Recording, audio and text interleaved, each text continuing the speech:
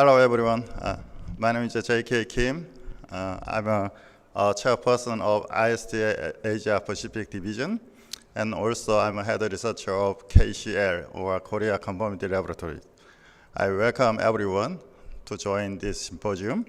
It's pretty early in Korea. I'm not sure about in the US. I think it will be a very hard time to keep watching the video via Zoom and YouTube. Very sorry about it, and this is our real life right now. I really appreciate it for everyone to join today's symposium in difficult time. This is the 5th ISTA APD symposium. It's been held very successfully. We had 3 different times in Korea, and we also had symposium in Thailand and also Philippines. I appreciate President of ISTA, AJ Gruber, and also I really appreciate Professor Hae-sung Lee from Jeon-ju University. And obviously, I really appreciate for our government, Korean government, for supporting this symposium to be possible. And we'll discuss about contactless service, cold chain, smart packaging, and digital economy today. And I appreciate for ISTA members, they are going to introduce ISTA activities in Pharma Committee and packaging policy and latest packaging technology, including testing method. And today's focus is about contactless delivery service and also digital economy. So there is a very important part, and I think as a packaging professional, we can do a lot of things in this world, such as smart packaging that we'll discuss in this afternoon. And I really appreciate for the support from ISTA and also Jeon-ju University, and I hope everything goes very well today. Thank you very much. And next, I will introduce Dr. Lee, President of Jeon-ju University. Please welcome.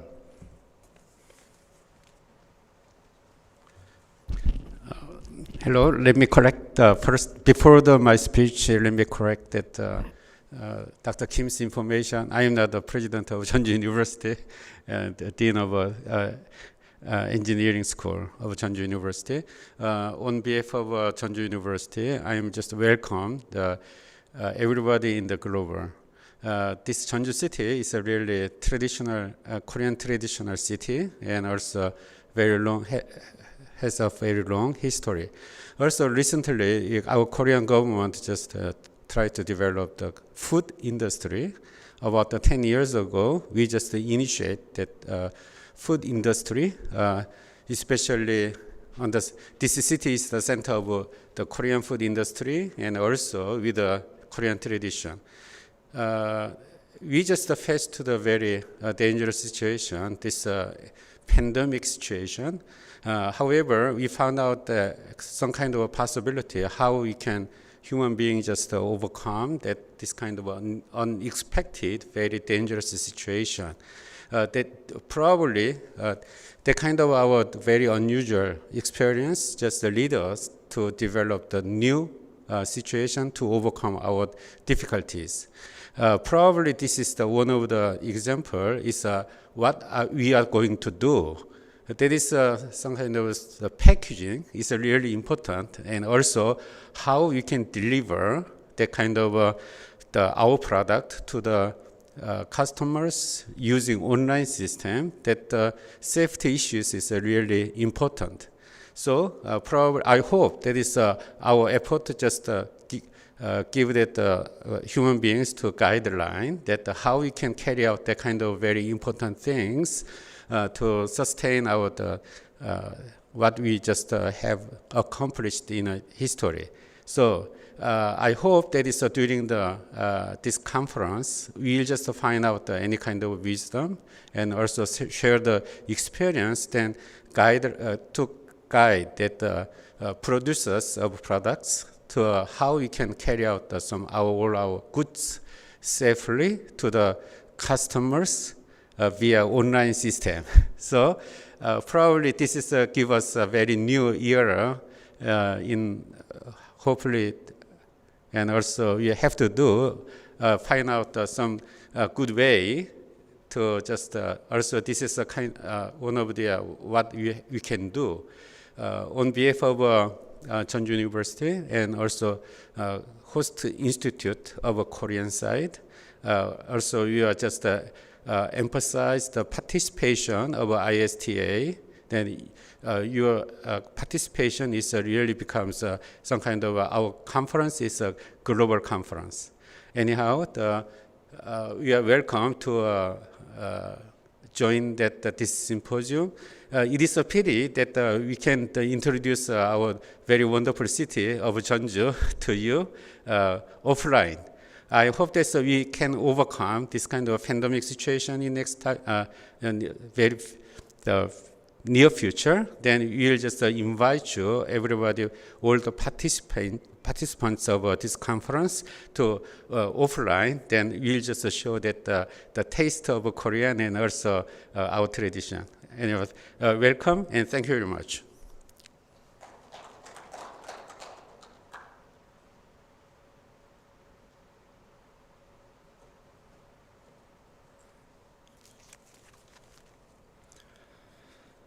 So I'll explain how we goes today. We'll have a keynote speech from AJ Gruber from ISTA, and we'll also have some updates from ISTA, from Pharma Committee update, and also we have a U.S. packaging policy update, and also correlation between the horizontal acceleration testing and tilt testing for road stability from Enric D. Cruz. So for the first session, it will be pre-recorded. So if you have any question, you can leave. You can connect to a Zoom link, and you can leave if you have any comment or questions. Thank you very much. Hello, everyone. My name is AJ Gruber. I'm president and CEO of ISTA, and it's my honor and privilege to welcome you to this year's hybrid version of the ISTA Asia Pacific Packaging Symposium. Before getting to my presentation today, I'd like to take a moment to acknowledge and thank Dr. Lee Sang-hoon, president of the Korea Agency for Technology and Standards, Mr. Cho Young-tae, president of the Korea Conformity Laboratories, and Dr. Ju Song, who's head of Link Plus at Jeon-ju University. Thank you all for sponsoring this event and helping make it possible, especially under such challenging circumstances. The ISTA staff, the ISTA Asia Pacific Board of Directors, and our whole community appreciate your efforts. So with that, let me pull up my presentation today. Okay. Today, I'm really going to explore some new resources ISTA is pursuing to help packaging professionals more effectively design packaging with transit in mind. But in order to talk about these new resources, I think it's important to first talk about what's happening within the global market today and all the new difficulties that's presenting to packaging professionals. The picture you see in the background here is from Shenzhen, China, but similar scenes can be found in major metropolitan areas really all across the world. And there's a lot going on here from both a packaging and distribution perspective. In many ways, this is a significant part of the store shelf these days, right? This is what it's turning into. There are all sorts of brands on display here, but certainly not in a traditional sense, right? There's padded mailers and poly bags and corrugated cartons, with puncture holes and signs of fatigue from compression, and they're sitting on their tops and their bottoms and their sides and every which way in neat stacks and some not so neat stacks.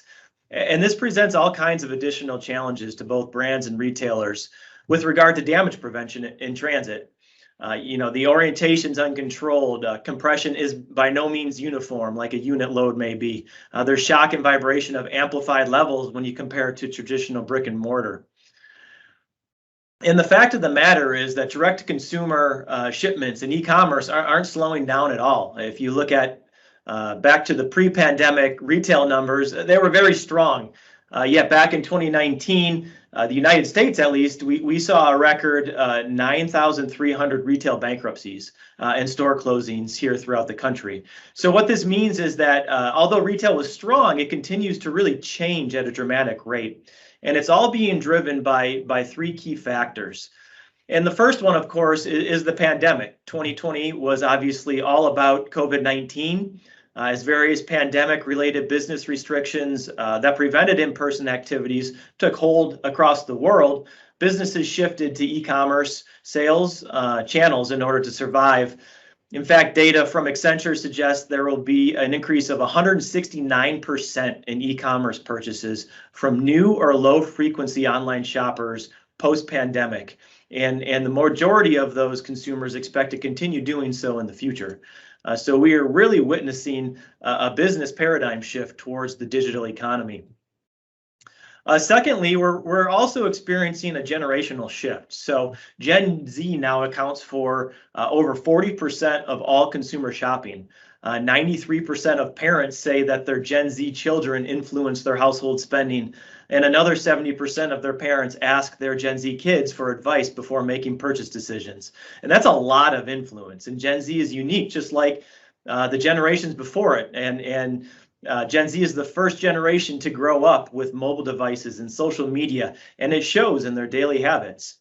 And then thirdly, technology, right? More of us are connected than ever before. If you look at the South Korean population, now over 91% of the population owns a smartphone, up from just 21% of that population 10 years ago. So it's really easier to shop online than ever before. And the experience keeps getting better and better as more and more businesses focus on e-commerce for sales. In general, e-commerce sales are forecasted to reach $4.9 trillion this year, approximately 19.6% of total retail. And now we have the pandemic, continuing to accelerate a shift in that consumer behavior. And as mentioned, those that were hesitant before are now trying that way of shopping because they really were left with no other choice. When you look at Euromonitor International and their statistics, Asia Pacific's e-commerce sales are expected to nearly double by 2025, and that's reaching $2 trillion alone. And that's really the highest retailing sales growth out of any other region or across the globe. So this is particularly true in Asia Pacific. And right now, the battle is, in the retail market is really in logistics. More specifically, the battle is primarily taking place in the urban areas. So businesses are focusing on where they can get the most out of their investment, right? Next day delivery, 2-hour delivery, et cetera, are really becoming the expectation from consumers. And we see a lot of news about here in the US about Amazon and how they're building out their delivery network to compete with parcel carriers. And we're certainly seeing that in Asia Pacific region as well. China, obviously, leading the way on a lot of what we are seeing in e-commerce. But their retail competitors, when you look at e-commerce or JD.com or whoever the leading e-commerce retailer is in your region, the traditional retailers are really starting to take note and react and are starting to really innovate in that last mile. We're seeing here in the US companies like Target and Walmart capitalizing on their large store networks to compete with the e-commerce retailers to reach shoppers at home quickly. So technology is changing the way we buy, but logistics is really playing the key role in who we buy from and who is giving us the best customer experience, right? So this is where companies are seeking to squeeze out a lot of cost as well and take control of that customer experience. The pandemic has also really amplified challenges and costs associated with cube efficiencies. So That increase in direct-to-consumer sales means that the carrier systems are full and they're experiencing delays really due to this takeoff in e-commerce, right? There's only so much volume that they can handle. But the pain isn't just being felt in that e-commerce space. Right now we're experiencing it throughout all industries, right? The pandemic continues to create shortages for product and packaging materials and for ocean containers. In fact, when you look at the cost of shipping a 40-foot ocean container on any of the 8 major east to west routes right now, the cost is up 360% from a year ago. And businesses are really going to look towards packaging and packaging designers to cut out that cost, right? To save them space within that ocean container or within that parcel carrier delivery truck. So that impact's really being felt globally right now. And in addition to the cube optimization struggles that we're experiencing right now, consumer visibility and interaction with transit packaging has really also changed and grown. The impact of sustainability and the pressure that is placing on companies because now the consumer is really experiencing and seeing all of the packaging that is required to protect a product to get to their house safely. And the damaged product that's normally screened out, in the back of a traditional retail store, that's now going to make its way to the customer. And obviously, we've seen ocean plastics all over the media here in the U.S., and you're likely experiencing that as well over in Asia Pacific. We've seen local and national governments more engaged and focused on packaging than ever before, right? We've seen recent changes, in politics, and all indications and anticipations are for policy shifts to really head towards more packaging-focused regulation. And perhaps most impactfully, is the consumer, the customer now having to deal with the end of life of the entire packaging system, right? We're seeing younger generations really talk the talk around,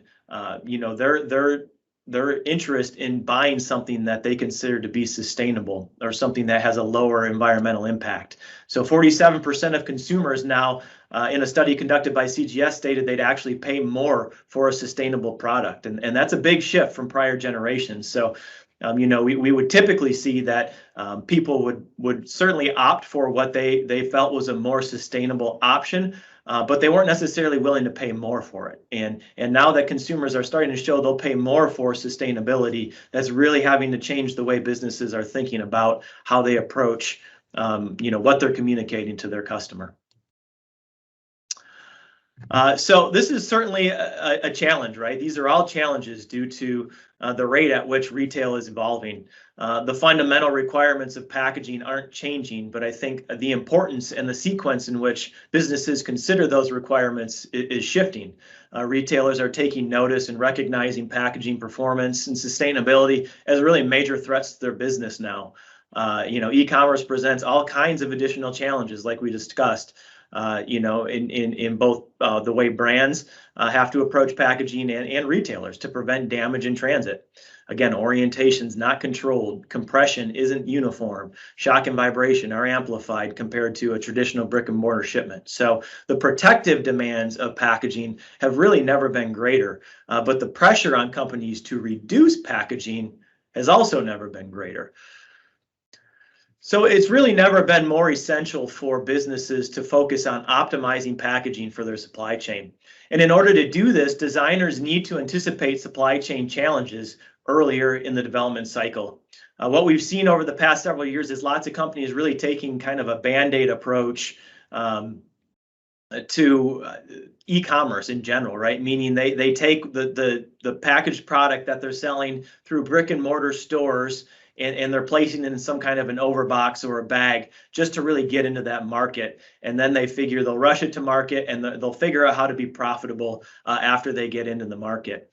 And this type of approach, where they're not really considering their supply chain on the front end of the design process, leads to more packaging, a larger footprint for their packaged product system, and ultimately can end up hurting their brand image. So that all is translating to lost profitability.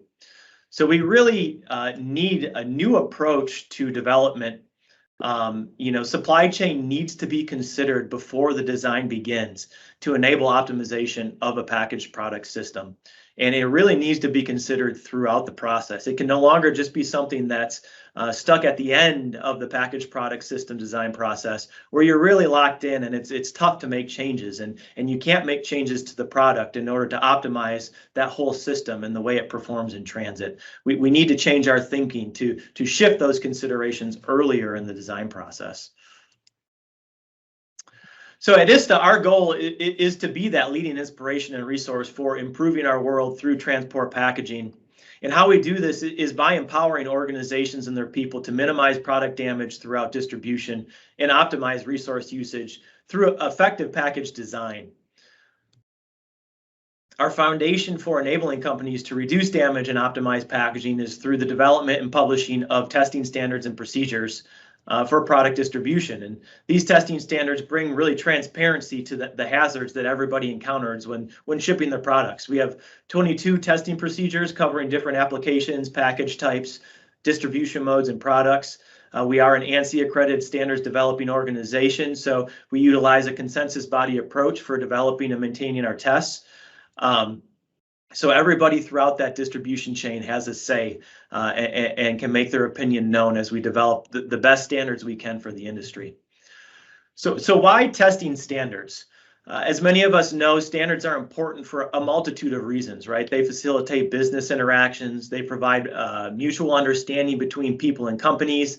This becomes instrumental in user-supplier relationships, especially when you're sourcing materials from outside of your country or there may be a language barrier. They enable compliance for business requirements. The most visible example of this within our industry right now is what Amazon's doing with their frustration-free packaging program and their requirement to pass performance testing. There's a multitude of things that standards enable. They really can speed up the process for getting products to the market, and they help disseminate knowledge when product interaction comes into play. So really, no matter what industry or profession you're in, right, there's standards involved. This certainly isn't unique to packaging professionals. But why specifically pre-shipment testing? Why is that important? There's several benefits to employing pre-shipment testing standards in your packaged product design process. In validating a package design through performance testing really remains the single most effective step to take towards reducing and eliminating product damage during transport.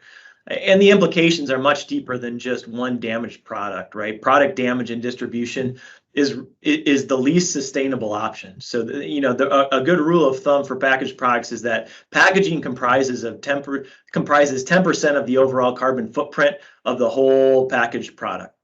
So obviously this percentage varies some by product category and manufacturer, but the environmental implications of product being wasted through distribution damage are truly significant, especially in e-commerce where you need to factor in return shipments, product disposal, etc. Packaging's currently very much in the spotlight from an environmental perspective.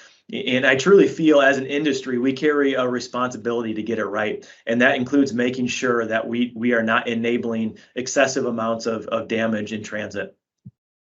Testing also really matters for your brand equity. We already discussed numbers showing that meteoric rise of e-commerce and discussed the consumer's new visibility to and interaction with all layers of packaging.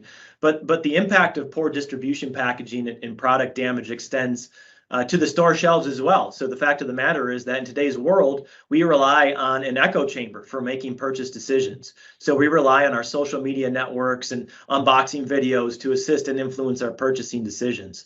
And a recent Deloitte study showed 56 cents of every dollar spent in brick and mortar stores is influenced by digital. And that number is only increasing, right? So in fact, over 52% of online shopping searches actually start on Amazon.com. So their star ratings matter and they influence purchase decisions.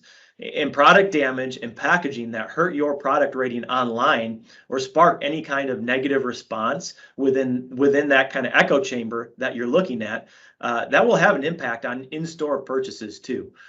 So understanding the true cost of a damaged product in shipment goes well beyond the things like manufacturing cost of the product. So not only is it those star ratings and that impact on your brand, but things like customer support time, return shipment cost, replacement product cost, etc., all need to be factored into product damage in shipment. And so product damage in shipment is bad business. Utilizing pre-shipment testing to validate and optimize package designs after all materials, salaries, and overhead have been paid. Think of it this way: product loss is subtracted from that net profit. So how much more product is going to have to be sold in order to make up for that loss, right? If net profit margin for a sale is 5%, a $500 claim on a damage means that you'd have to sell an additional $10,000 worth of product to be generating enough profit to bring profit back into line.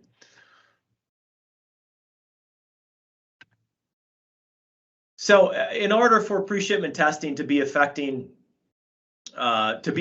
we really need to have transparency of the hazards inherent to our various supply chains. And that's why research is a key element of what we do and serves as a differentiator for ISTA standards. ISTA is in a unique position to self-fund research identified by our members as essential for development and continuous improvement of testing. We use this research to understand what hazards are present in each supply chain leg and what intensity level are they occurring at, so that you can ensure packaging is optimized for that journey. ISTA is actively conducting a variety of research right now to establish industry standards for new markets, regions, and confirm existing testing elements. And this in turn allows our members and the industry as a whole to make more informed business decisions.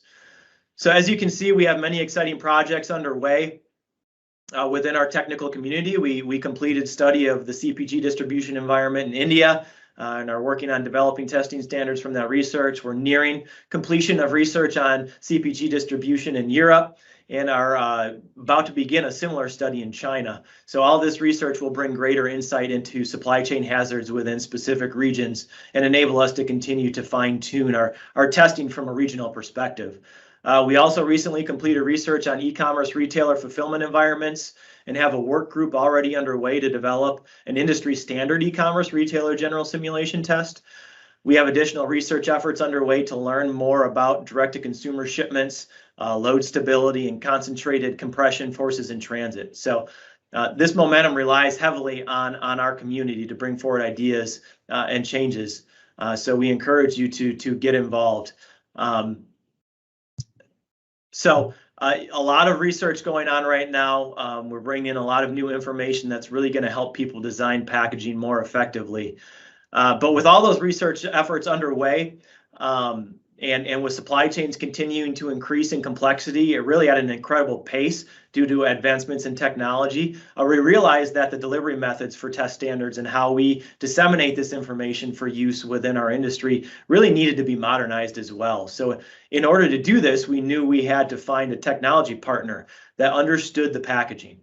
So after vetting potential partners, we determined SpecRite really fit this mold due to their specification data management software, and we partnered with them to build a scalable, secure platform to move package testing forward that we're calling ISTA PackSite. And we launched PackSite last year, and we're very excited about the tool in its current state. Foundational to PackSite is really enabling users to conduct package testing through our guided platform. It allows you to avoid flipping through numerous pages of a protocol, hunting for information, and doing pre-shipment testing calculations. Instead, with the click of a button, PackSite really does all the work for you. You select the right test path. It provides you all of the information you need to run your specific test. It also allows you to easily collect and record testing data in the lab in real time, including pictures and video, from a mobile device. And you can upload it directly into PackSite, and then it'll take all of that information and all of the results that you plug in and auto-generate a test report for you in a matter of seconds. So everything can really be done faster, saving you time. I also wanted to highlight a few new key elements that were released earlier this year. The first is the ability to send enhanced web-based test reports. So this allows users to send test reports via a secure web link to PacSite users and non-PacSite users without having to worry about size limit issues. You can put in high-resolution pictures and you can embed video footage of the testing in the reports as well. So this is a really neat feature. And we're also excited to be rolling out the ability for users to build custom tests and by linking together testing elements developed by ISTA. So all of the research efforts that I just spoke to, that will produce testing elements specific to supply chains and to regions. And all of that information is going to make its way into PacSite, allowing you to build a custom test around your specific supply chain. So that's all the beginning for PacSite, and we're really looking forward to having that foundation to continue to build off of in the future. And we think possibilities are really endless with regard to that tool. And I'd like to end my presentation today by noting something that I'm very excited about. That's our educational partnership program. And through this program, ISTA is identifying suitable partners throughout the globe to help us deliver a more impactful educational experience at the local level. And this includes in-person training in local languages with all of ISTA's educational content on designing successful packaging for transit.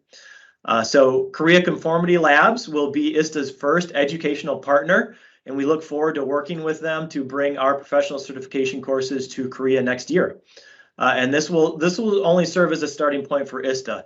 We really think there's a lot of potential here to expand our reach and our educational opportunities to all the people that need them across the globe. So we'll continue to seek out and partner with educational partners throughout Asia Pacific and in other regions globally. So very excited for that. Stay tuned for more information coming on that.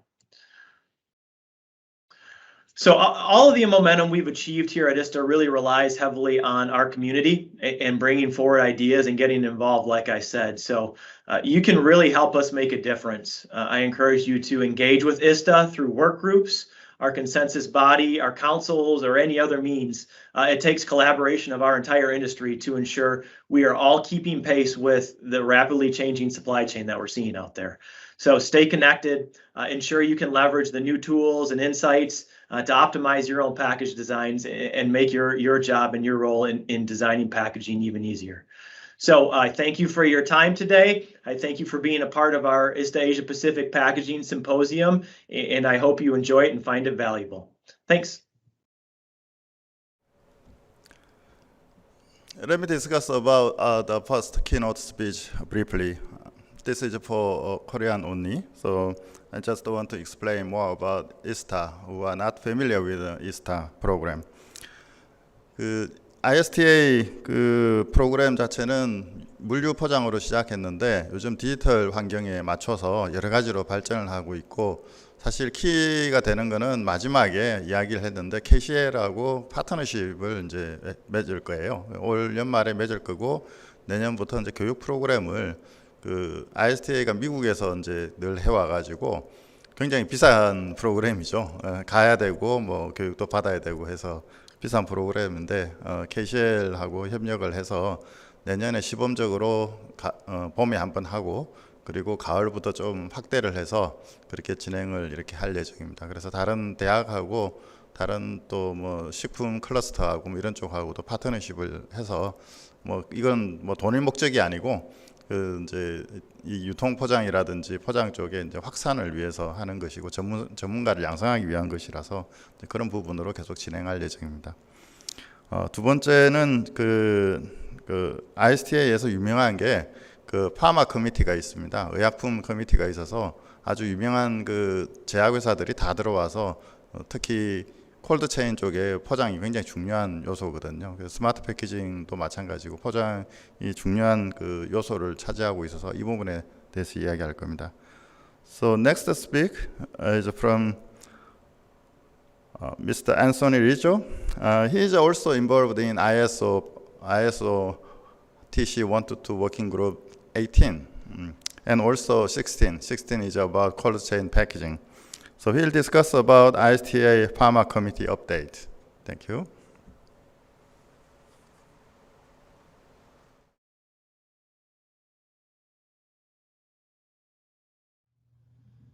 Hello, my name is TJ Rizzo. I am Chief Commercial Officer with Cold Chain Technologies and Chair of the ISTA Pharma Committee. Today I'll be going through a brief overview on the ISTA Pharma Committee, as well as the work that we have published to date and our current activities.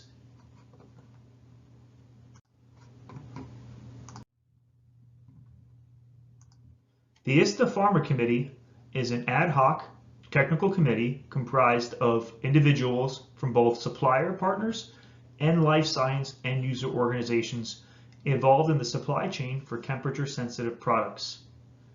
We believe that this collaboration is one that makes the ISTA Pharma Committee very unique and valuable in our guidance development.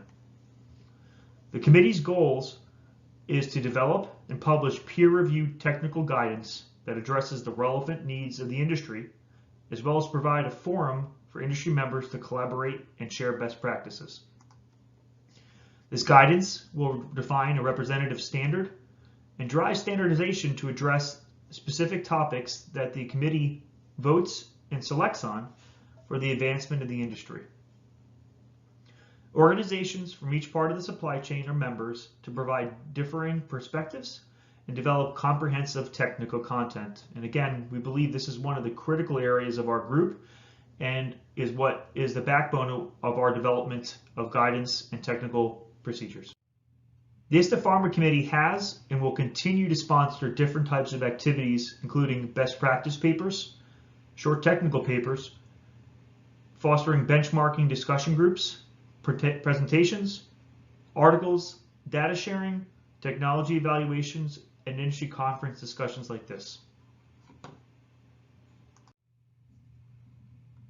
The committee has completed 2 best practice guidance documents to date. The first is PCG-01 on reusable passive thermal packaging systems, which was published in August of 2018. The second, PCG-02, was on passive thermal packaging system operational qualification, which was published 1 year ago in November of 2020. I'll be going through these in more detail later on in the presentation. We currently have 3 activities in progress. First is a best practice guidance on performance qualification and verification. The second is ambient temperature profile best practice guidance. Both of those guidance documents will be published in Q1 of 2022. And we're also working on PCG-00, which is a centralized glossary of terms. I will also give information on these 3 in-process activities later in the presentation.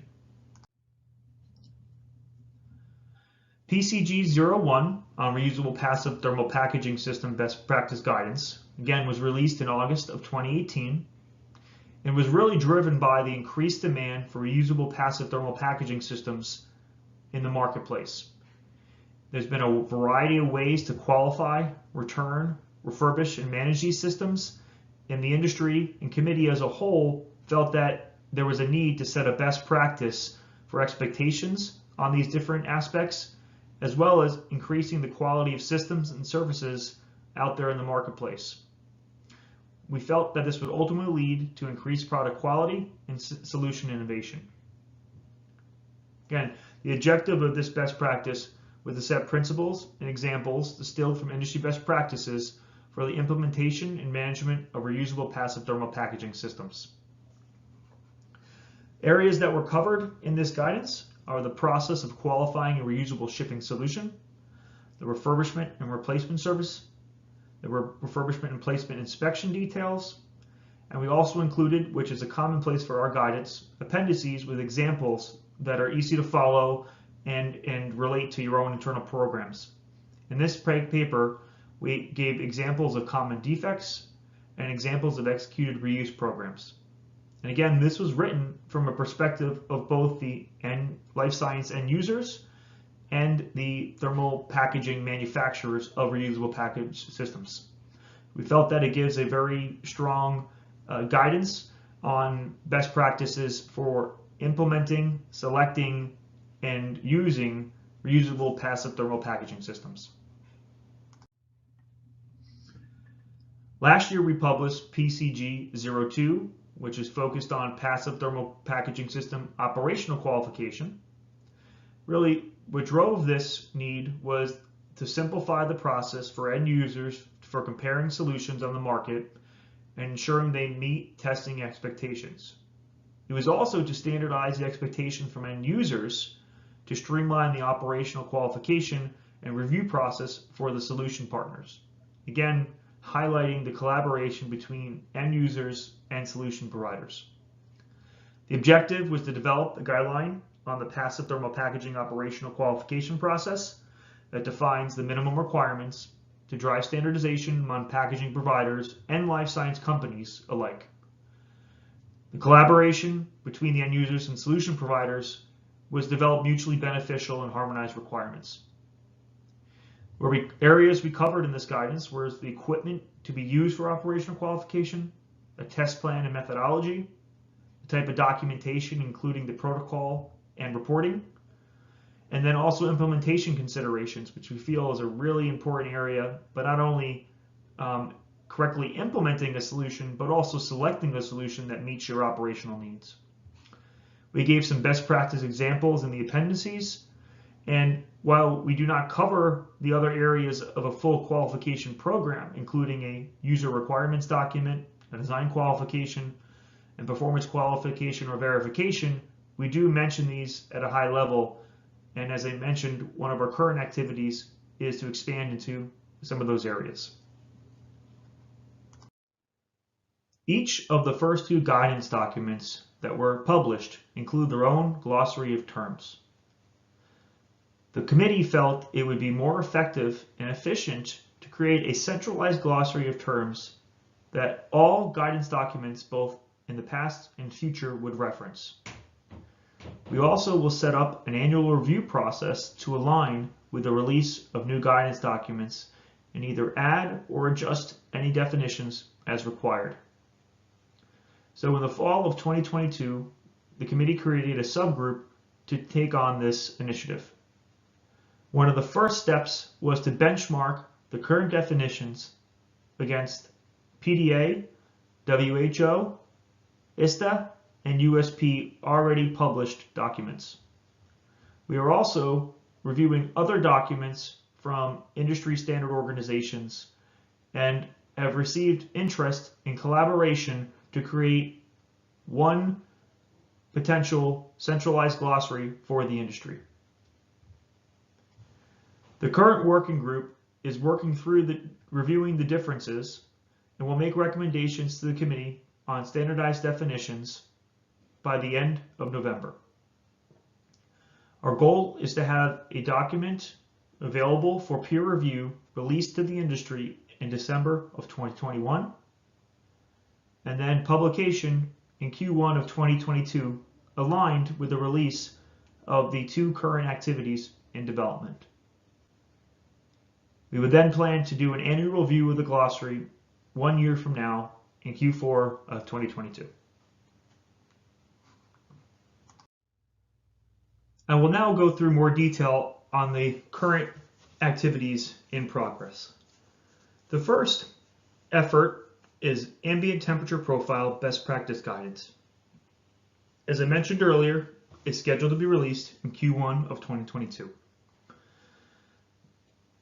A background is that we felt as a committee that there were various approaches taken today by end users, industry consultants, and suppliers when creating or selecting ambient temperature profiles for use in either design qualification or operational qualification activities. There are also various industry ambient temperature profiles and procedures available today, but with no central reference source. So the committee and the subgroup set out to determine the various approaches that companies are following to select, create, and or evaluate ambient temperature profiles today, and develop guidance to try to standardize best practice across the industry. This best practice will balance the needs of both suppliers and end users and create useful content for both new and experienced cold chain professionals. And really, the emphasis of the group is on ensuring the ambient temperature profile used appropriate for the application and not standardizing on one ambient temperature profile. There's many different applications and that ambient temperature profiles are different and can be applied differently to different applications and needs. And again, we wanted to identify and balance the needs of both suppliers and end users. The scope of this document was to do an overview of currently available industry ambient temperature profiles and procedures, to provide guidance on a process for developing a custom ambient temperature profile, provide guidance on ambient temperature profile evaluation and comparison, as well as on a risk-based approach on defending any particular ambient temperature profile. And again, what's out of scope is driving the industry to using a single universal set of ambient temperature profiles.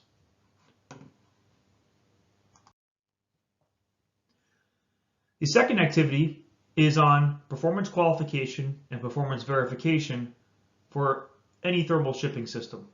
This as well is scheduled for release in Q1 of 2022. The background on this is that we feel that there's various guidance documents and multiple qualification and verification terms in use pertaining to the transport of temperature-sensitive projects, including from ISPE, ISTA, the PDA, USP, and WHO, to name a few. But what are the best practice approaches for medicinal product companies are following to ensure product temperatures are within the predefined specifications during transport? And also, how do you demonstrate in submissions and audits that the temperature-sensitive product shipping processes are appropriate and in a state of control? So the objective of this paper is to determine the various qualification and verification approaches medicinal product companies are following to implement and maintain compliant temperature-controlled shipping processes, and develop a guideline to drive standardization of the best practices across the industry.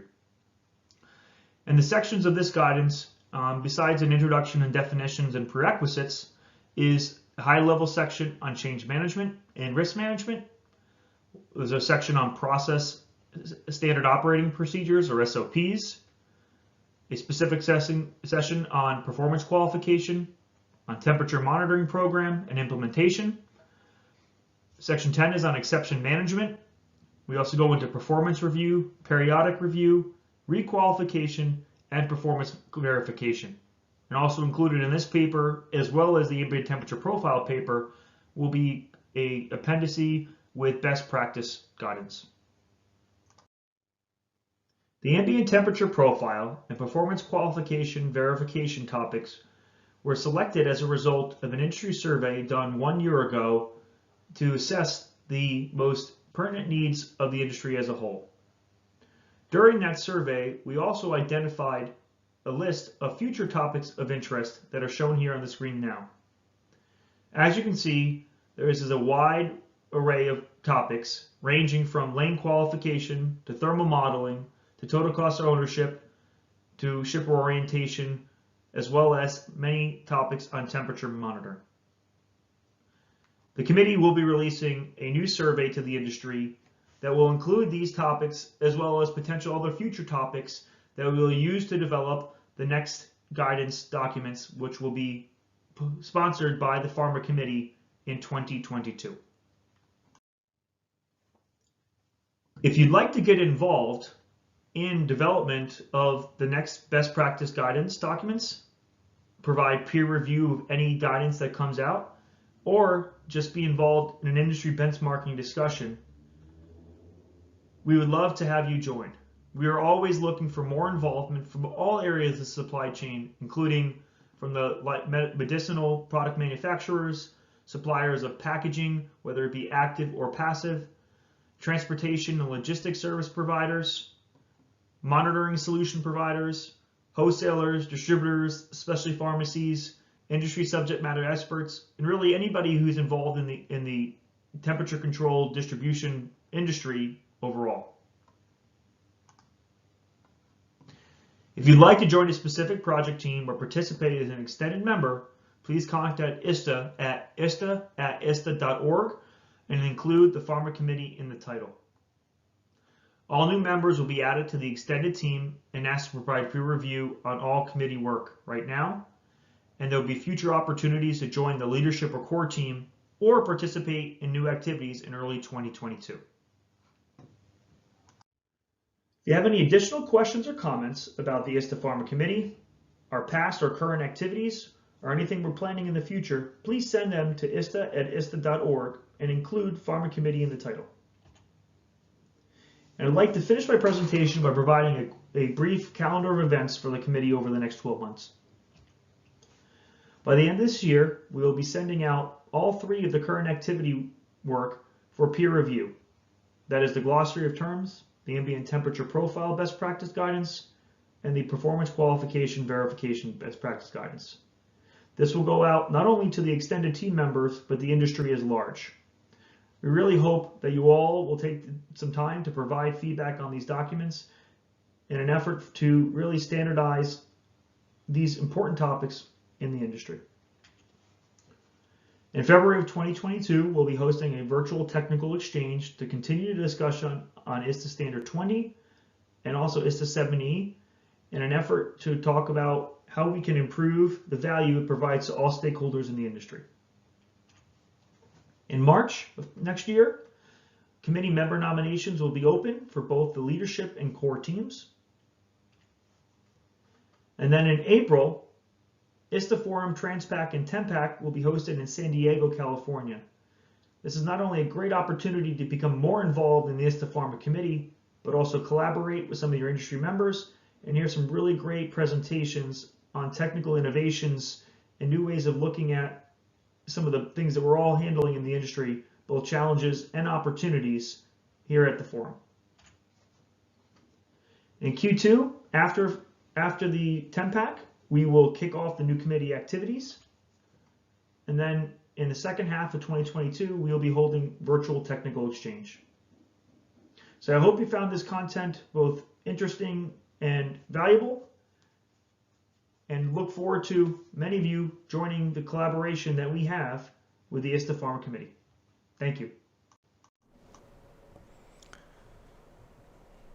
네, ISTA 파마 커미티에 대해서 설명을 했습니다. 이 파마 커미티는 원래 그 말씀드린 바와 같이 그 제약회사라든지 그리고 그 글로벌 도매, 그 미국 같은 경우는 제약 도매 업자들이 굉장히 이제 크거든요. 그쪽 있는 멤버들이 특히 포장 쪽 이슈로 해서 왔는데, 지금 하시는 영역을 보면 아까 보셨다시피 포장만 하는 게 아닙니다. 그래서 특히 템퍼러처 컨트롤, 온도 컨트롤, 우리 백신 때문에 애를 많이 먹었지 않습니까? 그래서 아주 다양한 활동을 하고 있고, 그 글로벌 가이드라인을 그 자체적으로만 만드는 게 아니고 거기에 있는 멤버들이 WHO라든지 ISTA라든지 뭐 다른 그 ISO라든지 그 전문가들이 다 모여 있는 데입니다. 그러다 보니까 그 사람들이 만든 가이드라인이 아주 임팩트가 앞으로도 계속 있을 거라고 생각이 됩니다. 그래서 KCL 같은 경우도 그 콜드체인 관련해서 특히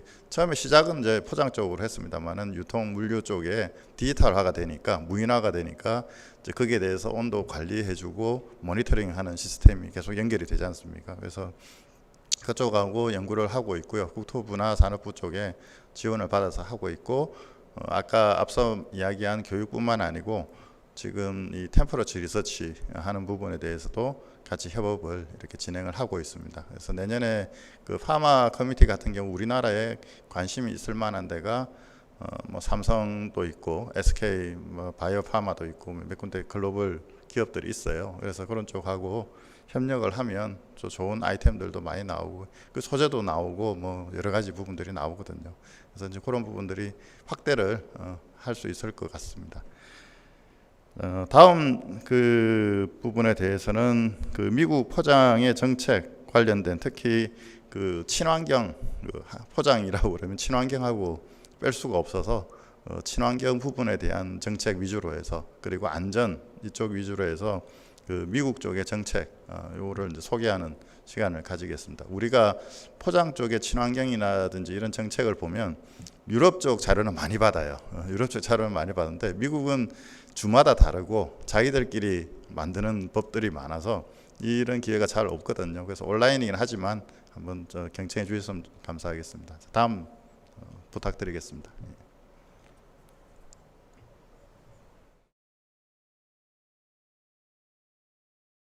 Hello, my name is Dan Felton. I am Executive Director of Ameripen, the American Institute for Packaging and the Environment, and I'm very pleased today to be at the International Safe Transit Association Asia Pacific Packaging Symposium to present U.S. packaging policy. The tsunami is here.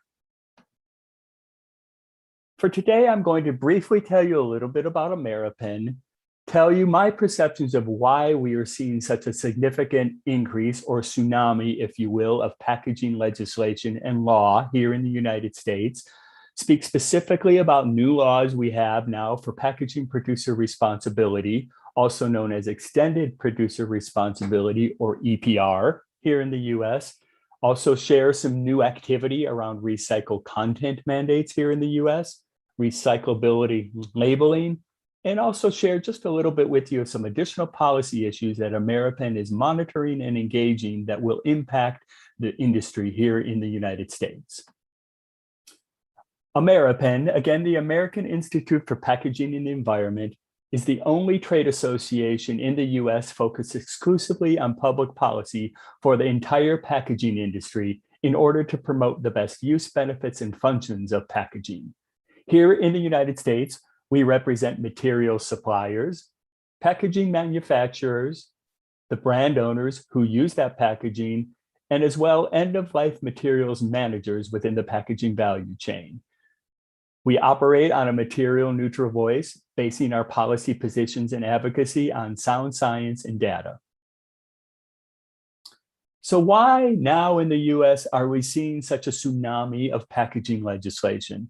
In my view, I really see four primary factors. The first is that we have a significant focus or perception of packaging as waste. This is true in the US, it's true globally as well. But as I'm sure you know, often perception is reality. We also have China's national sword policy implemented just about 3 years ago now, whereas China has restricted the ability for importers to bring recycled materials into the country. This has had a significant impact on recycling markets here in the United States, as it has elsewhere in the world. We've also, of course, had COVID.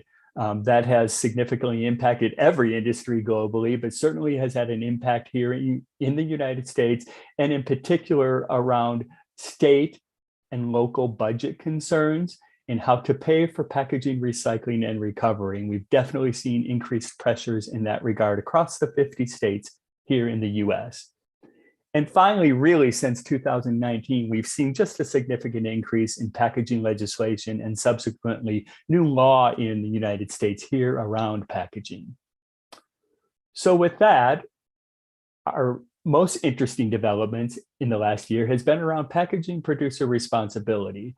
And to level set, in the event you are not very familiar with this concept, this is a policy mechanism that shifts some level of the economic burden of managing products at their end of life from local government and taxpayers to product producers.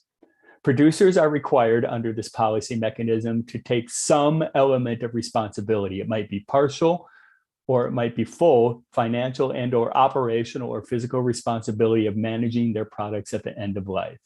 We have a lot of EPR here in the US already for hard to recycle products like carpet, mattresses, light bulbs, paint, and it's sometimes also called product stewardship. However, until this past summer, we had no packaging producer responsibility laws here in the United States. However, that has changed now, and I'm going to share just a little bit of information with you about that. But briefly also, just to highlight, where does packaging producer responsibility or EPR already exist globally? Well, you can see that over on the left, around 2000, there was very little of it. Packaging producer responsibility got its start in Europe in the early 1990s, with Germany being the first country to put packaging producer responsibility in place. Subsequent to that, it spread throughout Europe to some extent, and then in the early 2000s also started making its way into other places, including Canada. So you can see over on the right, as of 2020, where all we have packaging producer responsibility or EPR globally. And of course, it's prevalent in Asia or Asia Pacific to some extent, including China, India, South Korea, Taiwan, Australia, all have some level of EPR for packaging in place. It may be voluntary, it may be mandated, it may be moving forward under some type of national framework law, but definitely very different over those 20 years, as you can see on the two maps here. And now, of course, we have it here in the United States as well. Over the past year, Ameripan was deeply engaged in about 10 different states that were looking at packaging producer responsibility. And as of this summer, 2 states have enacted legislation to require packaging producer responsibility. Maine, over on the right, enacted their law in July of this year. And a few weeks later, in August, Oregon also put a bill in place, or a law, I should say, for packaging producer responsibility. These 2 laws are very different from each other and really represents what we're seeing here in the United States around varying proposals that are not alike, that begin to create a patchwork of different laws here in the United States, as so much of the authority over packaging, recycling, and recovery, and waste in general really is given over from the US federal government to states and municipalities to control that. And this is what we're starting to see here in the US. Again, Maine's law will go into effect over the next several years. We expect that producers will be responsible as of probably late 2026 to start paying into the system in Maine, and money will start going out from that system to municipalities to reimburse them for packaging, recycling, and recovery in early 2027, most likely.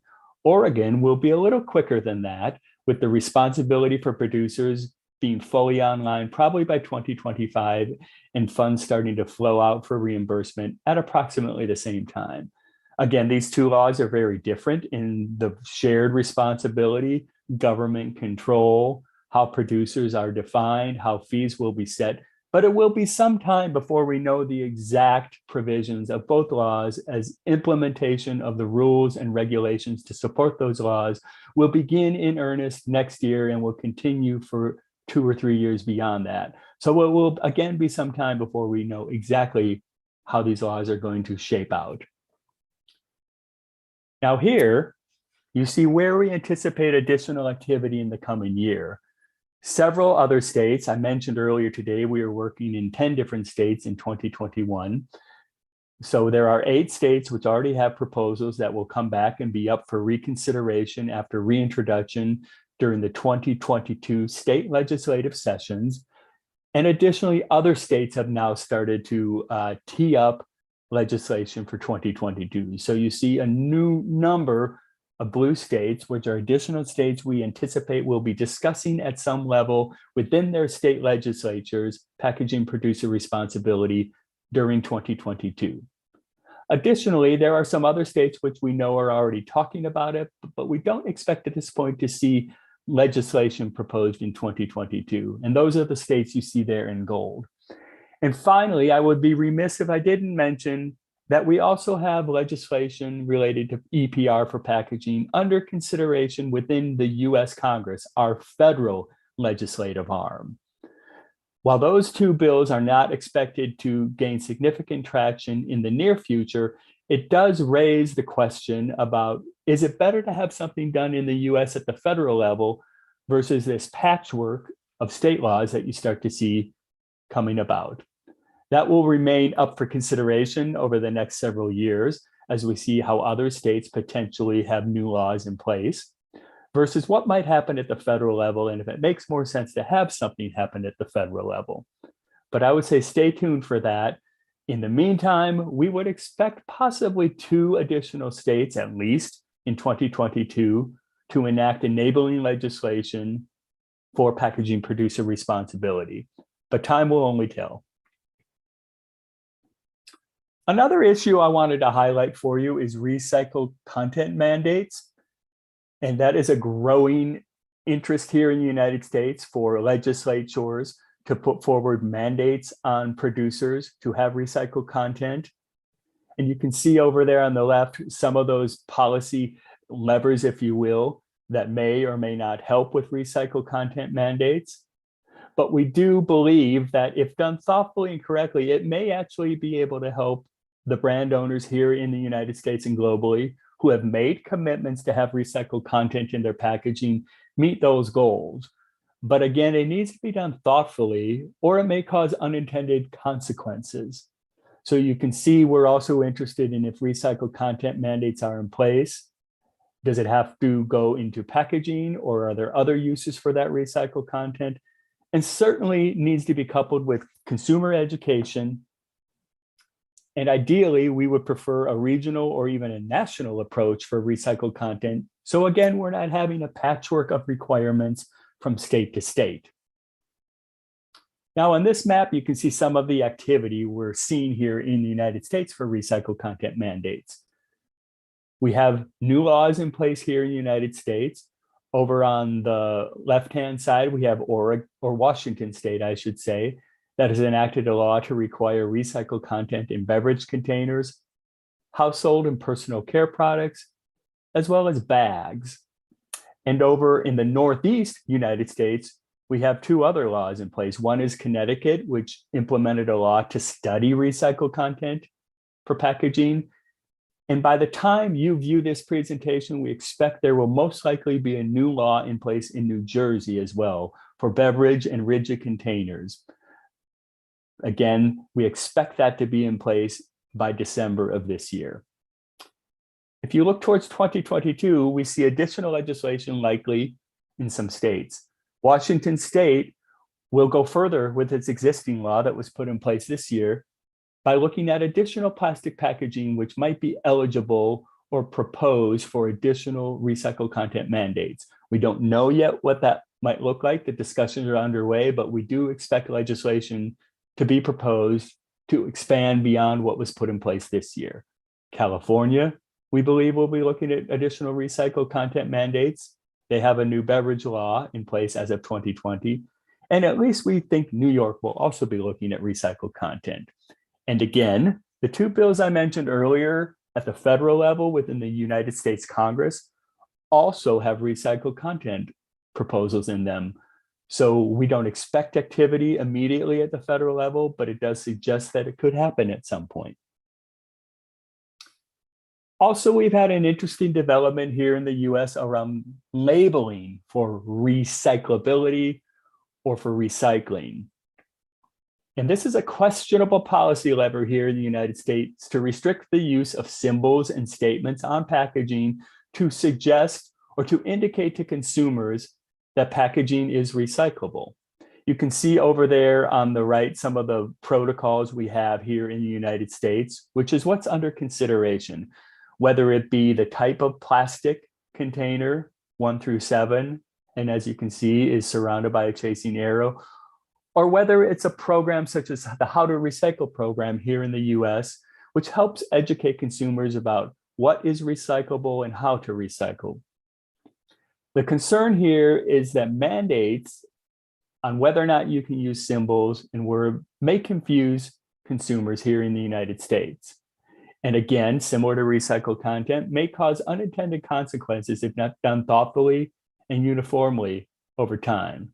Definitions is key. How do you define recyclability? Is it defined at the federal level, or do the states take the control and define it themselves? Again, similar to recycled content, it should be coupled with consumer education and contamination reduction efforts. And from Ameripen's view, we see this as an issue which really needs to be done regionally, or even better yet, nationally, in order to avoid this patchwork of different requirements. So here now you see the activity we've had in 2021 and what we're thinking we might see in 2022 around recyclability labeling. California, just a few weeks ago, enacted a new law that mandates that packaging producers cannot use chasing arrows and other symbols or statements on the recyclability of their packaging and other products. It's actually broader than just packaging, unless those products and packaging meet the requirements that the state has set forth.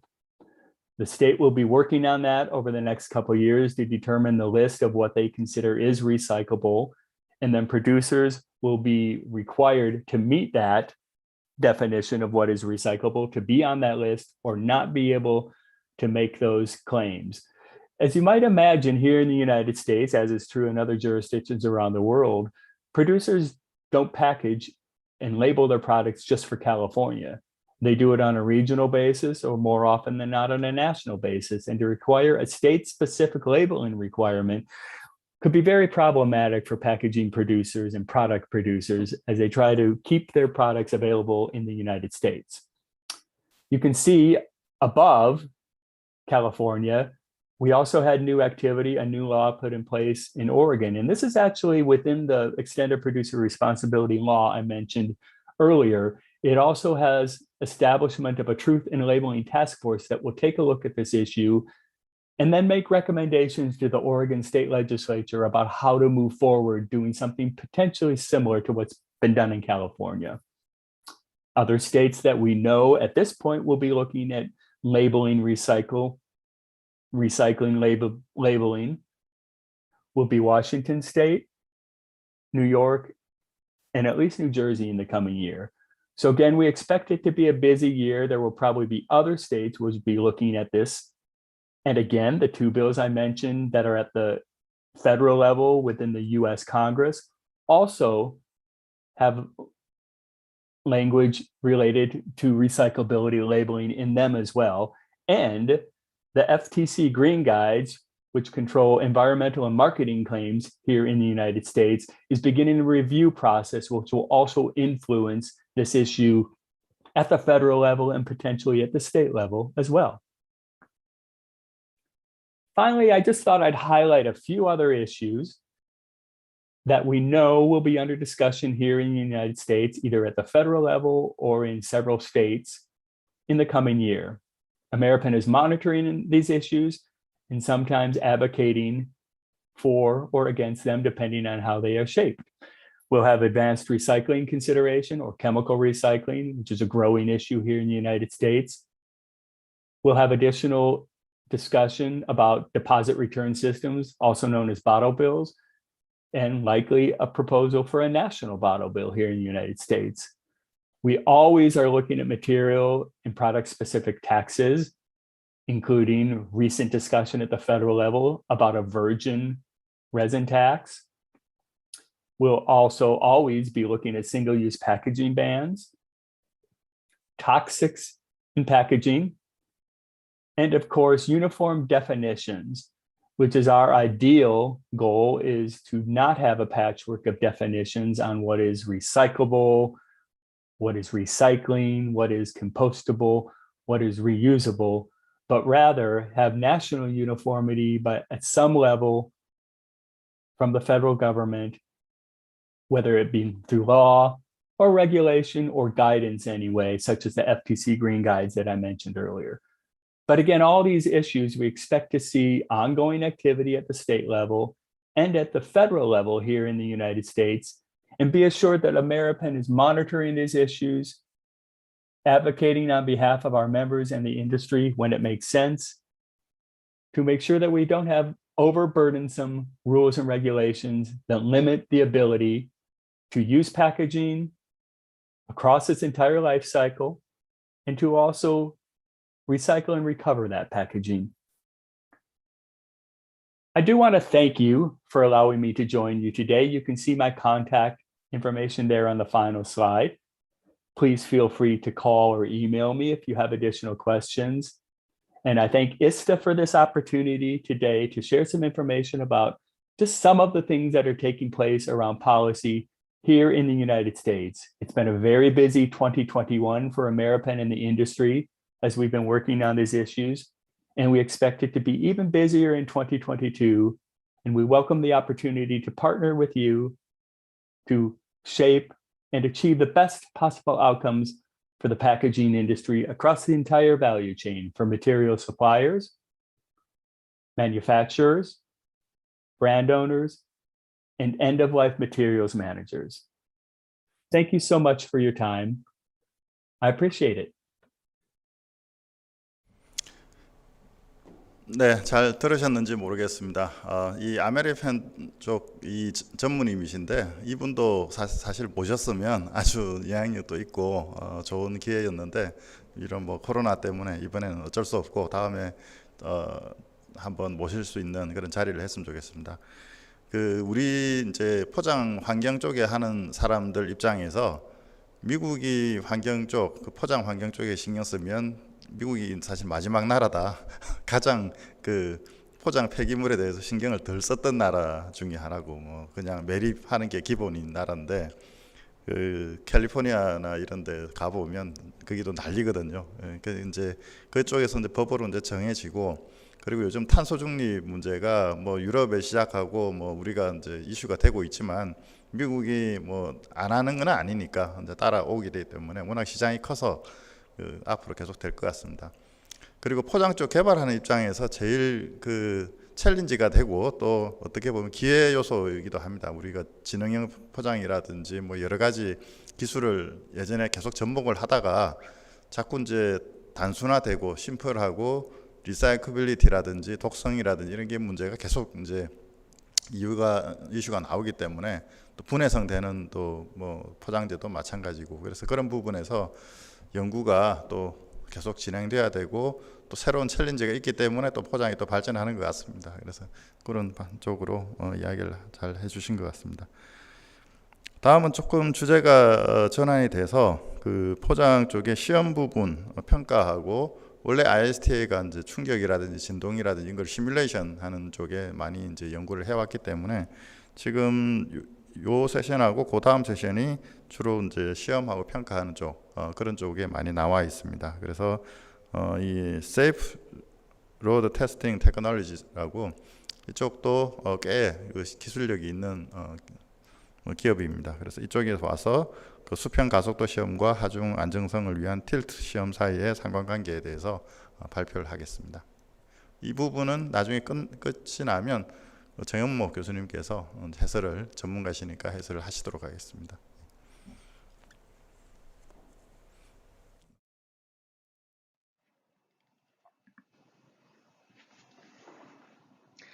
Hello, everybody. Just in case someone else joins us right now, my name is Enrique de la Cruz from Safe Load Testing Technologies. Safe Load Testing manufactures equipment for package testing. We are specialists in transport simulation, but we can create any equipment to test the mechanical properties of a package.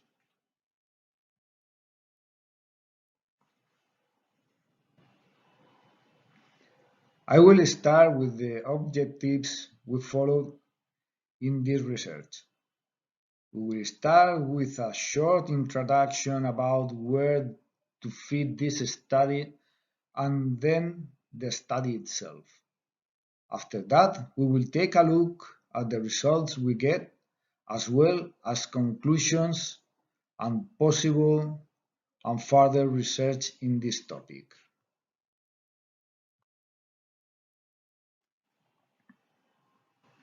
Let's start with the research goals.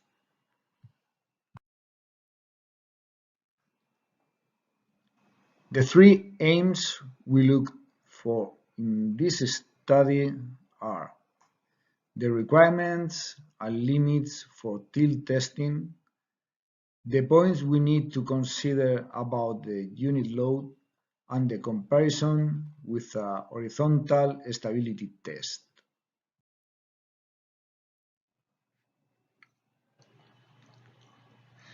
Let's take a look at what is the background and framework of this research.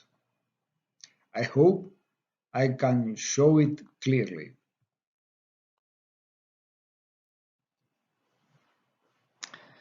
The first question is, what is load stability? Does it really matter? Well, that is what numbers are saying.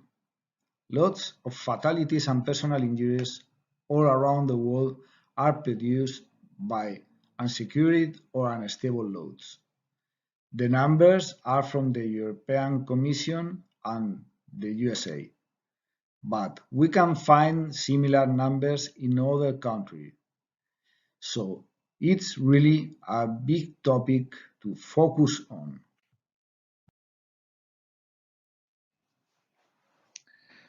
There are already some test methods, and people and companies are using them for load stability analytics. Impact or shock tests are performed with impact testers. Those machines are able to reproduce half-sign pools and, in the case of the controlled impact, also different trapezoidal pulses. They are useful for checking the stability against impacts that happen during handling, like any palletized load marshalling.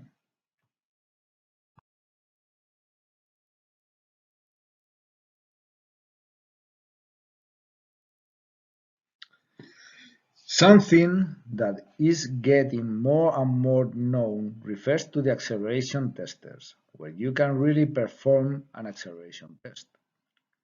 This method is much more realistic, since you are simulating the same trapezoidal transient the load is having in the real life. You know, same input, same output. So, using this method can let us compare it to the other method we studied here, the tilt testing. The main problem with the tilt test is that many people are doing it with a forklift. And the problem with the forklift is that it cannot replicate over and over again the same test because of the rise up speed. This speed will be different each time we perform the test. So we perform the tilt test with a tilt machine or with a drop machine, where we can control the speed.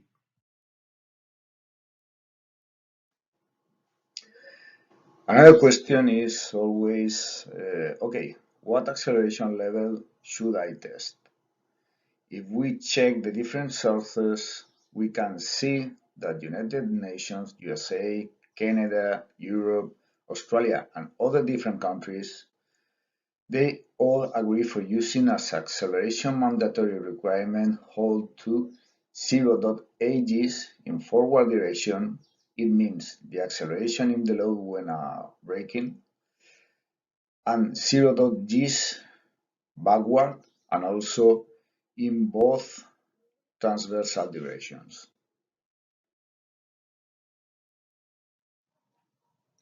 We started our study about the tilt method keeping in mind all these things.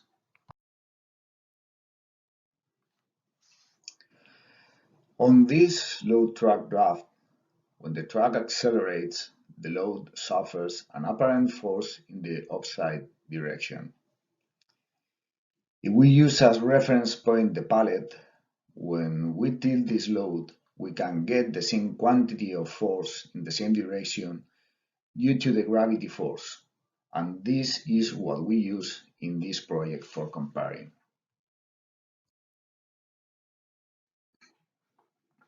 We can take a look to the maths and physics concepts here. We can see that the force suffered by the load in opposite direction of the track movement depends on the load mass and the coefficient of friction between the load and the track. Applying trigonometry, we can get the equation that relates to the coefficient of friction with the inclination angle.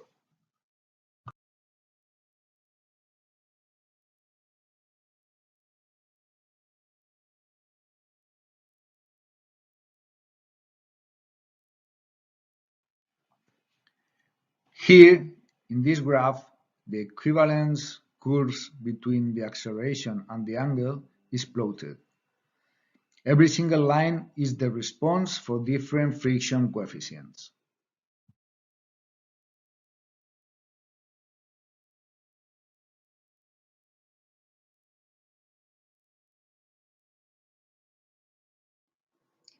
Next, we evaluate two important questions from the physics point of view.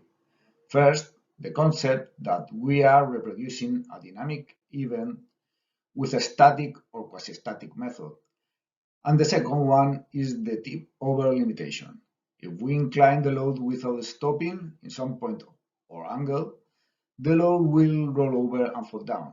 So we also analyzed this.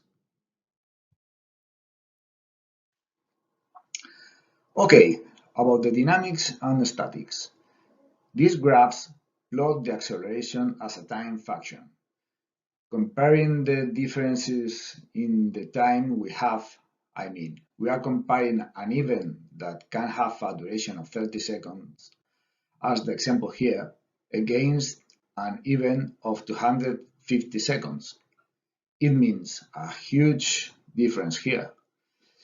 Taking a look to how the acceleration changes, taking a look to the jerk, we can see this difference.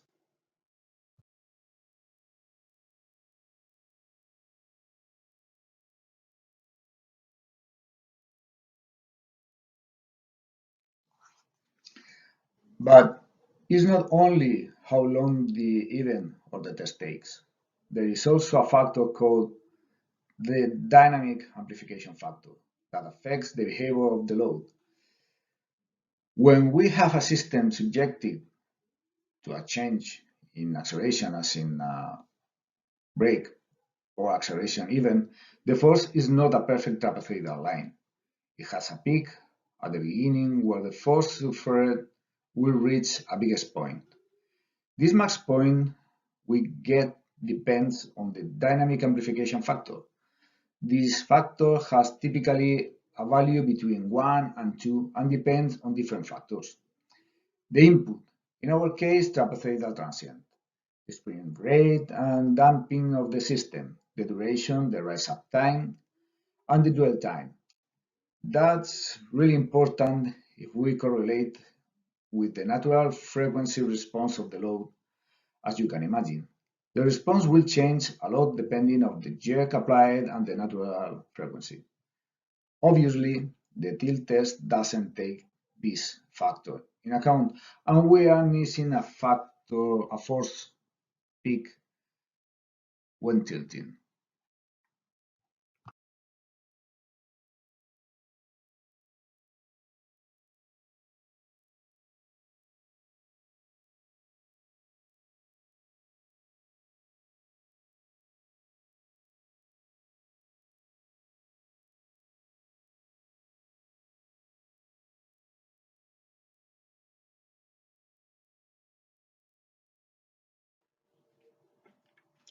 The next important limitation is the tip-over effect. It means there is a point or inclination where the load will fall down, so we cannot increase the angle beyond this point. Let's imagine an ideal homogenic box. As is homogenic, its center of mass and its gravity center is its geometrical center too. Let's imagine a vertical line which passes through an edge of that box. If the box starts tilting over this angle, once the center of mass overpasses the line, the box will roll over the edge, falling down. Using again the trigonometry we used some seconds or minutes before, we can get the tip over angle depending on the position of our center of mass. Here, the relationship we saw before is plotted in this graph for a 0.3 coefficient of friction. If we cross this tip over angle equation and we correlate it with the equivalent angle equation we got previously, for a ratio of 0.75, we can see that the max angle we can reach is 53.13 degrees, what corresponds to 1 g of acceleration.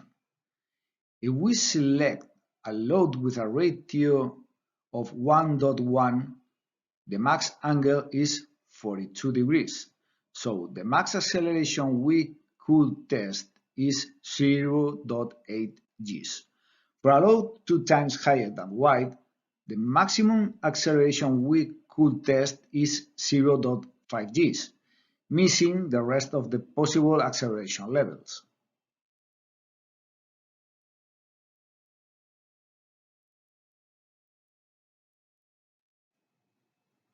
Let's see this with an example.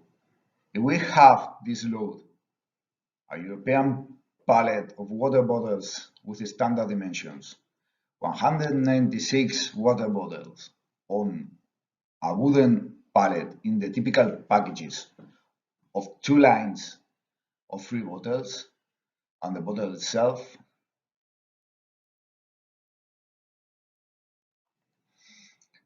The center of mass is considered in the middle of the load for doing the example more simple.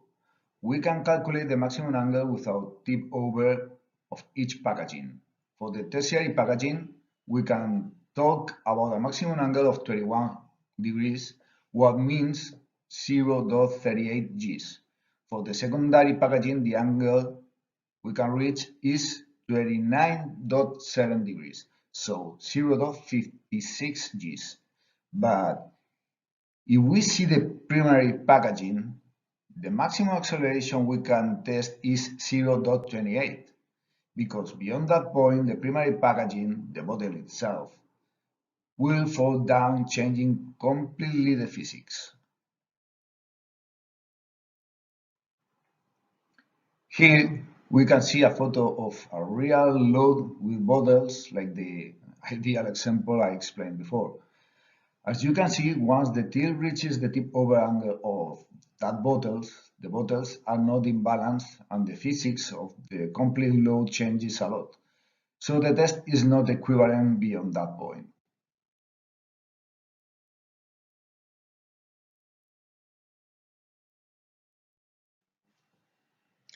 Next, we can see a real brake of a truck and 2 laboratory tests.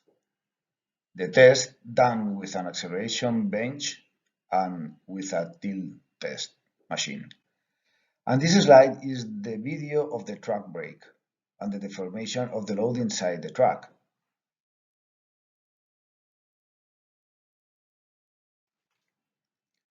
Here we have the lab tests. The first one is the measurement of the deflection by the analysis software of the acceleration bench. That software is saying us the deformation on the right side. And finally, the tilt test. In this case, reaching the tip over angle, as we can see.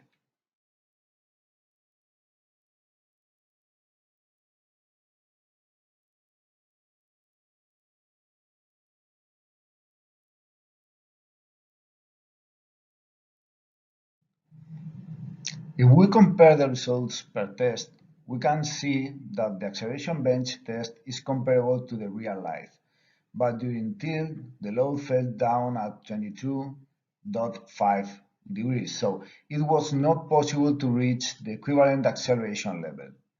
Here we can see, in this case, how the tip over is modifying the result.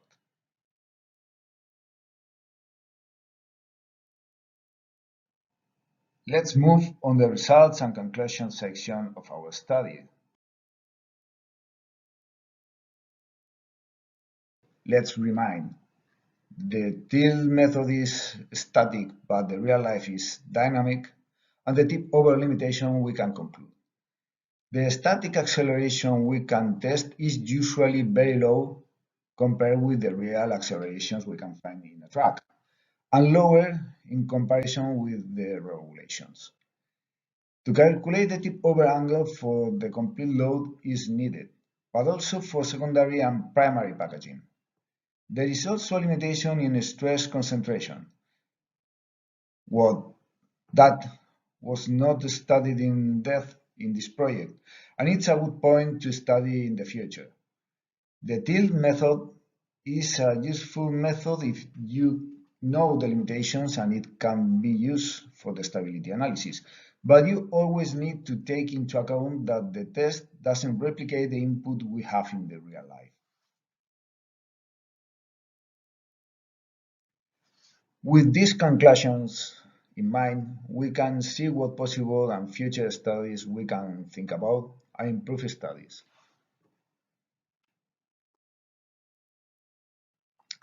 As you can see, we are working on new issues based on the different variables we need to play with and the effect in stability. about the year, the creep effect, the stress concentration, the patterns, and the fixing elements. I think my colleagues or I will show you some results in the closer ISTA's meetings, symposiums, or webinars. Whoever knows.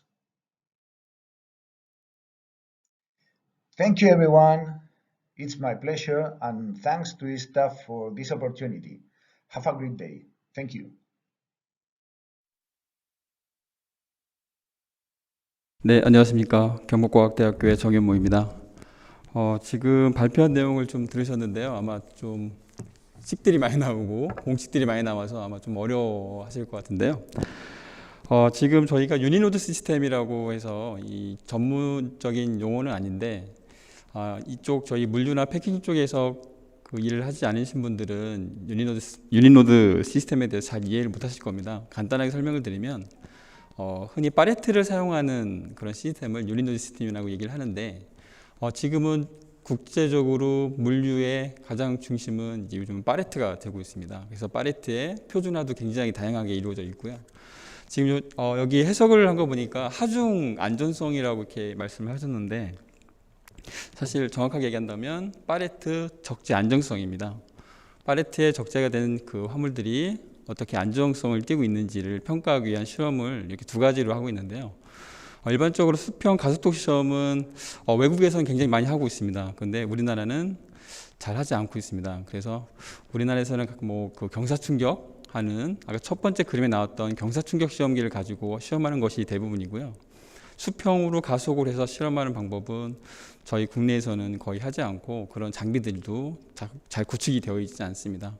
그래서 외국에서는 이런 시험들을 많이 하는데 저도 이런 그 관련 연구를 하면서 이 수평 가속에 대한 시험에 대한 중요성을 굉장히 많이 느끼고 있습니다. 왜냐하면 요즘은 기차 수송을 굉장히 많이 하고 있습니다. 근데 이 수평의 어떤 그 흔들림이라든가 충격에 의해서 화물이 무너져 가지고 파손이 되는 경우가 기차의 경우가 굉장히 많습니다. 그러다 보니까 이 유통 환경을 모의 실험하기 위해서는 이런 수평 시험이 굉장히 필요한 이제 시기가 온 것 같고 저희 국내에서도 이런 실험들이 다양하게 이루어져야 될 것 같습니다.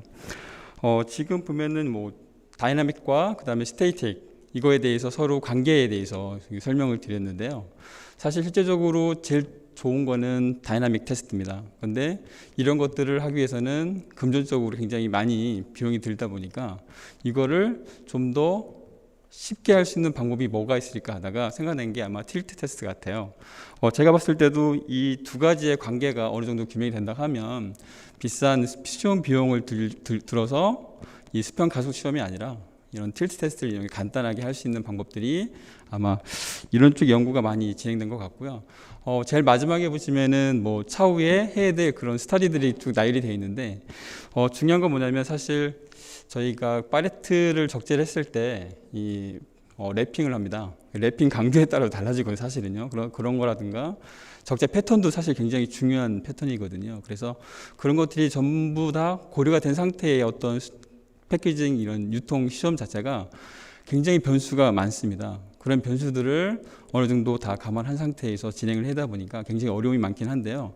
이런 연구를 통해서 다이나믹 테스트를 이 준정적이라고 하는데 그런 테스트로 변경을 해서 할 수 있는 방법들이 뭐가 있을지 이런 거에 대한 논문들이 지금 많이 나오고 있고요. 외국에는 이런 논문들 많이 하고 있고 우리나라도 지금 저를 뿐만 아니라 이쪽에 전문가들이 굉장히 많으시거든요. 그래서 이런 실험들을 지금 굉장히 많이 하고 있습니다. 네, 감사합니다.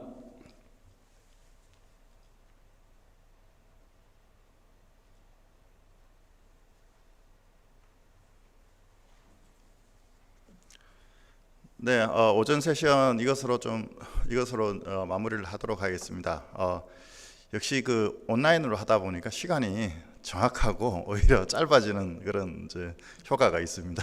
그래서 이게 좋은 건지 나쁜 건지는 잘 모르겠습니다만은 디스커션 쪽에 그 채팅창으로 몇 가지 채팅이 올라오고 그리고 한 가지 말씀드릴 것은 그 한글로 저 파워포인트 파일은 번역이 되어 있거든요. 그래서 이제 그 채팅창이라든지 그리고 저희한테 연락을 주시면 그 PDF 파일로 변환시켜서 내용을 보내드리겠습니다. 필요하신 분만 이렇게 요청을 해주시면 저희가 따로 한글본을 보내드리겠으니 그거는 참조하시기 바랍니다.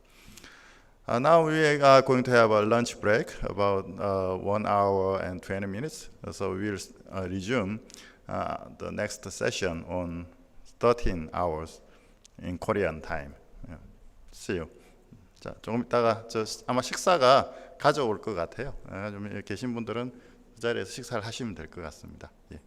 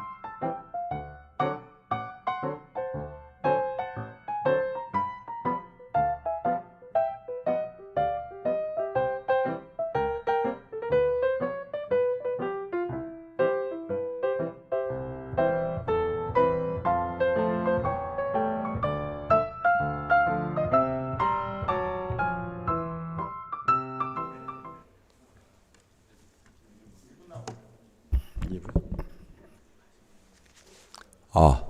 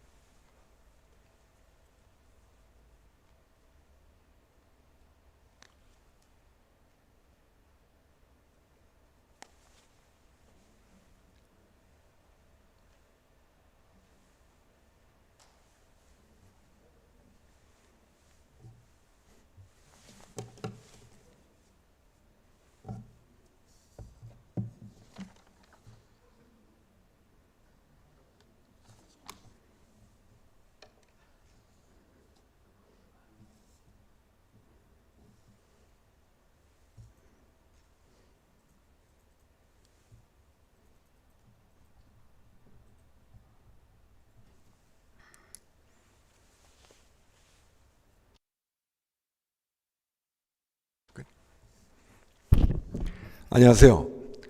두 번째 세션을 맡게 된 고려대학교 신양재입니다. 추운 날씨와 변종 코로나로 인해 정말 어려운 상황에도 불구하고 많이 참석해 주셔서 감사합니다. 이번 세션은 Focusing on Asia Pacific Issue and Trend라는 주제를 가지고 진행하도록 하겠습니다. 첫 번째 발표는 MVT 그룹의 미스터 데이비드 진 이사님께서 다축 시뮬레이션 시험 평가 방법에 대해서 발표를 해주시겠습니다. 모든 큰 박수로 환영해 주시고 경청해 주시기 바랍니다. Good afternoon, everyone. My today's topic is distribution multi-axis simulation testing in pursuit of laboratory results that are closer to reality. My name is David Jin. I'm the APEC director from NVT Group, United States. I'm very happy to be here, as this is a long time after the pandemic situation. We have the first symposium in person for APEC East Conference. I'm very sorry cannot be here in person, but I'm lucky I can present and share with you some of results from our research during the last 6 years. Next is my presentation. Thank you. First of all, about NVT Group. We have 3 companies in the NVT arrangement. One is called Data Physics. They're making ED shakers, instruments, and analysis systems, and vibration controllers. Lansmont make the field instrument for measurement, and a test lab instrument for testing support, and also the test equipment, like shown on the picture. Team is purely custom design systems for multi-axis vibration, single-axis vibration, and the very complicated systems for aerospace applications. But vibration is also the key product.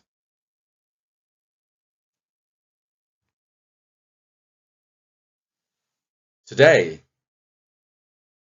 we'll talk about a Lansmont research, which is for multi-axis measurement and also bring the measurement result to the lab. In the 1970s, Lansmont published the theory of field to lab. The theory brought a methodology called field to lab. The field to lab with majorly three parts. One is the measurement, so we can measure the transportation, take the data with the computer analysis, and then put it in the lab to test, to simulate what we recorded. Then design the packaging and put into logistic systems and make a monitor instrument together with the packaging. So we can measure the signals in the transportation and report back if this is something we need or we hope to protect it, our product for transportation. So field to lab theory has been many years till now has been used widely in the packaging industry. This presentation will including three parts. First of all, we know the reason. Sustainable initiatives has reduced the use of structural packaging. This often increasing dependency of flexible packaging materials, including containment films. We will see a lot of containment films in the presentation this time. The second, the increased susceptibility to transport dynamics. So now we required new testing technology and the methodologies to validate unit load stability and the protective performance. With these two reasons, we did the research, and today let's review the historical development from year 2014 to today's application. First, let's see what we started. In 2014, we started internal research with a truck, and we got multi-axis dynamic input from the truck bed. We got recorded video for truck suspension input, recorded video of water bottle response inside on the truck bed. You can see the full bottles with some water inside put on the truck bed. And we have a monitoring instrument around and also have the video camera to take the surface of the water during the transportation. We also have loaded a camera outside to measure the two suspension systems, two suspension airbags, to see how this truck is moving when the balance is applied. So we have a two white dot here, and the other one, see the two dot here, and the other is in other airbag. So we see the two white dot moving up and down sometimes. You can see the truck bed will do the same. So let's see how it works.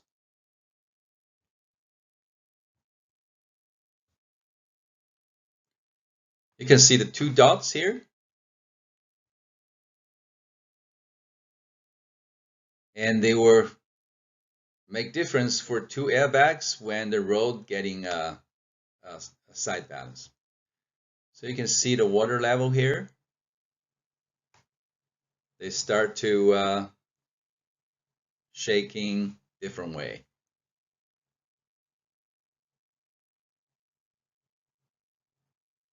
You can see the water levels getting front and back, and then left and right. And this is a closer look. So definitely we see it's not only the vertical vibration.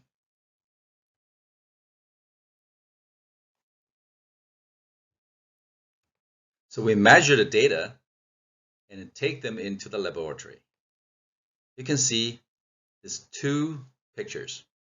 The left one, this one is for vertical input. Another one is a multi-axis input shaker. So the shaker doing a vertical, you can see the level is different with the reel. And a multi-axis shaker, they doing this vibration in the multi-axis. You can see the level both are same with the real truck bed vibration. So this is also visible for us and say, wow, multi-axis, it's much closer to the real. Then we put in the real package to ship it and the monitoring. This is the packaging put in the shipping bed with the same truck we did before with the water bottle. And this is the final result. Let's see what happened. Let's start it to measure. The truck started, and we see the road, and we see the packaging inside. We can definitely see the left and right vibration here. And here we have a testing lab to make a multi-X testing, which looks like the same left and right movement. And at the bottom, this is the bottom. We tested a single level, a single axis, so you can see there's only vertical testing. We're not like this, have much left and right shaking.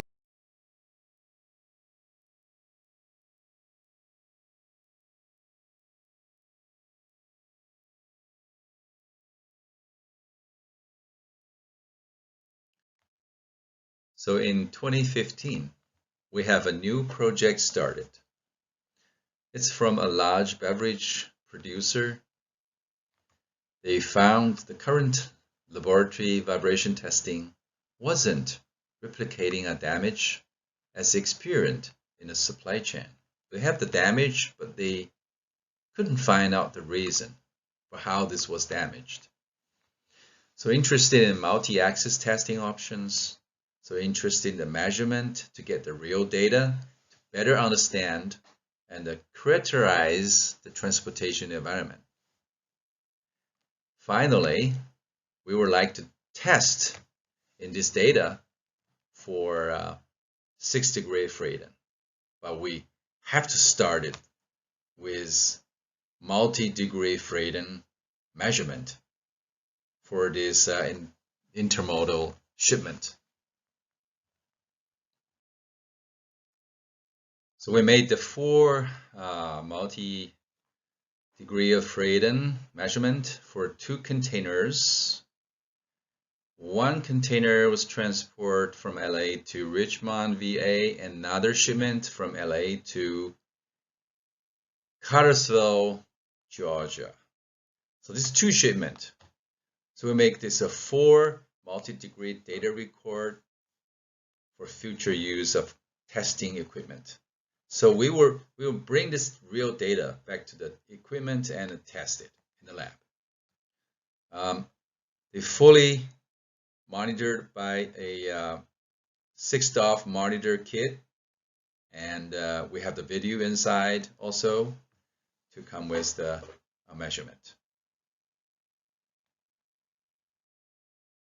So after the arrival of this shipment, we found the data like this. So we can see the green one is ISTA 3H, the real shipment profile, and the blue is the top container shipping profile, and this is orange is the bottom shipping profile summary. In the end, some of packaging has broken.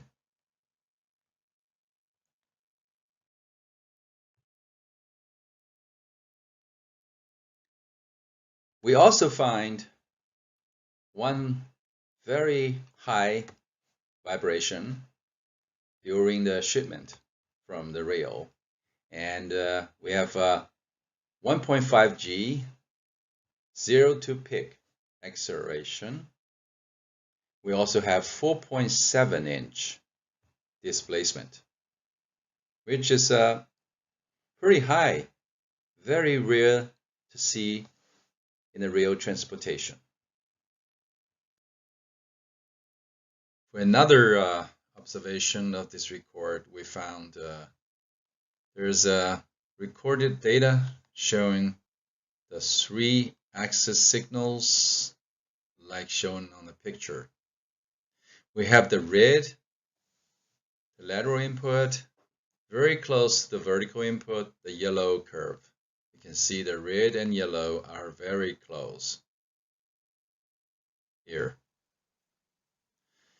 These closing simultaneously, vibration in about 12 seconds.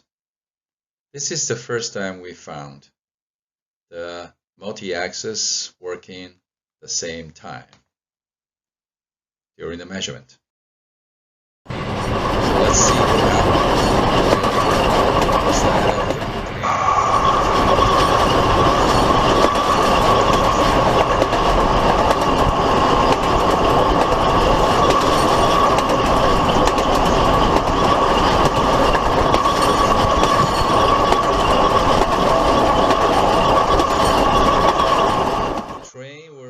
In this way for up and down, and also the left and right vibration.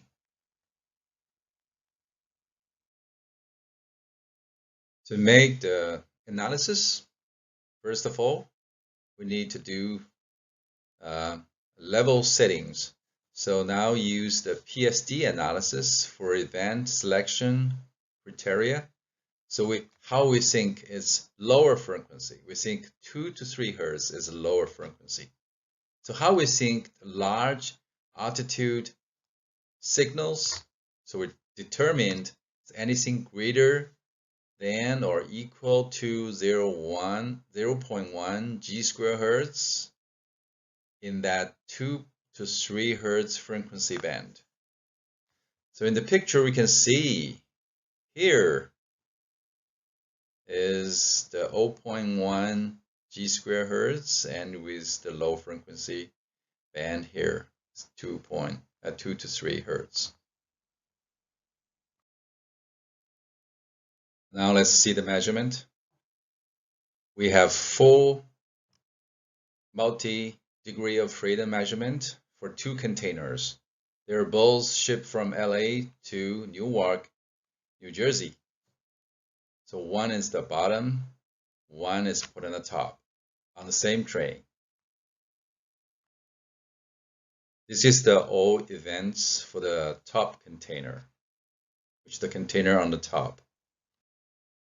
This picture is big events for the top container. You can see the events is less than the average. We just pick up the big ones, the big events. And this is the bottom one, bottom container. This is bottom one's all events. You can see it looks like similar to the top ones, but looks like lower. If you remember that slides, I can't come back. Same severity level started with choosing the big events, but you can see the bottom container has less big events.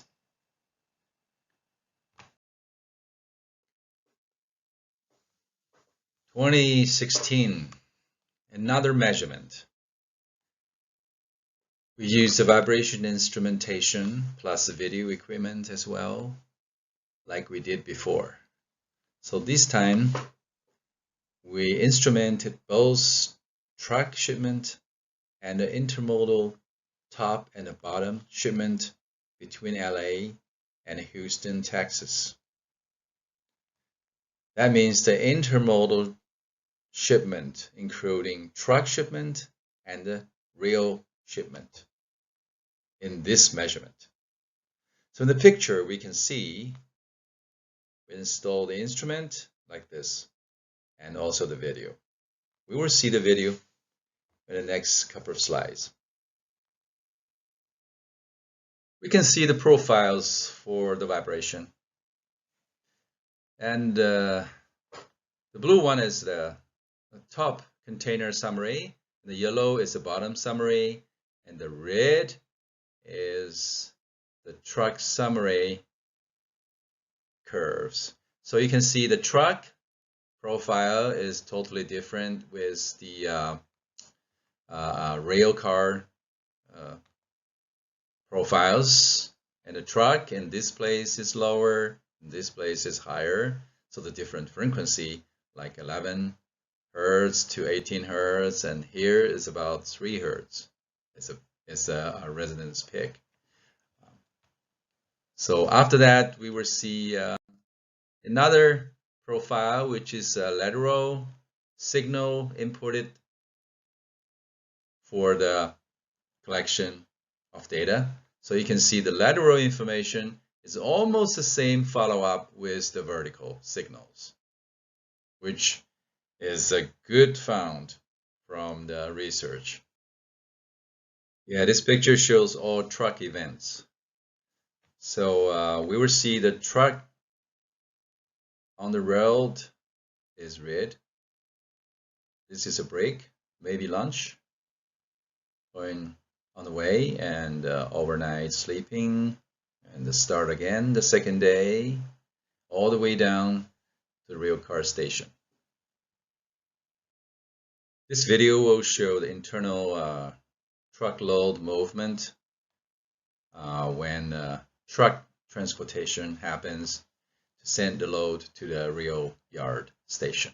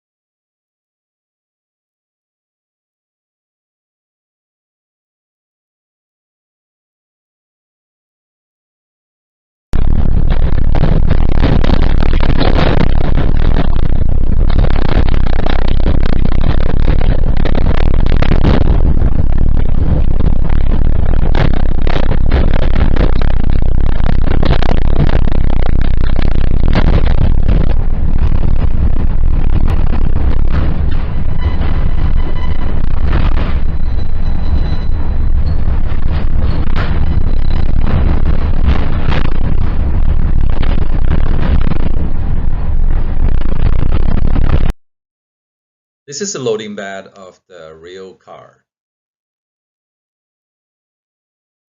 You can see this is 2 containers being loaded with the packaging, and the upper one loading with the airbag separate the 2 packaging. And the lower container, they have added a string over the 2 packaging.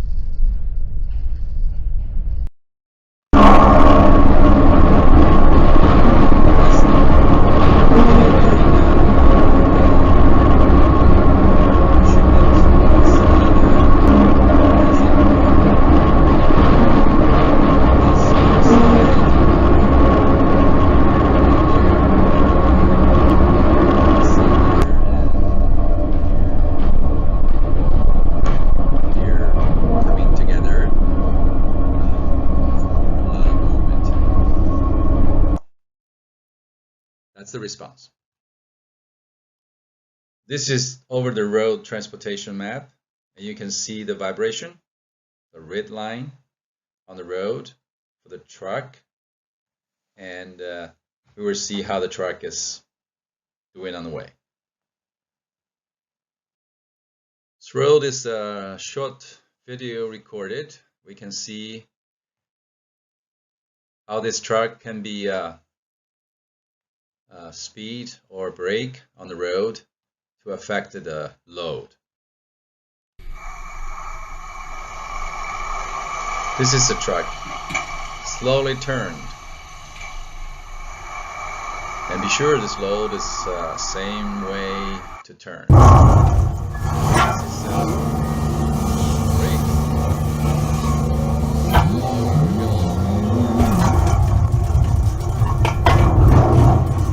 This is turn. The load will shift. For daytime, you'll see the truck brake, brake, and a turn. So you imagine the load inside of the truck. What the load gonna do?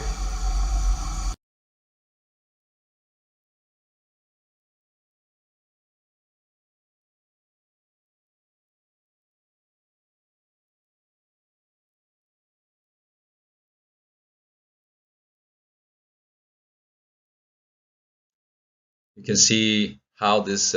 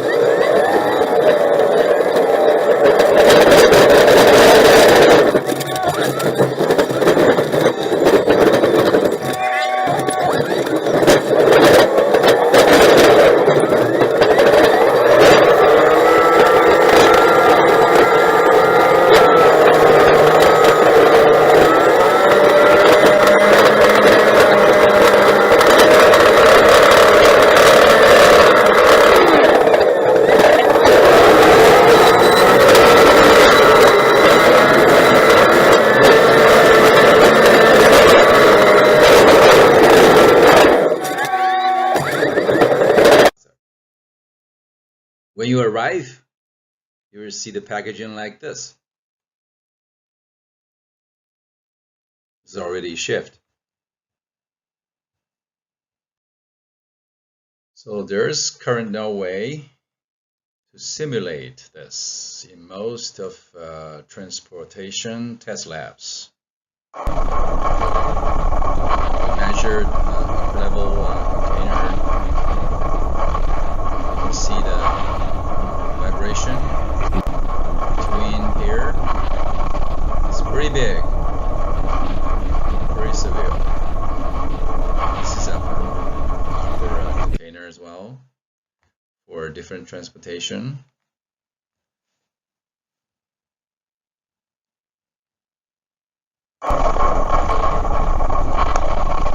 another transportation with the speed change. And also you can see the container between here. It's between this bags, between the airbag, which is pretty much left and right shaking.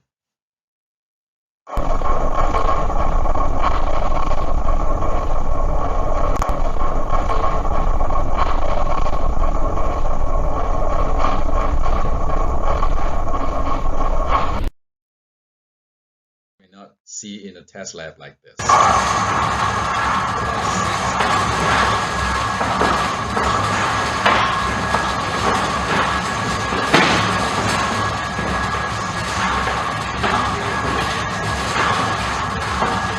The reality.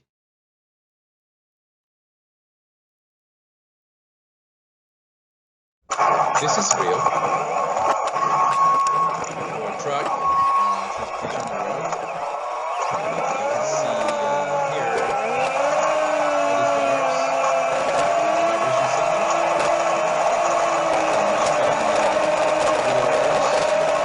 You can see any of the bar for data vibration. Let me find out. So in the truck, they have a bottle here with the water level like we did the first time in 2014.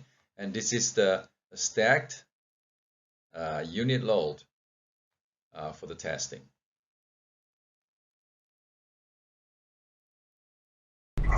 Yeah, this is the same testing we have. We just want to show you how the vehicle is moving and how this load is following the moving. You can see the water levels, which is really not flat. It's being shaking in a different directions.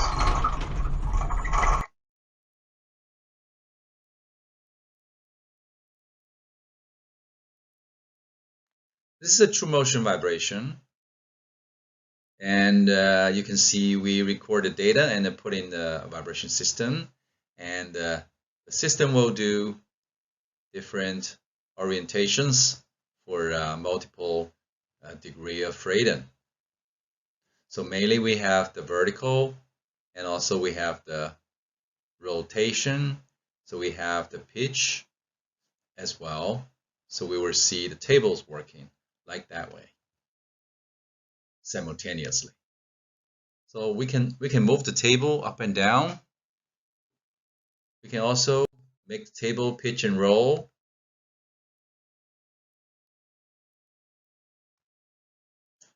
So this is we call true motion, and you will feel when you ride on the truck, or even you ride on the car. Sometimes you will see the car will slightly turn left and right, sometimes in this way. Okay, so we call it pitch and a roll. Let's see how the system is work. This video shows the true motion vibration system installed in one of our customers, in the United States.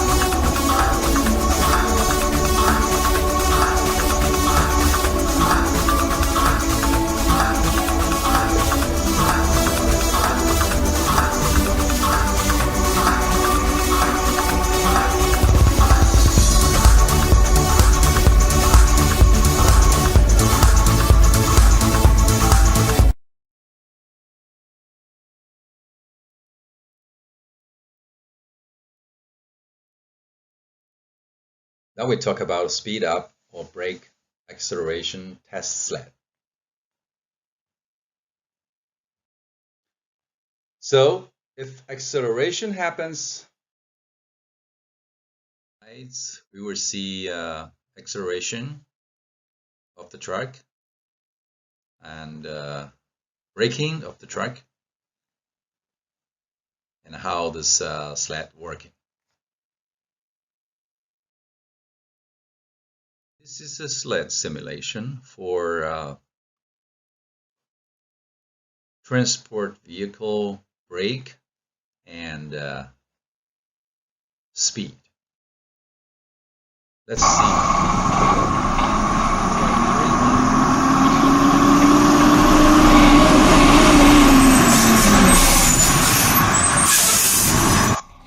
So when the truck record, the data will be recorded like this.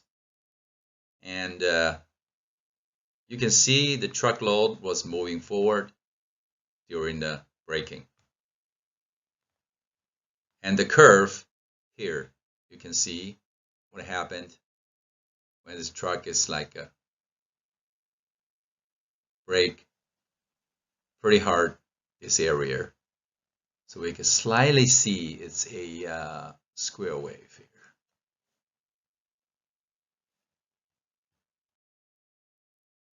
This is for brake testing.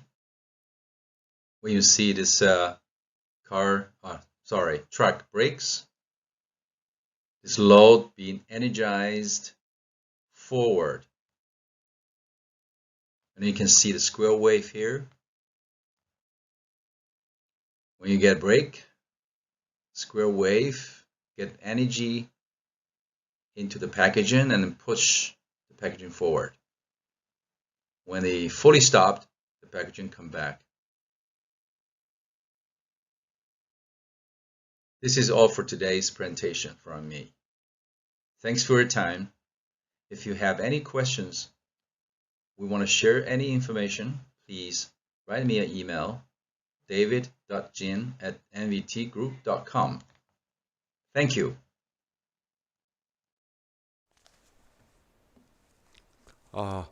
잘들 저 동영상 보셨으리라고 생각되고요. 지금 본 거에 대해서 사실 저도 이제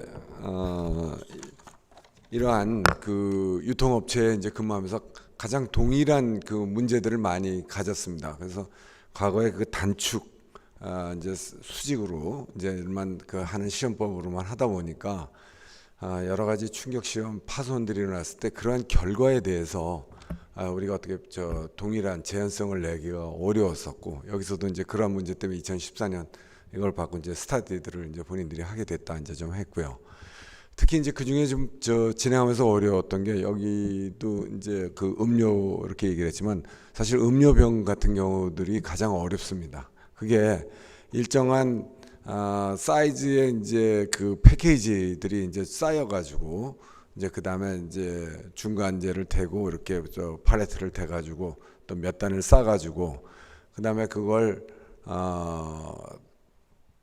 컨테이너에 넣고 또는 트럭에 싣고 또 여기서는 이제 인터모달로다가 이제 실험을 하면서 데이터들을 보여준 바와 같이 실제로 우리가 그 상하 진동에 의해서 충격 파손 값들만 고민했는데, 실제는 트러킹을 하면서 뭐 회전을 한다든지 좌회전, 우회전 한다든지 이러면서 일어나는 횡적 이 그 변화에 의해 가지고 그런 것들이 그 아래쪽보다는 위쪽에 그 짐들이 이렇게 이 횡으로 가면서 결국은 각 조그만 그 음료의 병들이 그 중심 라인이 있던 것들이 무너지게 되고, 무너지면서 이제 파손이 일어나서 이런 일들을 많이 겪게 됐습니다. 그래서 저희도 이런 문제들을 안고 있었는데, 이제 이 부분에서 근본적으로 그 다음에 이제 가속도를 넣었다가 떨어뜨렸다 해가지고, 그래서 실제로 그 트럭도 이제 갑자기 정지한다든지 또는 열차 같은 경우에도 저희도 이제 그런 애를 그 실제 현장에서도 이제 받았지만, 기차가 이제 기차하고 연결을 해가지고 다른 거로 바꿔 끼고 이럴 때 기차끼리가 와서 부닥치는데 뭐 150G, 200G 정도로 엄청난 충격입니다. 그럴 때 이제 그 가속도 차이 이런 부분에서 일어나서 실제 현상은 X, Y, Z 세 축으로 이 충격들이 일어나고 그 값을 다 내줘야 되는데 과거에 이제 그런 것들이 없다가 보니까 저희들이 이런 애로사항을 겪었다고 보여지고요. 오늘 아주 그런 것들을 추론모터 해가지고 랭스몬트사에서 잘 그걸 보여주고 보여집니다.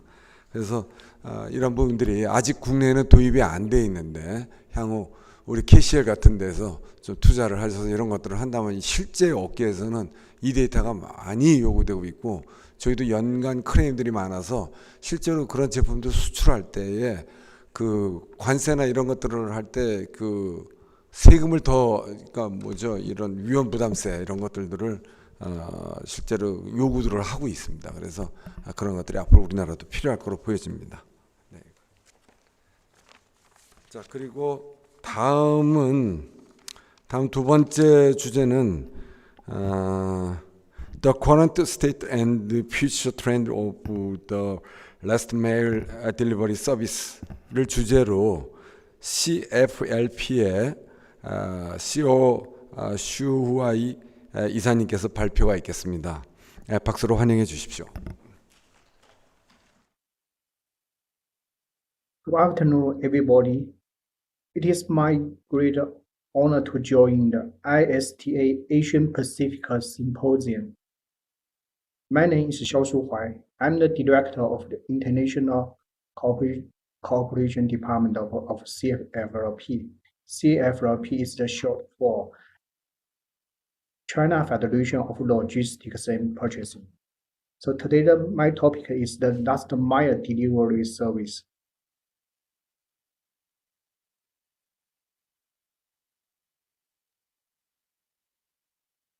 So today my topic is including the background, which is related to the last mile delivery service market. And the second part is the definition and audience, including the standardization of the last mile delivery service. And third part, I'm going to discuss about the diversity solution and the future development of the last mile delivery service.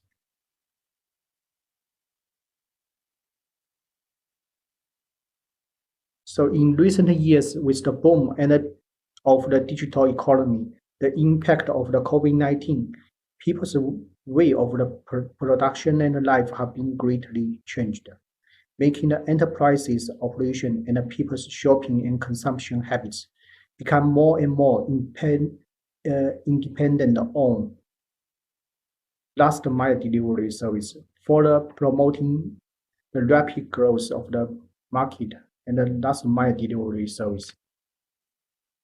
We can see from the Capgemini, the Research Institute data, and more frequently and faster delivery will become increasingly important as the online ordering accelerates.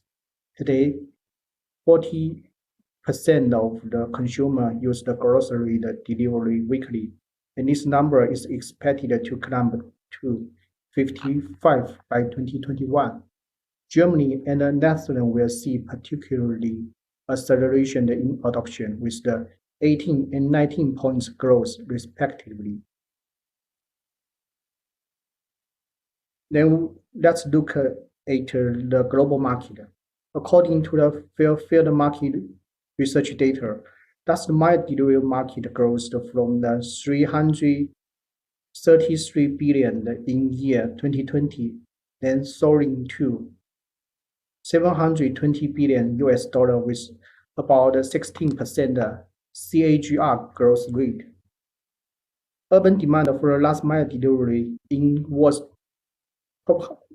100 cities is expected to surge by 60% over the next decade, and nearly 25% of the consumers are willing to sell out extra money for the same-day delivery. Last mile delivery demand is growing substantially in the Asian Pacific, European countries, and North American. Then let's look at the two most important markets of the LMDS in China. One is the express market, and the other is the instant delivery market. Express delivery market size is expected to exceed 100 billion pieces in 2021. And the instant delivery market will grow from 190 billion yuan, equal to 30 billion US dollar in 2020, to 420 billion yuan, equal to 66 billion US dollar in 2024. And the order of the size of the instant market will grow from 22 billion in 2020 to 64 billion in 2024. According to the report jointly released by the World Economic Forum and McKinsey, the global market will grow 78 by 2030. From the figure, we can see the urbanization, customer growth, products, delivery, and the technology are main driver for the last mile delivery service. The urbanization rate will increase from 20 to 30 in 2010 to 60 in 2030. In 2021, 2.1 billion people will shop online. In 2023, online shopping will account for 20% of the retail service. In conclusion, I quote from the World Economic Forum report: "There has never been a time greater demand than today for last mile delivery service. Last mile delivery service has become an important driving force for development of the modern logistics industry to improve the efficiency, promote the economic growth, and maintain the light stability."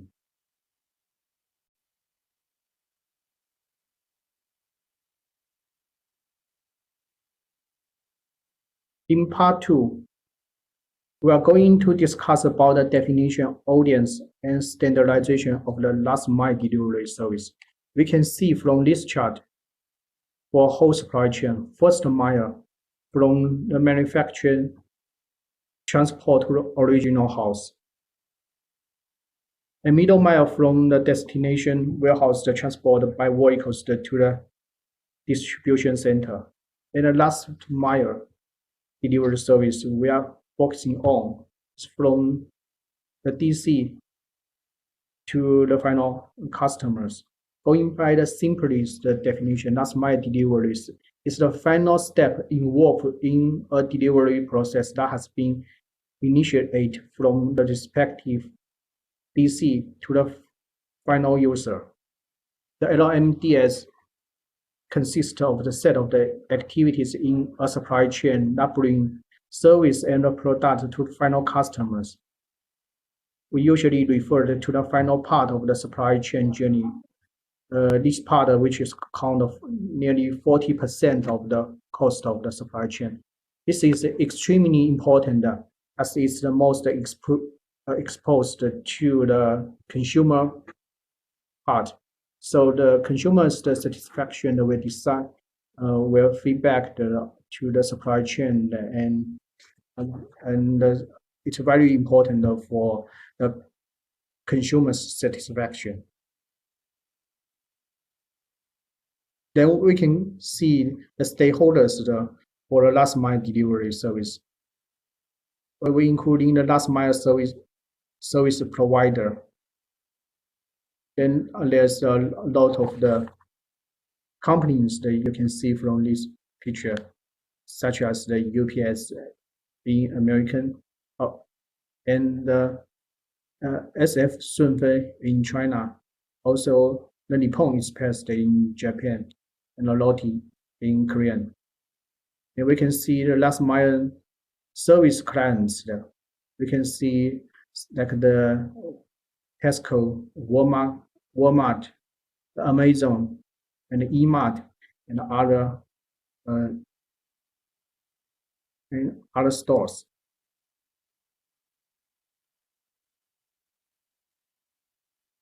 Also, we can see the practitioners, including the delivery man, the men in the warehouses, who are the practitioners to related to the last mile delivery service.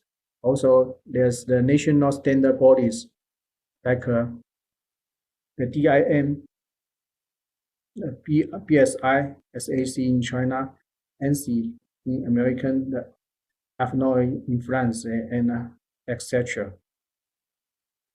Also, the research and the academy, the institution who are also willing to join the last mile delivery service research.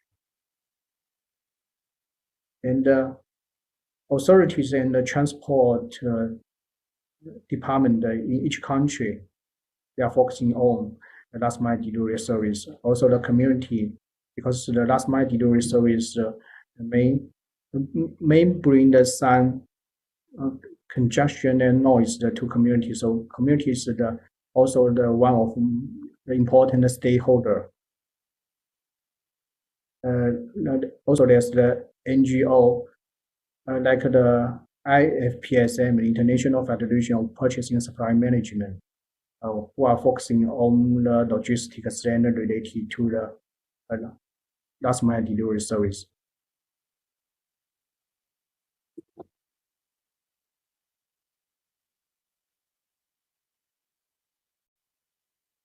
With the rapid development of the last mile delivery service, so there's also the focuses and the concerns raised by each counterpart, like the service provider, clients, administration, and consumers. For service provider, they pay more attention to planning and construction, service network, and the layout of the points, and they try to solve the service capacity shortage caused by the peak demand. Also, they are focusing on the service efficiency, cost, and the service quality and the safety. For clients, which is the service users, they are pay more attention to the integrated solution of the last mile delivery services, especially in the timeliness, cost, quality, and safety of the service to improve the competitiveness of the omni-channel market. For city and the community, the administration, they are increasing concern about the issue of the traffic congestion, air noise pollution, the community life and safety of the city caused by the rapid growth of last mile delivery. And they want to bring the good management of the city and community administration. The fourth is for the consumers. They are demanding for goods and services becoming more personalized and decentralized. They pay more attention to the timeliness, service, security, and other issues of the last mile delivery service. So we suggest to propose to establish a new TC on last mile delivery service. The proposed TC focuses on the management of the entire process of the last mile delivery service, standardization of the last mile delivery service through the use of the different logistics modes, resource sharing, or resource integration of the facilities and equipment. The standard of the last mile delivery service is help to solve the problems and the concerns that we have mentioned above.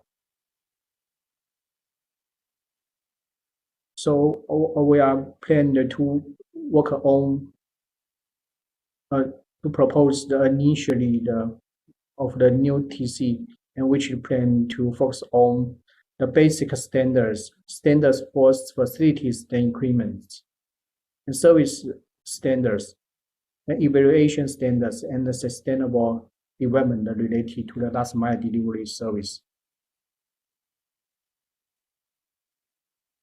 And this proposed TC is applied to the last mile delivery service. Both the stakeholders will benefit by achieving the standard implementation. The standardization of the last mile delivery service is able to improve the service capacity and the quality to enhance the standardization and security of the service operation, and to further reduce the operating cost and enhance the entire enterprise's competitiveness. Second, the standardization and the good organization of the last mile delivery service can effectively enhance customer value the experience, improve the enterprise production efficiency and the consumer quality of life, and benefits stakeholders. Also, the improvement of the standard can further optimize the integrate and utilize of the social resource from the perspective of the supply chain, achieve the energy conservation and the emission reduction to promote sustainable development.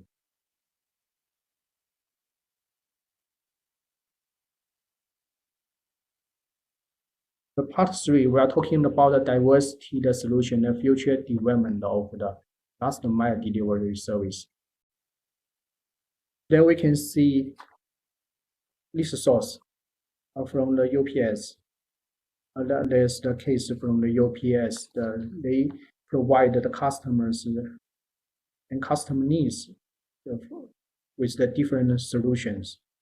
Then we can see the UPS have the customer centers, the UPS stores, UPS job box, and lockers, and also the outlets.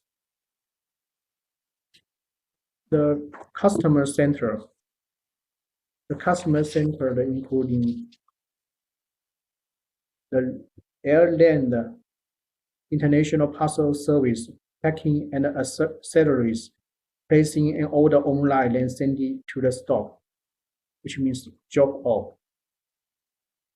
Then we go to the UPS store, which is the franchise. Then it's operated by the third party, the franchise. It provides the express service, email service, packing service, sales and accessory and stationery. Also the text printing business. And the job box is a direct store. The self-service is 724 service. It is insured the goods within the $500. Then we can see that there's also the UPS access point lockers. It is usually cooperated with the certain retail store, such as 7-Eleven convenience stores. And also there's the UPS authorized outlets. They operated in cooperation with the third party, many retail stores. By using the UPS, the express service may cooperate with the multiple express companies at the same time.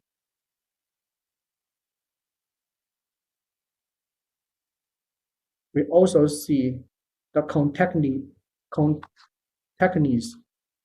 delivery, which has become an industry development trend. The traditional end delivery modes, many including the smart express cabinet, collection points, the door-to-door delivery, and the community self-pickup cabinets. The pandemic has promoted the emergence of the unmanned delivery mode. The express company has begun to adopt to the unmanned delivery mode. The Chinese e-commerce logistics companies such as the Shunfen Express, the JD, Jingdong.com, and Suning has launched the UAV and unmanned vehicles for terminal delivery, which is to promote the contactless delivery. We can also see the front warehouse delivery mode is trying to help help and facilitate the last mile delivery service. The consumer's potential need and a varied service scenario help business identity consumers' needs and promote the coverage of the full scenario of service model. Among them, the instant delivery platform that needs to further upgrade existing transport network, such as adding the more front warehouses, the unmanned micro warehouse around the community to provide the consumer with the goods to stores and provide the home delivery service. In addition of the front warehouse will help to improve the delivery timeless, and at the same time to enhance the business to sell categories and broaden the consumer's service channel, improving the consumer's experience. On the other hand, this warehouse using the AI technology to realize the warehousing scheduling will help to reduce the cost and increase the efficiency in picking and fulfillment. Also to improve the utilization of the storage space.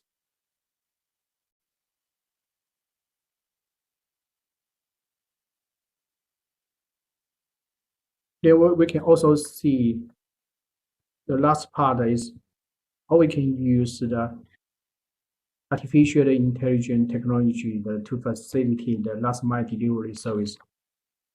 The last mile delivery service has promoted the rational the intelligence of the transportation capacity system by taking the difficult AI problems in order to optimize the instant distribution link and to improve the service efficiency and the quality of the industry.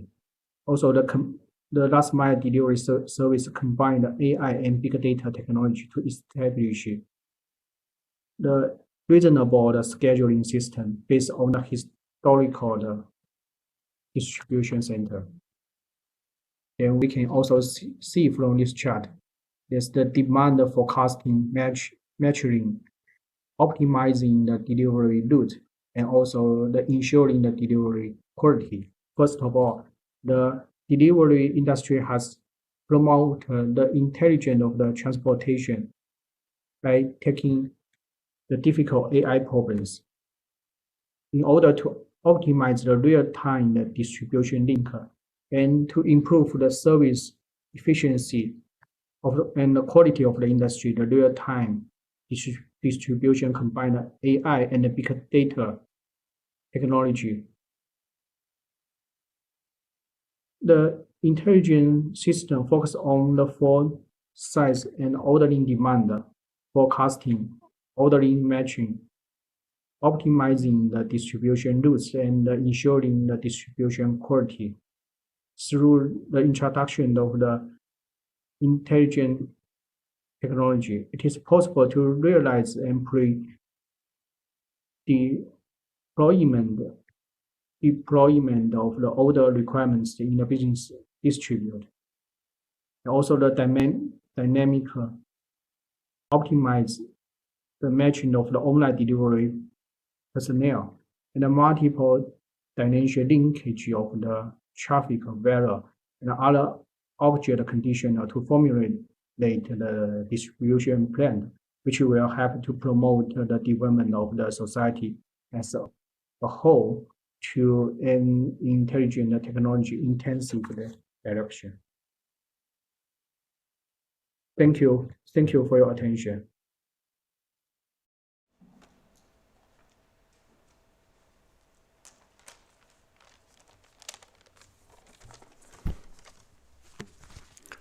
오늘 심포지움 통해서요, 저희 그 중국에 있어서의 라스트 마일에 어떻게 지금 움직이고 있는지 아주 정말 오늘 잘 볼 수 있는 짧은 시간이지만 잘 기회였던 것 같습니다. 그래서 중국도 뭐 다 세계적으로 마찬가지겠지만 이커머스 시장이 성장하고 그다음에 코로나 팬데믹 이 현상 때문에 라스트 마일 시장이 뭐 급성장하고 있다 이제 하면서 시장 그 성장 현황을 좀 설명해 줬고, 그 다음에 또 라스트 마일에 대한 정의를 언급하면서 향후 중국의 이 라스트 마일 쪽에 본 회사가 어떻게 앞으로 진행해 갈 건가 이런 얘기들을 잘 좀 해줬던 것 같습니다. 뭐 규모 면에서 지금 뭐 연간 한 앞으로 22% 성장해서 2024년에는 7,200억 달러 정도의 큰 시장이 형성될 거로 좀 보여지기 때문에요. 이거에 대한 누구나 지금 진행하고 있는 것 같고, 저희 한국도 뭐 거의 비슷한 상황인 것 같습니다. 한 가지 흥미 있는 거는 팬데믹과 연결해서 무인 항공기, 무인 드론이라든지, 그 다음에 무인 자동차 배달을 뭐 SF 익스프레스 등 한 3개사 정도가 이미 스타트를 해가지고 그 중국 시장에서 지금 사용하기 시작했다는 점에서 저희보다 조금 앞서서 움직이는 것 같고요.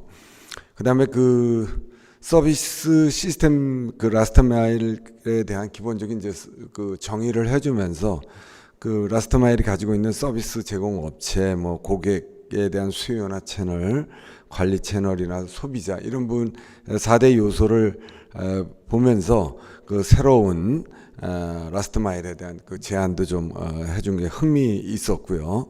그래서 이제 본인은 문제점 이런 거에 대한 이제 3가지로 크게 문제점을 좀 파악하고 나름대로 표준 기준을 좀 정한 다음에 그 다음에 그거에 대한 베네핏을 제안해 준 것 같습니다. 특히 그 베네핏에 대해서는 정부와 기업, 고객에 대한 모두 어떠한 그 수익을 제공해 줄 수 있다 하는 점들을 얘기해 줬고요.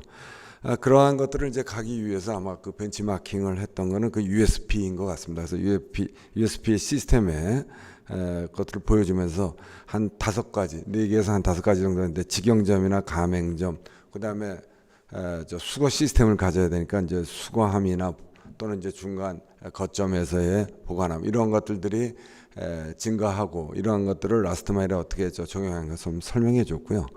그 다음에 2번째는 그 지능형 라스트 마일 그 딜리버리 시스템 그 구축에 대해서 자기네들이 인공지능이나 이제 빅데이터를 뭐 저희도 이제 뭐 같은 상황입니다만 중점으로 하면서 수요 예측이라든지, 2번째 이제 매칭, 고객과의 매칭, 3번째 배송 경로를 최적화하고, 마지막으로 배송 품질을 보장하겠다 하는 이런 것들로 해서 전반적인 중국에 있어서 라스트 마일에 대한 새로운 방향 전시를 본 것 같습니다.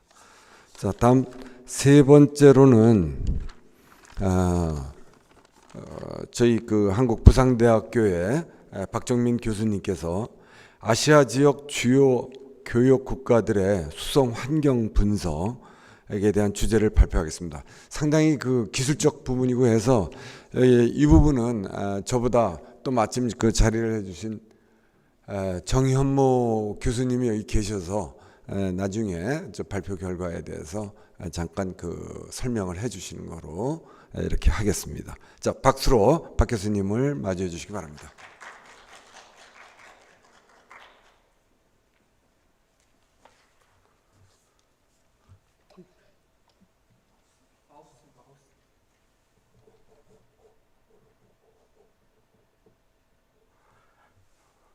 예, 안녕하십니까. 저는 방금 소개받은 부산대학교 박종민 교수입니다. 저는 마스크를 벗도 되겠습니까? 예, 마스크를 저는 벗겠습니다. 오전부터 지금까지는 계속 그 비대면을 발표했는데 저부터 딱 대면 발표를 이렇게 하게 됐습니다. 그래서 더 실감 있게 그렇게 발표해야 되는데 걱정입니다. 비록 오늘 이렇게 참석 인원은 저조하지만은 그래도 50분은 다 오신 것 같습니다. 우리 한국의 수송포장협회의 김흥민 소장님이 또 이 자리에 참석하셨고요. 또 그 아까 그 랜스몬트사의 데이비드 진 이분이 그 아시아 그 지사장이랍니다. 아시아 지사장에 있으면 우리 한국의 또 랜스몬트사 를 대표하는 지유 사장님 또 와 계십니다. 그래서 우리 김중겸 박사 있지 또 뭐 다 이렇게 한국을 이 수송 포장 분야를 대표하시는 분은 다 모인 것 같습니다. 그래서 제가 뭐 오늘 발표할 내용은요, 앞에서 했던 데이비드 진 그 이사장님과 내용은 뭐 대동소이합니다. 하지만 기본적인 차이점은 있습니다. 데이비드 진 그 이사장님이 말씀하신 실제의 유통 환경, 수송 환경은 제품이 다 3축으로 진동을 받기 때문에 그걸 다축으로 시뮬레이션 해야 된다. 뭐 저는 뭐 일찍부터 그렇게 느껴왔고 그렇게 생각해 왔습니다. 하지만은 뭐 미국도 마찬가지입니다만은 그 지금의 그 세계적인 다 규격들은 ASTM이나 ISO나 다 모든 규격들은 워낙 그 수송 기관에서 수직 방향의 진동이 전후 좌우 진동보다 크기 때문에 수직 방향의 진동만 가지고 하물을 눕혀가면서 방향을 전환해 가면서 지금 실험하는 것이 지금의 규정입니다. 하지만 이렇게 화물을 바꿔가면서 실험하는 것하고 3축으로 실험하는 것하고는 기본적으로 틀립니다. 그래서 화물에 동시에 3축으로 진동을 준다는 것은 훨씬 그 강도가 있고 실제적인 그런 시뮬레이션 방법이라고 이런 생각을 합니다. 여하튼 그 1축 실험이 됐든 3축 실험이 됐든 그 진동 시험기를 구동하는 동력원은 PSD 프로파일입니다. PSD 프로파일입니다. 그래서 제가 오늘 드릴 내용은 우리 아시아 지역에서 우리 한국의 무역국은 중국, 일본, 베트남입니다. 그래서 요 나라들 간의 복합 수송 환경에 대해서 필드 데이터를 측정을 해서 그것을 PSD 프로파일을 구축하는 그 과정을 제가 말씀을 드리겠습니다. 말씀드릴 순서는 이와 같습니다. 포괄적으로 수송 포장의 개념과 과제, 그리고 제가 말씀드릴 내용에 중요한 그 용어가 있습니다. 그 용어 한 두세 가지. 그리고 본론으로 아시아 지역에 있어서 주요 무역들 간의 복합 수송 환경 그 개측하는 거. 그리고 현재 제가 진행되고 있는 것으로서는 그 우리나라가 이제 유럽으로 수출할 때는 주로 해상 수송을 했습니다.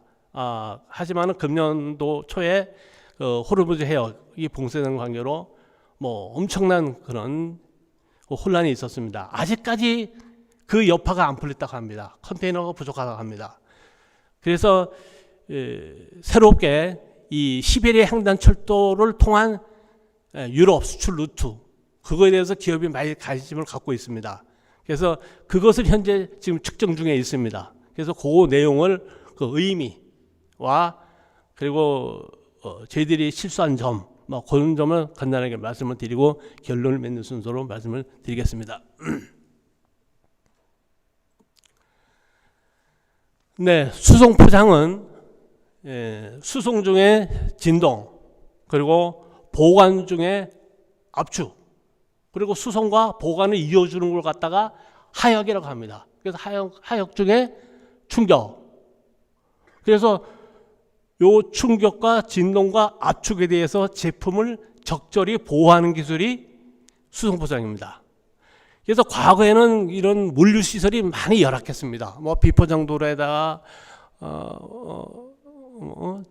그래서 뭐 포크리프트 트럭, 이게 지게차입니다. 뭐 지게차도 없고 인력에 하역을 하고, 그렇게 물류 시설이 열악할 때는 충격이 대세였습니다. 충격이.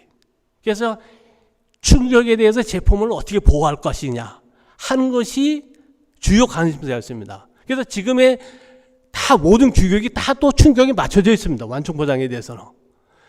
하지만은 지금은 물류 시설이 많이 좋아졌어요. 그래서 제품이 과거처럼 그렇게 충격을 받을 경우는 별로 없습니다. 하지만은 수출국이 전 세계적으로 다변화됐습니다.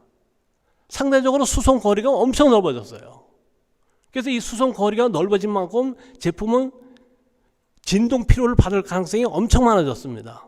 그리고 또 제품이 과거와는 달리 많이 첨단화됐습니다. 이런 첨단화된 제품일수록 진동이 약합니다. 그래서 지금은 충격보다는 진동이 대세다. 하지만 그래서 우리 한국의 삼성이나 LG도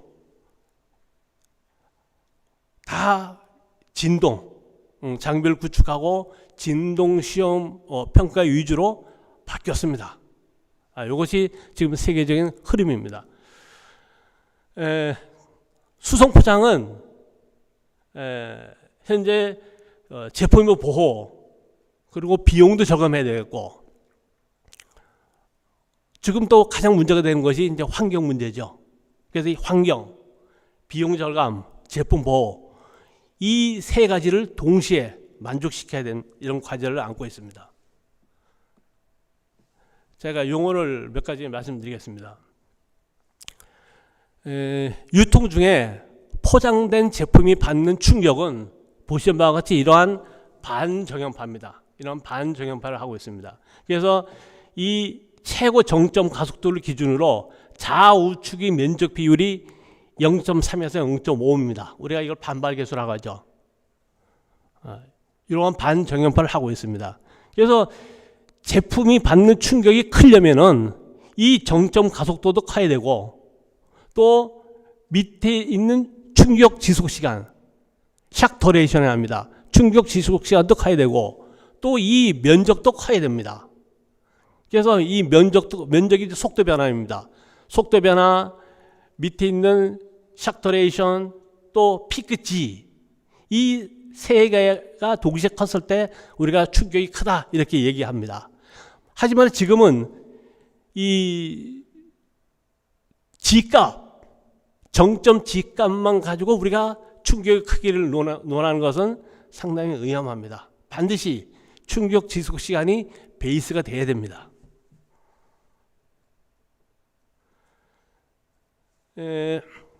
보통 우리가 그 제품의 수송 중에 제품이 받는 진동은 보시는 바와 같이 다 이러한 불규칙 진동이에요. 이 불규칙 진동은 랜덤 진동이랍니다. 이 랜덤 진동입니다. 이러한 랜덤 진동이 어느 진동수에서 진동 에너지 강도가 큰지, 그리고 이러한 진동을, 랜덤 진동을 실험실에서 이것을 재현을 하려면은 PSD 분석을 해야 됩니다. PSD 분석을 해야 됩니다.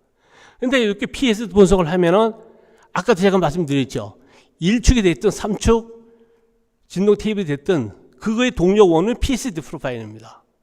PSD 프로파일입니다. 이렇게 PSD 프로파일을 하면은 좋은 점은 진동 시험기로 이용해서 쉽게 시뮬레이션을 할 수 있다. 두 번째는 예를 들어서 서울에서 부산까지 트럭으로 7시간 걸렸다. 그 7시간 동안에 제품이 받는 진동 피로를 30분만 제품에 줌으로써 그 효과를 또 낼 수도 있습니다. 우리가 그러다가 가속 실험 규정이라 합니다. 그래서 가속 실험 규정을 쉽게 만들 수 있다 하는 것이 PSD 분석입니다. 그래서 PSD 분석은 반면에 또 큰 단점을 두 가지 갖고 있습니다. 두 가지. 첫째는 이 PSD 분석에서는 RMS, 즉 루트 민 스퀘어 G값, 이걸다가 실효값 가속도를 합니다. 실효값 가속도를 활용하는데, 이 실효값 가속도는 예를 들어서 샘플링 랭스를 2초로 하고 샘플링 레이트를 1000Hz라고 했을 때 샘플 사이즈는 2000개가 됩니다. 그래서 2000개의 데이터를 제곱을 해서 평균을 낸 겁니다. 평균을 내서 평방권 값을 구한 겁니다. 해서 이렇게 RMS G값을 구축하는 과정에서 이런 피크값, 즉 하이 앰플리튜드 이벤트 값이 평균해야 된다 하는데 단점이 있고, 또 하나는 이렇게 구한 RMS G값을 정규분포를 하고 있다라는 가정하에서 나온 것이 PSD 분석입니다. 그런데 그 계산한 RMS G값이 이 정규분포를 벗어나는 데이터가 있습니다. 그런 데이터는 주로 하이 앰플리튜드 이벤트 값으로서 그것들은 그런 것들이 제품에 수송 중에 제품에 큰 영향을 줄 수 있는 그런 데이터들이 상쇄됐다는 그러한 단점을 가지고 있습니다. 그래서 이러한 PSD 그 알고리즘을 개선하고자 하는 그런 그 연구들이 지금도 많이 진행되고 있습니다. 그래서 가장 최근에 발표된 자료를 보면은 저렇게 계산된 루트 민 스퀘어 G값을 일렬로 줄 세워가지고 상위 20% 혹은 30% 값만 가지고 PHD를 분석해서 그것을 가지고 실제 그 수송 환경을 시뮬레이션하는 기법, 뭐 그런 것들이 요즘은 좀 많이 쓰고 있습니다. 그래서 그런 것들이 여러 산업 분야에서 지금 받아들여지고 있습니다. 그래서 이것이 트럭에서 측정한 랜덤 진동입니다. 이것을 PSD 분석하면 이렇게 단순하게 나타날 수가 있습니다. 그래서 이렇게 PSD 분석하면 아하, 여기 한 3, 4Hz에서 진동 에너지 강도가 크고, 그리고 15에서 20Hz, 또 40Hz 이상에서 55Hz까지 이렇게 진동 에너지 강도가 크구나, 이런 것을 알 수가 있습니다. 그리고 이 프로파일의 밑에 전체 면적의 그거의 루트 값이, 그것이 이 전체 구간에서의 진동 에너지의 평균값이 됩니다. 그래서 이렇게 랜덤 진동을 PSD 분석을 통하면 진동의 크기, 그리고 어느 진동수에서 에너지 강도가 큰지 그런 것들을 분명히 이렇게 알 수 있기 때문에 지금 많이 적용되고 있습니다.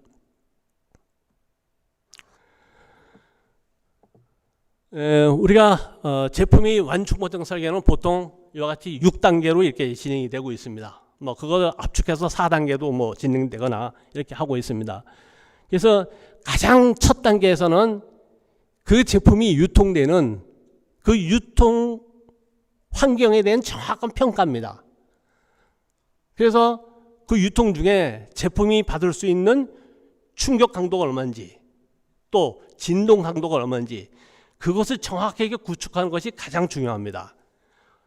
그래서 그렇게 구축한 것이 5단계에서의 제품의 완충 포장 설계의 기준이 되고, 또 완충 포장 설계한 것에 대한 성능 시험에서도 그게 기준이 됩니다. 따라서 제품의 완충 포장 설계는 가장 중요한 것이 그 제품이 유통되는 그런 환경에 대한 수송과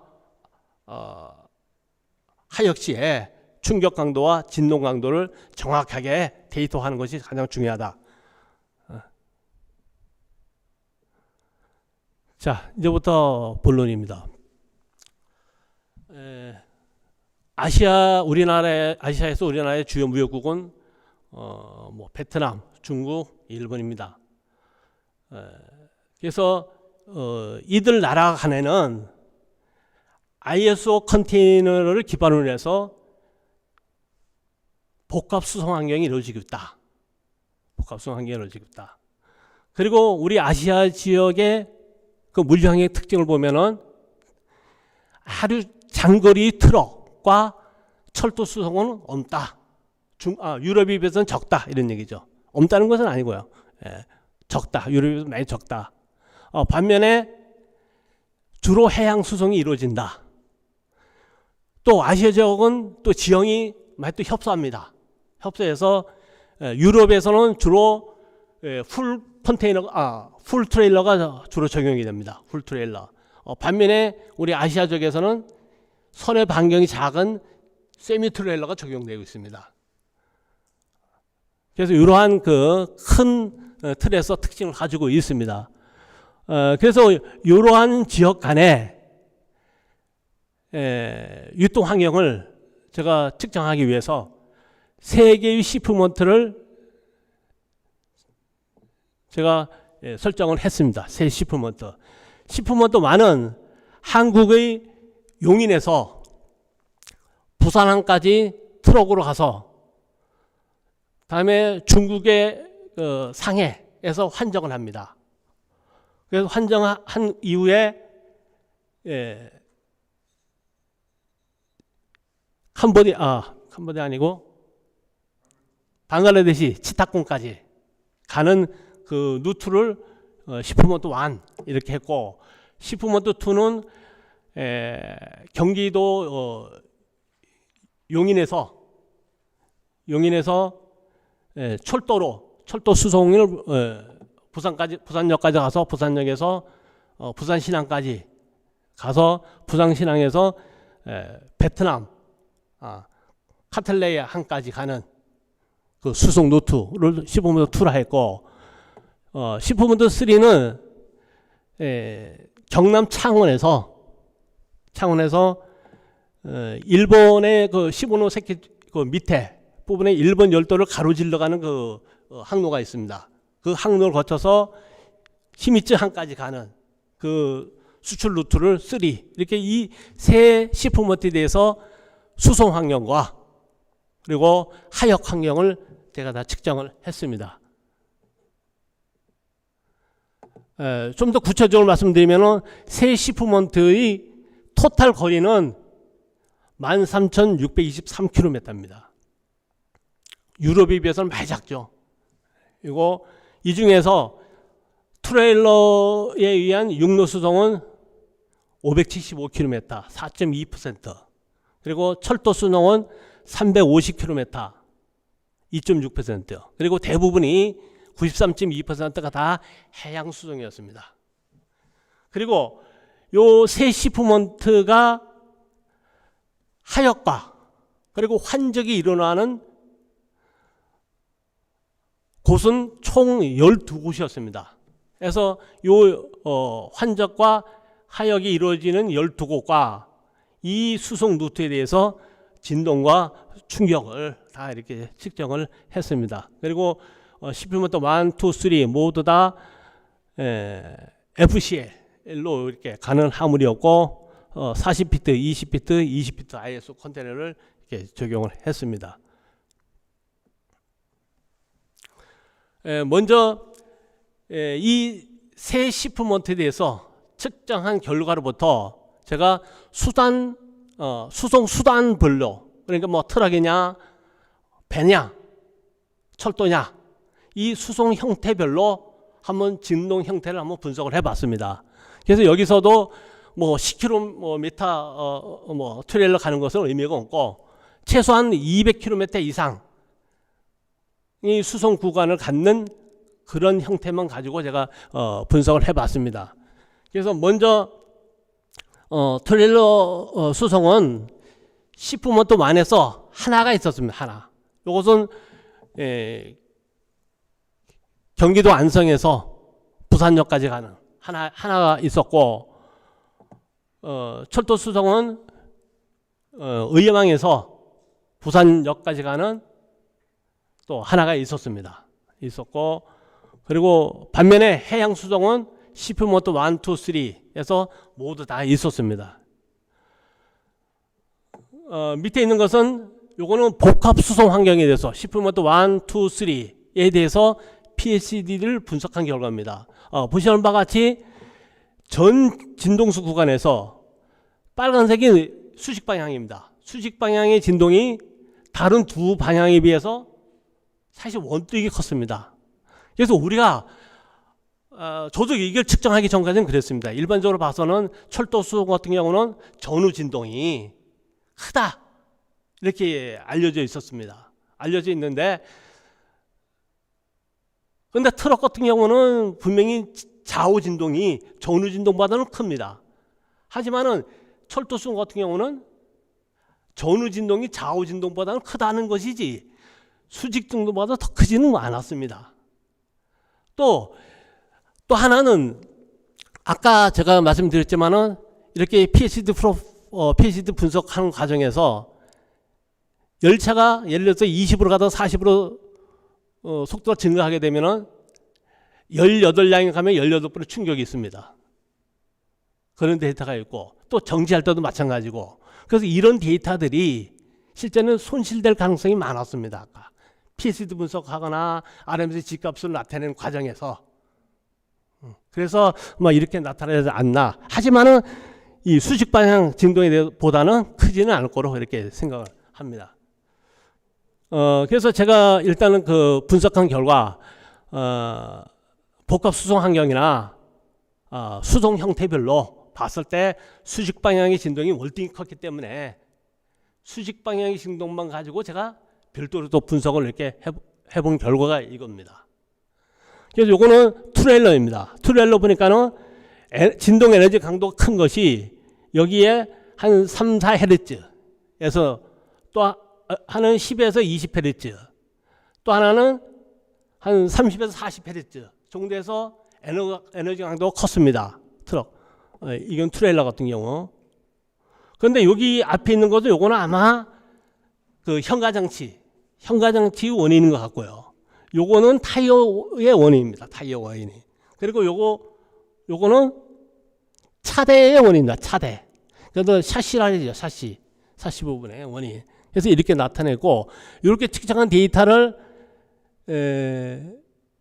2016년도에 바뀐 ASTM 규격과 비교를 해봤습니다. 요거 점수는 ASTM 4169입니다. 60입니다. 그래서 진동 에너지가 강도가 큰 진동수대는 거의 같게 나왔습니다. 하지만 전체적인 에너지 수준은 작게 나타났습니다. 그래서 제가 생각하기에는 요 ASTM은 요거는 풀 트레일러를 기준으로 측정한 겁니다. 그리고 요거는 가속 실험 규정입니다. 가속 실험 규정. 그래서 저도 요 데이터를 가지고 가속 실험 규정을 만들려면 아마 거의 같아질 거로 그렇게 판단을 합니다. 반면에 요거는 철도 수송이 그런 겁니다. 철도 수송은 ASTM 규격과 거의 크게 같게 나타났습니다. 같게 나타났고 특히 여기 철도 수송 같은 경우는 30Hz에서 70Hz 사이가 진동 에너지 강도가 크게 나타나는데 그러한 것들이 현재 그 문헌에 많이 보고되고 있거든요. 근데 그거와 거의 유사하게 나타났습니다. 그래서 이렇게 철도에서 이렇게 현상이 나타나는 것은 지금 철도 같은 경우는 그 주광대차입니다. 주광대차는 거기에 이제 또 차대가 이제 주광으로 돼 있고요. 거기에 그 현가장적으로 스프링이 있습니다. 그래서 그거의 영향으로 이렇게 진동수 특성이 나타나는 거로 이렇게 알고 있습니다. 하지만 이 배 같은 경우는 요 빨간 거는 요거는 일본으로 가는 시프먼트 3입니다. 그리고 파란 거는 시프먼트 1입니다. 한국에서 베트남에서 환적한 이후에 방글라데시 치타군까지 가는 거고 맨 밑에 있는 것은 요거는 한국에서 베트남까지 가는. 그래서 해양 수송의 경우는 이렇게 너무 큰 차이가 나타났습니다.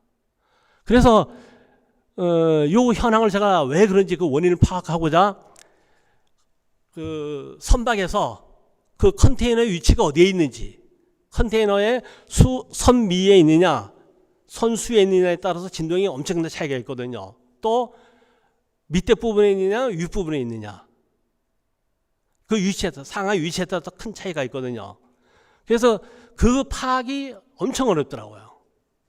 그 파악을 아직까지 제가 의뢰를 해놨지만 아직 대답을 못 받았습니다. 그래서 아직까지 앞으로도 못 받을 것 같습니다. 그래서 아마 그것 때문에 선박에서 컨테이너 위치에 따라서 이렇게 큰 차이가 있지 않았나 이렇게 봅니다. 하지만 이 시프먼트 3의 이 빨간 선은 일본으로 가는 건데요. 일본으로 가는 것은 거의 트럭 진동하고 거의 같습니다. 그래서 우리가 일반적으로는 배 같은 경우 배 수송은 온화하다 막 그런 인식은 조금 잘못되지 않았나 이렇게 봅니다. 위치에 따라서는 오히려 클 수도 있다 이렇게 생각을 합니다. 밑에 있는 것은 결국은 요거를 얻고자 하는 거였었거든요. 시프먼트 1, 2, 3에 대한 수출 루트에 대한 그걸 실험실에서 재현하려고 그 동력 원을 구하려고 한 거, 이것을 얻고자 한 거였었거든요. 이걸 보면은 요 가장 큰 것이 여기 파란 겁니다. 여기 초록색이죠. 예. 요 초록색이 육로 수송과 그리고 트레일러 수송과 철도 수송과 해양 수송이 복합된 겁니다. 그리고 빨간 거하고 파란 거 요것은 트레일러 수송하고 해양 수송만 있는 겁니다. 쭉 그 복합 수송 환경을 봤을 때 철도가 포함된 것이 수송 환경이 좀 많이 열악하다 이렇게 나타났습니다. 이렇게 알 수가 있었습니다. 이것이. 그래서 이것을 좀 단순화시켜서 이것을 진동시험에다 걸어주면은 이 시프모토 1, 2, 3에 대한 그 유통 환경을 실험실에서 재현이 가능합니다. 다음은 그 시프먼트 세 시프먼트의 하역과 환적이 이루어진 곳이 총 12곳이었습니다. 이런 과정에서 하물이 받는 충격이 어느 정도가 되는지 그것을 측정한 결과입니다. 보시면은 여기서도 0.1 RMSG 이상만을 이렇게 대상으로 했고, 그래서 충격 수준을 이렇게 RMSG 즉 유호 가속도로 이렇게 나타나게 되면은 이 유호 가속도라는 것이 이런 피크 값이 상쇄됩니다. 평균화되기 때문에 큰 의미는 없습니다. 큰 의미가 없고, 그래서 이런 RMSG 값을 가지고 충격 강도의 정량적인 비교는 어렵습니다. 어렵고 단지 충격이 빈번히 발생됐느냐 발생되지 않았느냐 그 정도는 파악을 할 수가 있습니다. 그래서 보면은 여기 이제 시프먼트 1입니다. 요거는 출발 장소가 요거는 경기도 안성이었습니다. 안성에서 화물이 나가기 전에 저희들이 센서를 미리 붙여놨거든요. 그 사이에 충격을 이게 크게 받았습니다. 예? 그러니까는 출하게 되기 전에 공장부터 하면 이렇게 충격을 받았습니다. 큰 충격을 받았고 상해 포트에서 또 충격을 여러 번 받았습니다. 그리고 방글라데시 그 치타콩에서 한 40km 떨어진 곳에 그 작업 현장이 있었습니다. 그 작업 현장에서 엄청난 그때 그 거칠은 하역이 이루어졌는 모양입니다. 충격을 엄청나게 여러 번 받았습니다. 그리고 시프먼트 2는 부산항에서 요 시간대로 보니까 부산항에서 선적하는 과정에서 이렇게 충격을 여러 번 받았습니다. 그리고 베트남 캐텔리 항에서, 그리고 캐텔리 항하고 거기 컨테이너 터미널하고 서로 왔다 갔다 했더라고요, 화물이. 예, 거기에서 여러 번 충격을 이렇게 받은 것도 이렇게 나타났습니다.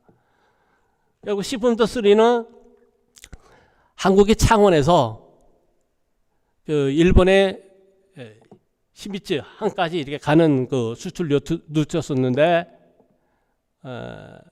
부산항에서 선적할 때 저는 그 베트남 방글라데시 이런 나라는 상당히 우리나라보다 좀 열악하다. 그래서 충격이 클 거라고 저는 생각을 했거든요. 절대 아니더라고요. 우리부터 정신 차려야 되더라고. 김박사님 이것도 녹음됩니까? 제가 이제 이 데이터를 가지고 우리 수송협회 또 회원사 앞에 또 얘기를 하거든요. 그때는 더 아주 심각하게 얘기를 할 거거든요. 그런데 여기서요, 일본으로 가는 것은요, 특이한 점이 있습니다. 항해 도중에 이렇게 큰 진동이 발생했어요. 충격을 받았거든요. 항해 도중에. 보통 항해 도중에는 그렇게 큰 충격을 받지 않는데, 그래도 히미츠항 가기 전에 이렇게 큰 충격을 해상에서 이렇게 많이 받았습니다. 이런 걸로 봐서도 그 컨테이너 위치는 선수나 선미의 상당 부분에 있지 않았나 이렇게 추측을 합니다.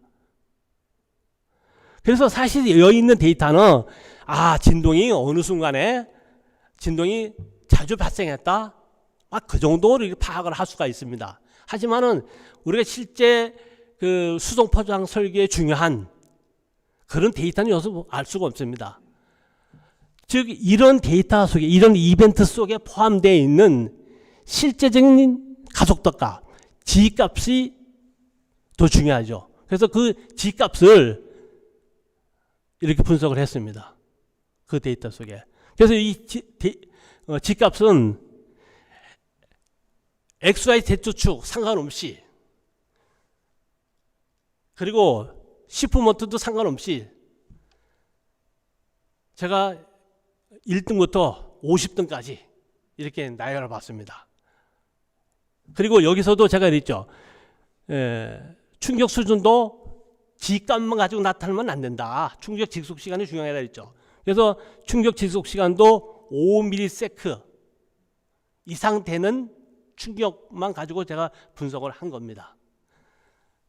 보면 1등이 22.6G가 나왔습니다.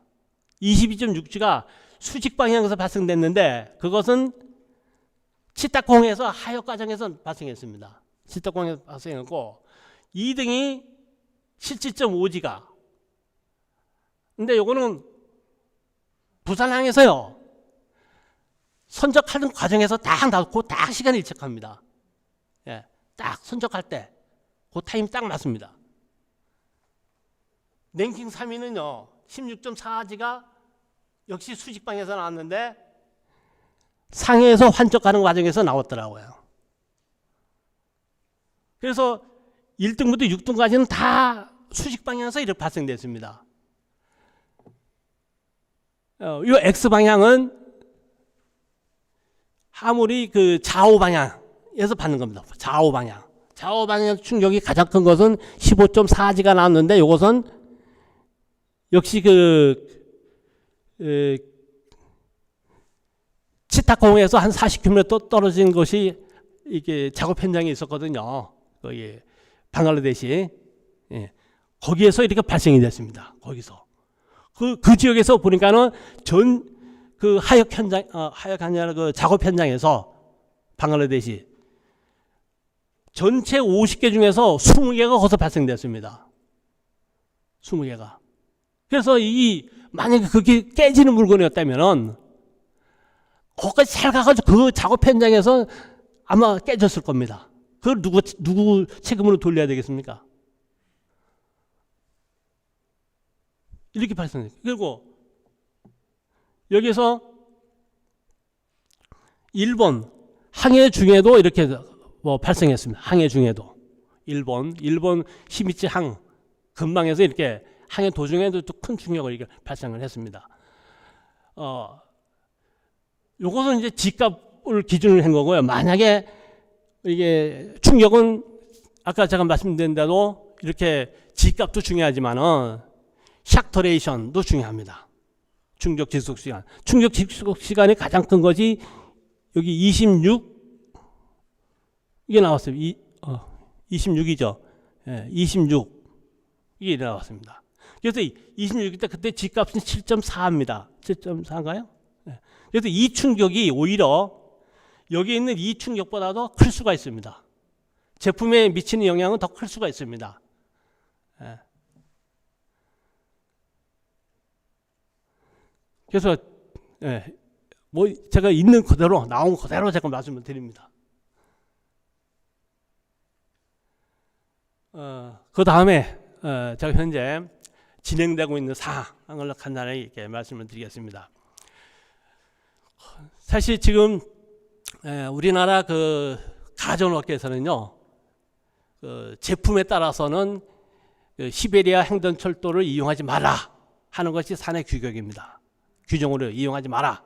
너무 열악하기 때문에요. 그래서 일반적으로 안 보내는 것을 원칙으로 했습니다. 하지만 금년에 호르무즈 해역이 봉쇄되는 관계로 이런 기업들도 상당히 타격이 크거든요. 예. 그래서 새롭게 이 TSR을 통한 유럽 수출 루트에 대해서 많은 관심을 지금 가지고 있습니다. 그래서 저는 정말 얼마나 열악한지 제가 한번 측정하고 싶어서 이걸 우리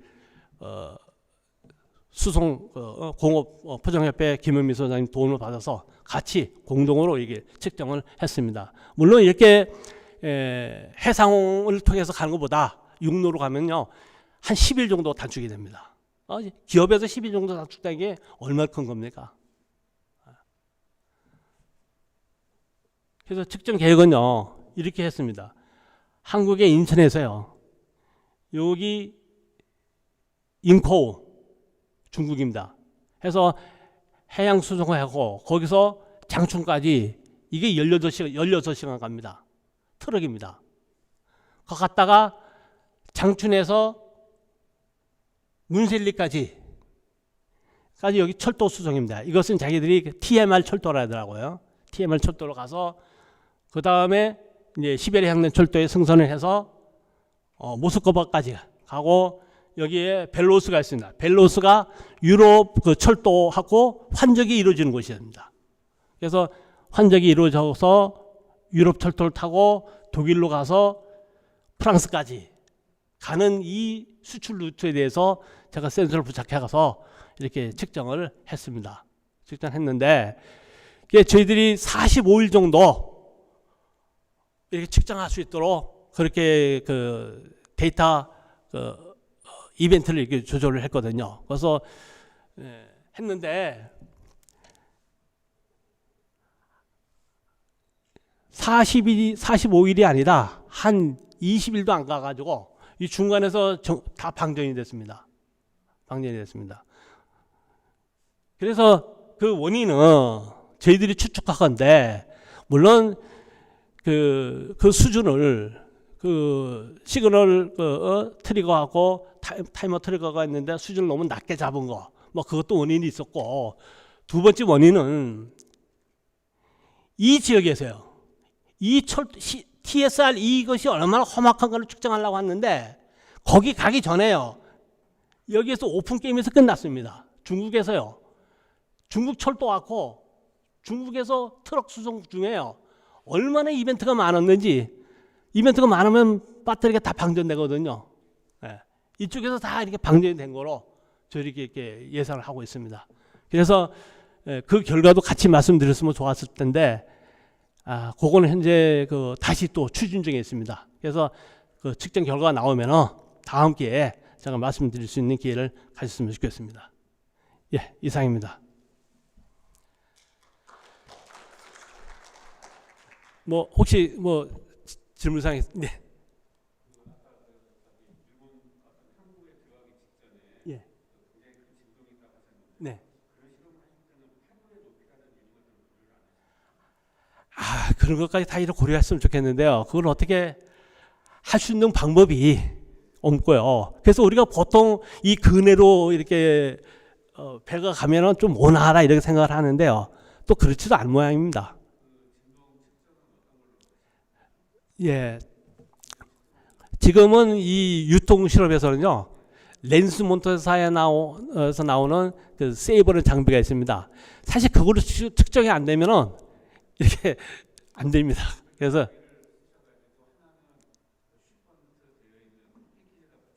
예. 예. 예. 그래서 만약에요. 저는 이걸 측정하면서요. 철도를 이제 좀 다양하게 좀 측정해 보려고요. 철도. 그래서 철도에 대차에다가 이렇게 센서를 부착해 가지고 하거든요. 근데 그게 참 어려워요. 저는 대차가요. 우리 그 민간 항공기 있죠. 항공기에 버금가는 보안 수준이 있다는 걸 이번에 처음 알았습니다. 제 후배가 철도 기관사가 있는데요. 철도 기관사가 대차에 접근을 못합니다.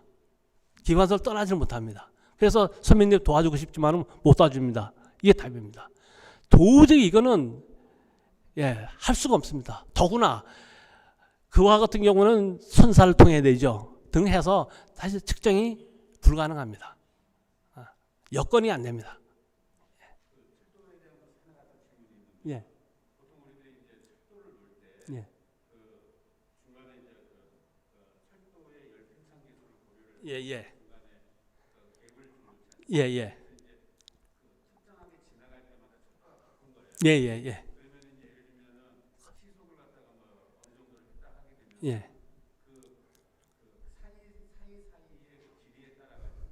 네. 예, 예. 예. 예, 예.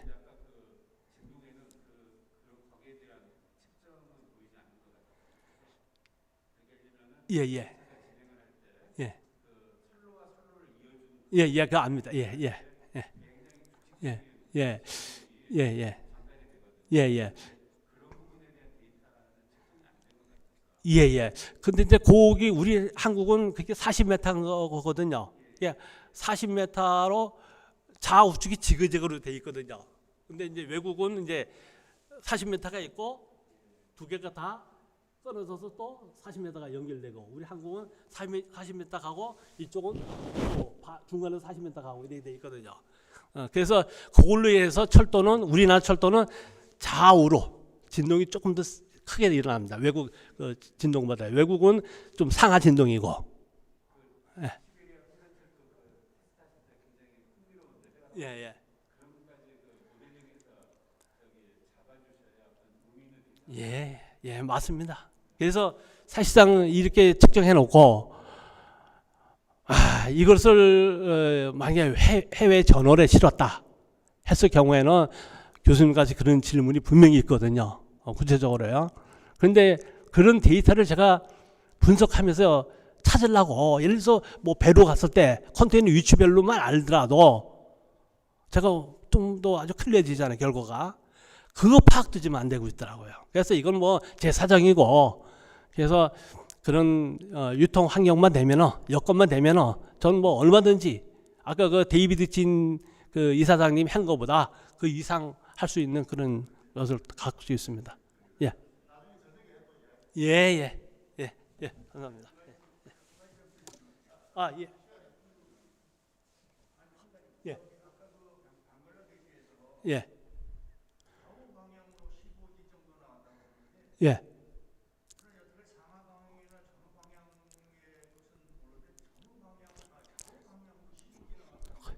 그래, 저는요, 그게 뭐냐면은, 치타콩에서요, 방글라데시에서 40km 떨어진 데가 그것이 작업 현장에 있거든요. 그 작업 현장에 가가지고 이거 화물을 해체를 하는 거예요. 예, 해체했을 때 그 안에 이게 들어있었잖아요. 예, 거기 붙어 있었잖아요. 거기서 뭐 어떤 일이 있었는지 제가 모르겠습니다. 그건 뭐 현장에 없었으니까 제가요. 예.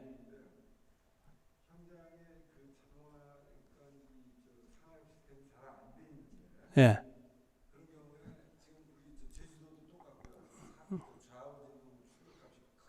예. 예.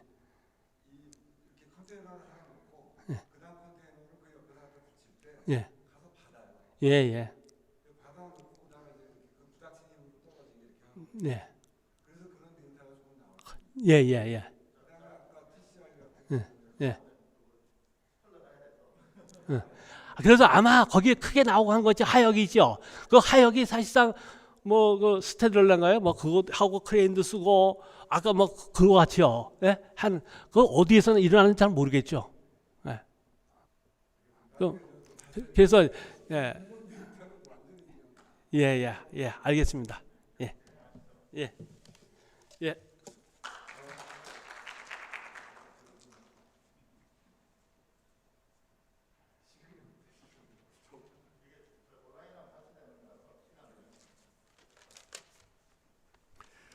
정말 열띤 좋은 발표를 해주신 진짜 박 교수님하고, 그 다음에 좀 더 해석을 좀 해주려 했는데 시간 관계상 정현모 교수님이 조금 못 해주셔서 좀 아쉽게 생각하고요.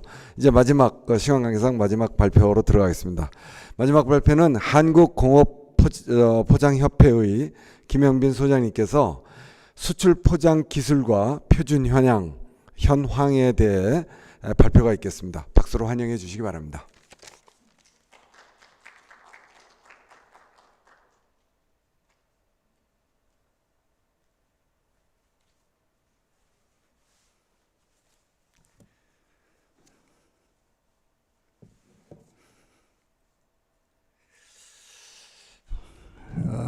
반갑습니다.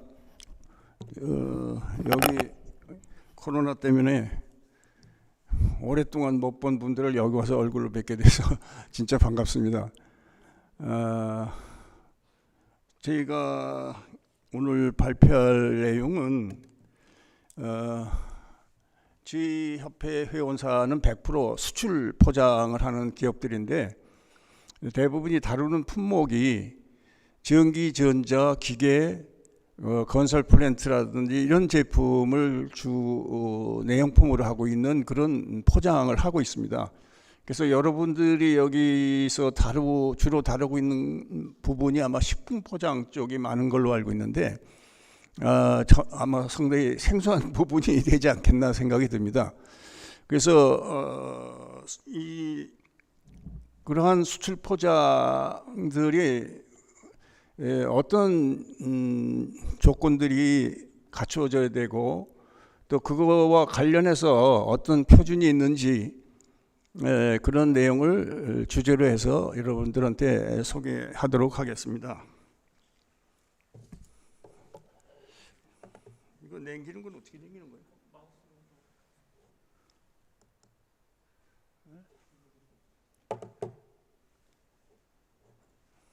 마우스를 어떻게 하는 거예요 이게?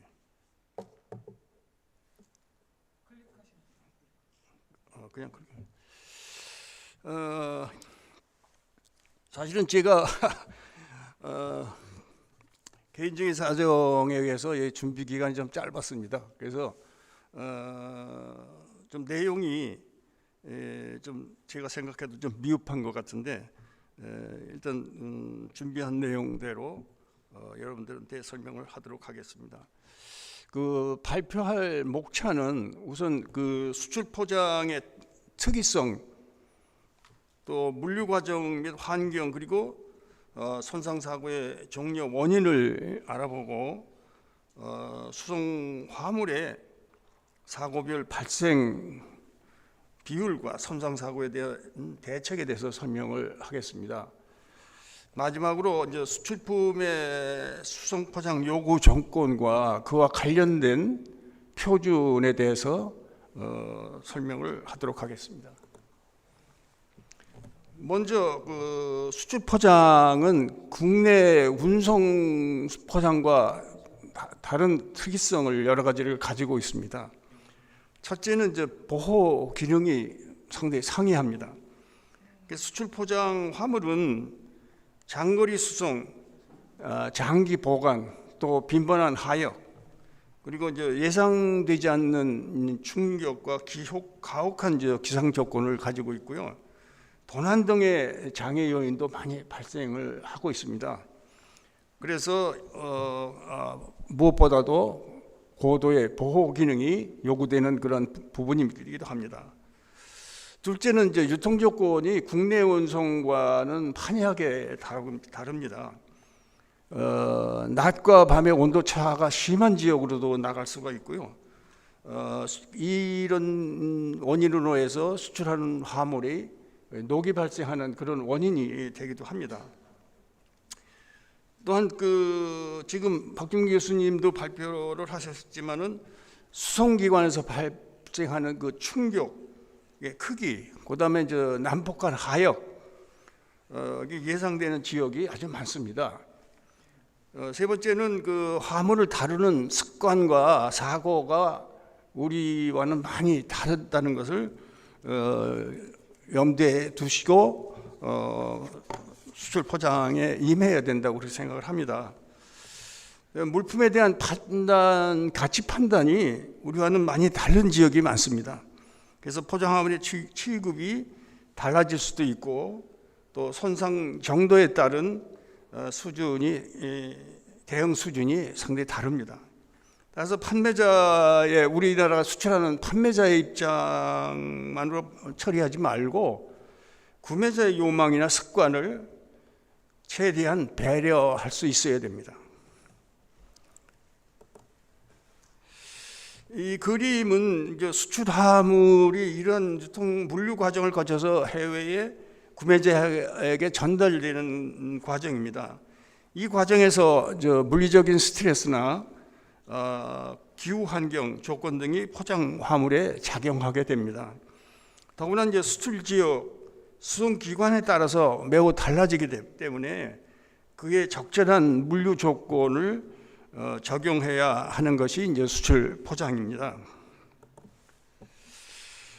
물류 과정에서 운송 중에 화물에 가해지는 외부의 힘은 그 육상 운송, 해상 운송에 따라서도 그 양상이나 크기가 매우 다릅니다.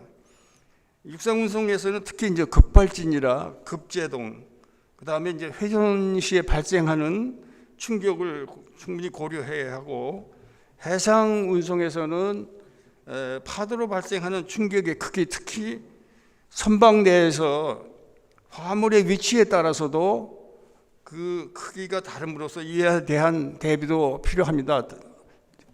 조금 전에 이제 박준 교수님도 말씀하셨지만 선박 내의 위치에 따라서 그 가해지는 충격이 매우 달라지는데, 사실은 그 위치를 그 화주가 알기가 상당히 힘듭니다. 박 교수님도 그거를 찾질 못해서 그러시는데, 선박회사에서 그 위치에 대한 정보를 안 알려줍니다. 그래서 그게 상당히 좀 파악하기는 어렵지만 그런 문제도 발생하고 있다는 것을 충분히 고려를 해야 합니다.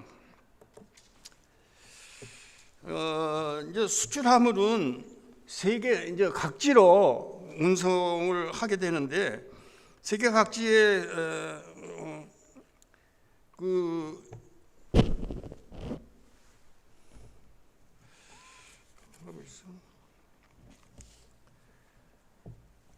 운송 과정에서 여러 가지 감수요. 이게 앞으로 넘어간 것 같은데.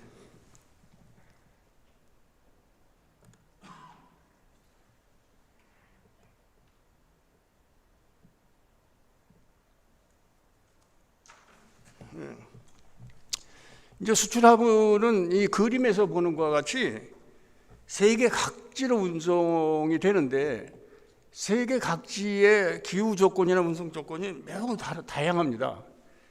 그 열대 지역으로 갈 수도 있고 아열대 지역으로 갈 수도 있고 또 적토 기후대로 갈 수도 있고 매우 다양한 기후 지역으로 수출이 되기 때문에 그에 대한 그 대응도 할 수 있어야 되는 것이 이제 수출 포장입니다.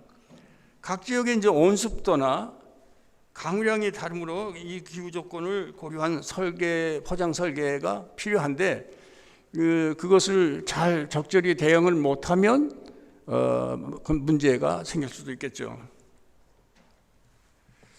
다음으로 수출 화물의 이제 손상 사고의 종류, 원인에 대해서 좀 알아보겠습니다. 먼저 공통적인 사항을 설명하겠습니다. 첫째는 이제 수송 중에 충격에 의한 파손입니다.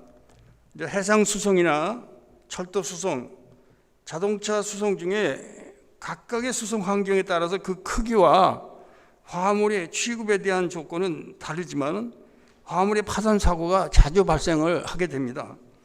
따라서 각각의 수송 환경을 잘 조사를 해서 적절히 대응할 필요가 있습니다.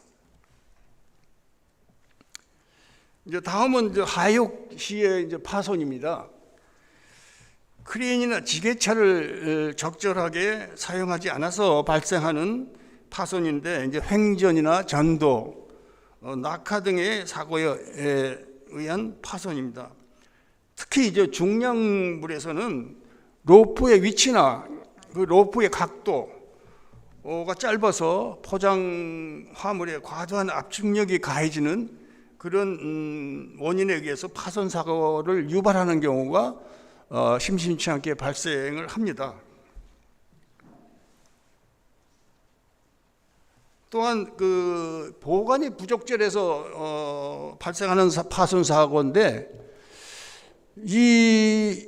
이것이 상당히 아무것도 아닌 것 같지만 이런 사고가 상당히 많이 일어납니다, 실제로.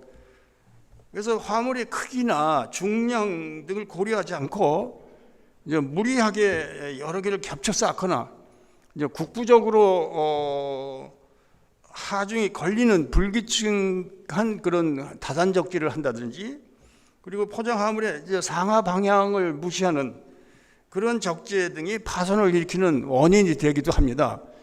그런데 이런 파손 사고가 실제로는 포장하는 업체에서 보면 많이 일어나고 있다는 걸 우리는 알 수가 있습니다.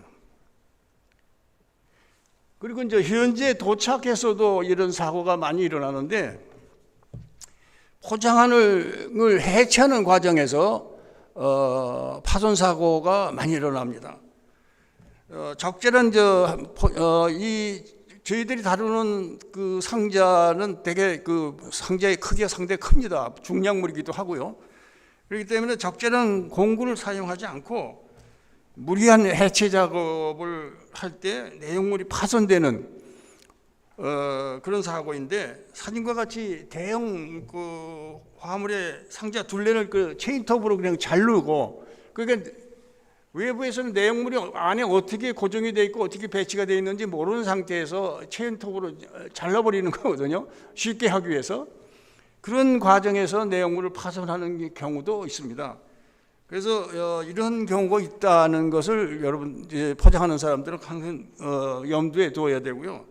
이 경우 상자 내부의 화물 상태를 알지 못하는 상태에서 일어나는 그런 발생하는 사고입니다. 마지막으로 녹이 발생하거나 이제 부식 또는 내용품이 물에 젖거나 곰팡이가 발생해서 품질이 저하하거나 사용이 불가능하게 하는 그런 사고입니다. 이제 이거는 주로 이제 금속 제품이라든지 전기전자 제품의 경우에 많이 발생하는데요. 이제 기계 방청 처리가 불안정한 경우와 방수 포장이 부적절한 경우에 발생하게 됩니다. 또 외부 포장의 상자가 방수 처리가 제대로 되지 않아서 발생하는 경우도 많이 있습니다. 그래서 이 금속 공작 기계라든지 정밀 기계는 이 녹이 발생하면 사용이 불가능하게 되기 때문에 상당히 큰 사고로 이어질 수가 있습니다.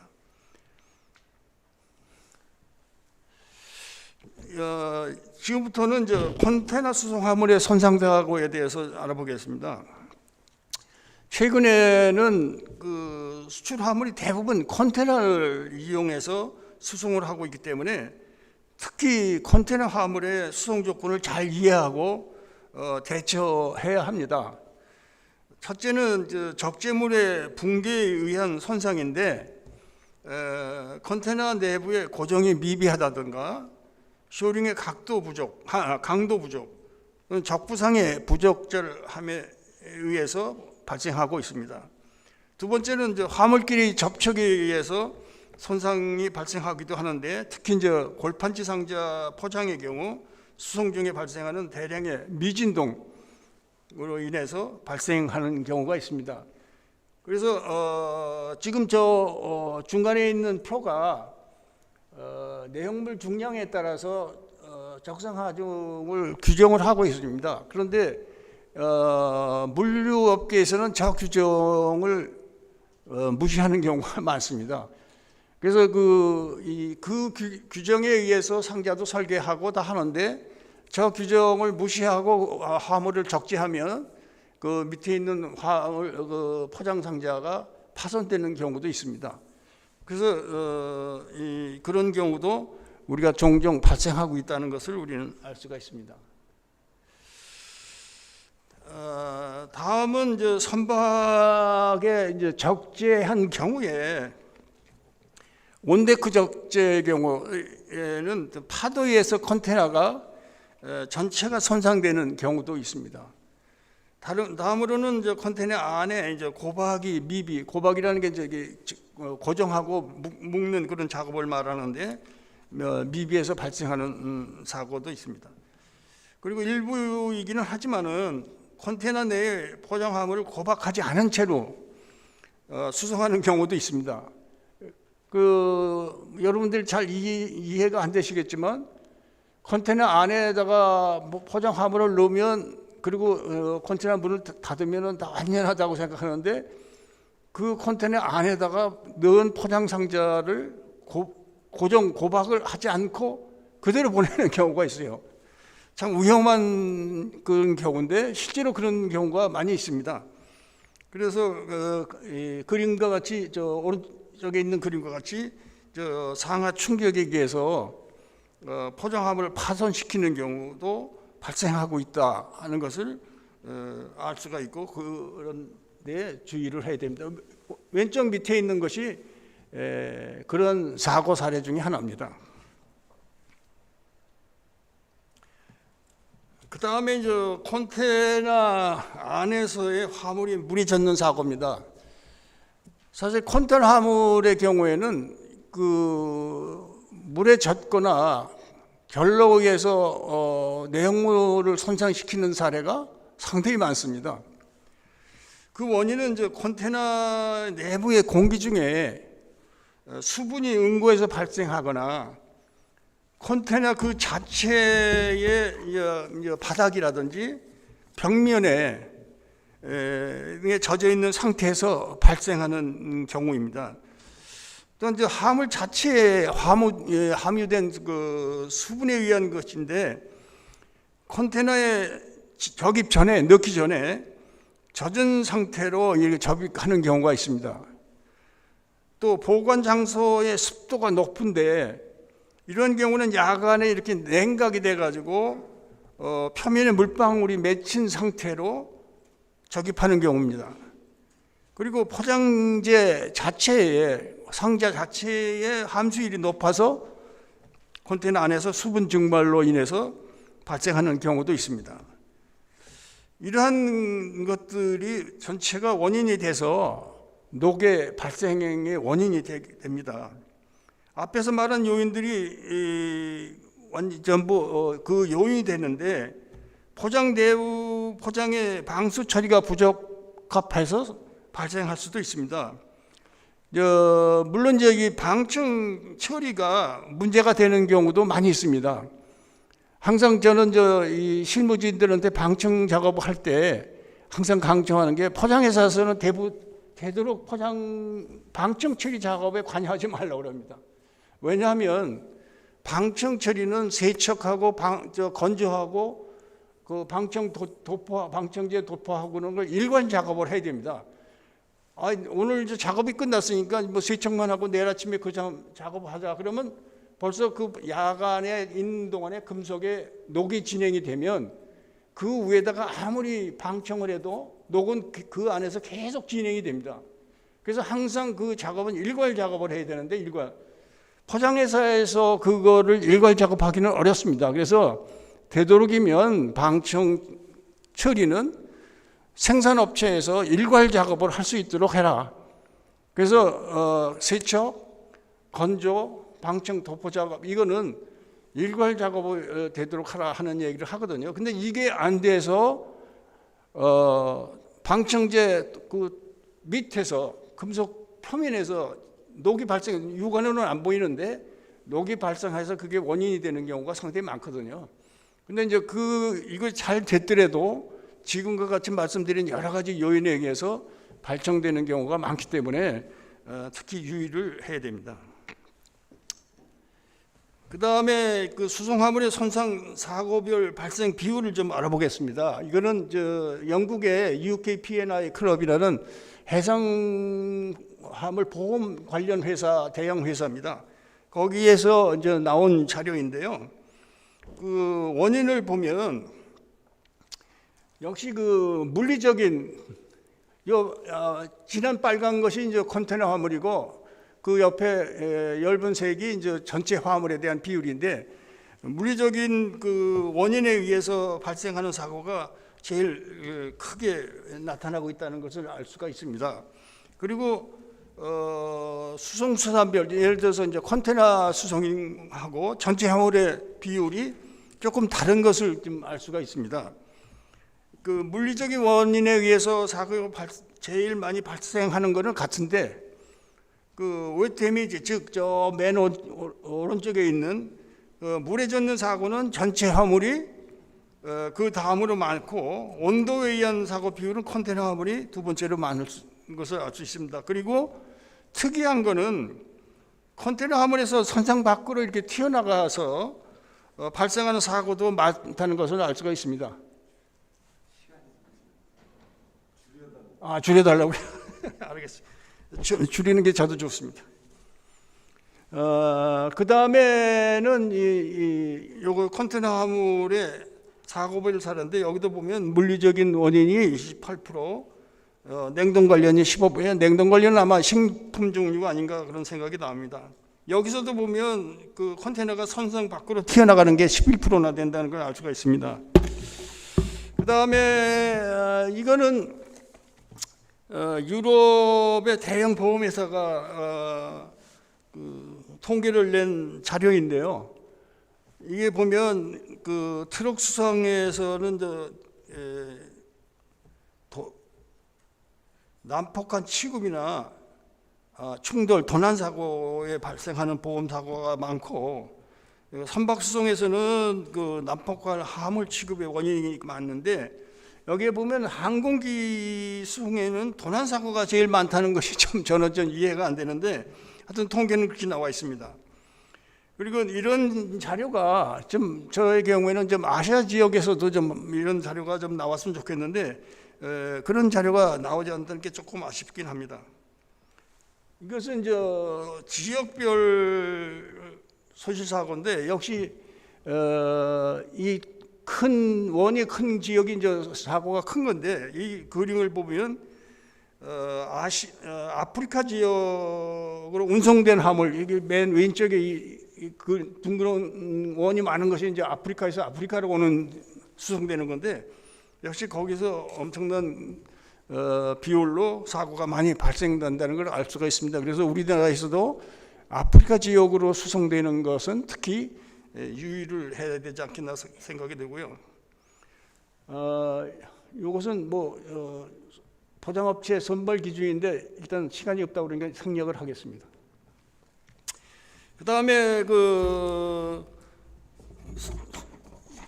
그러면 수송 포장 화물의 손상 사고에 대한 대책에 대해서 조금 알아보겠습니다. 첫째는 지금까지 말씀드린 바와 같이 유통 과정에서 각 분야에서 사고 발생을 방지하는 관리가 중요합니다. 명확하게 이제 하역 수송에 기인한다고 볼 수 있는 것은 보험 처리가 대상이 됩니다. 그러나 이제 실무적으로 이게 포장이 불안전한지 결정하는 절대적인 기준이 없고 심사인이 사실관계를 정밀 조사해서 일반적인 유통관념에 따라 인정하는 경우이 보통입니다. 더군다나 이제 해외에서 발생하는 그 사고의 심사인은 이제 현지인이기 때문에 현지 측에 유리하게 판정하기가 쉽습니다.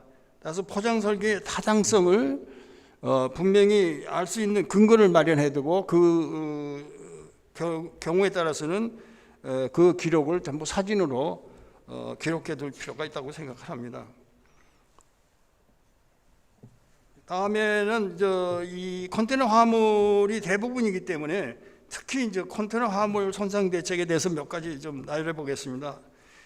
첫째는 컨테이너 화물 내의 공기의 절대 습도를 억제할 수 있는 대응이 필요합니다.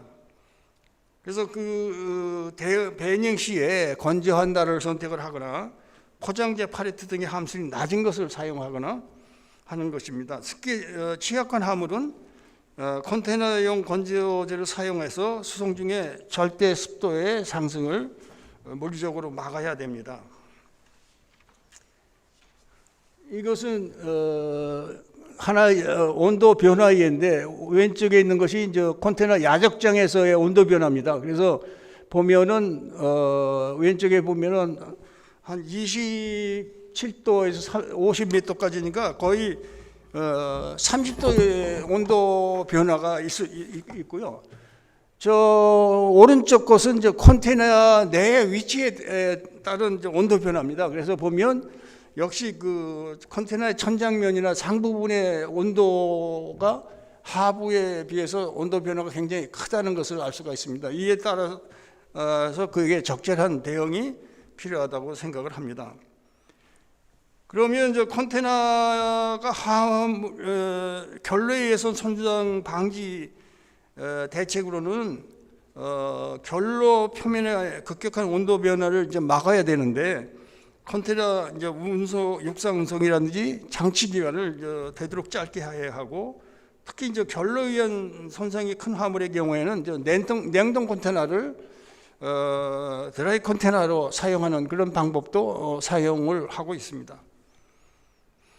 그 다음으로는 이제 결로가 발생을 해도 화물의 손상을 방지할 수 있는 방법을 택해야 됩니다. 그래서 방법으로는 이제 컨테이너 천장에 흡수지를 붙이거나 컨테이너 내벽면에 골판지를 대는 걸, 그리고 지난번에 그 도쿄 폐에 몇 년 전에 가보니까 그런 전문적으로 사용할 수 있는 재질의 흡수지도 개발해서 전시한 걸 봤습니다. 그래서 특히 이제 함수율이 높은 목재하고 이제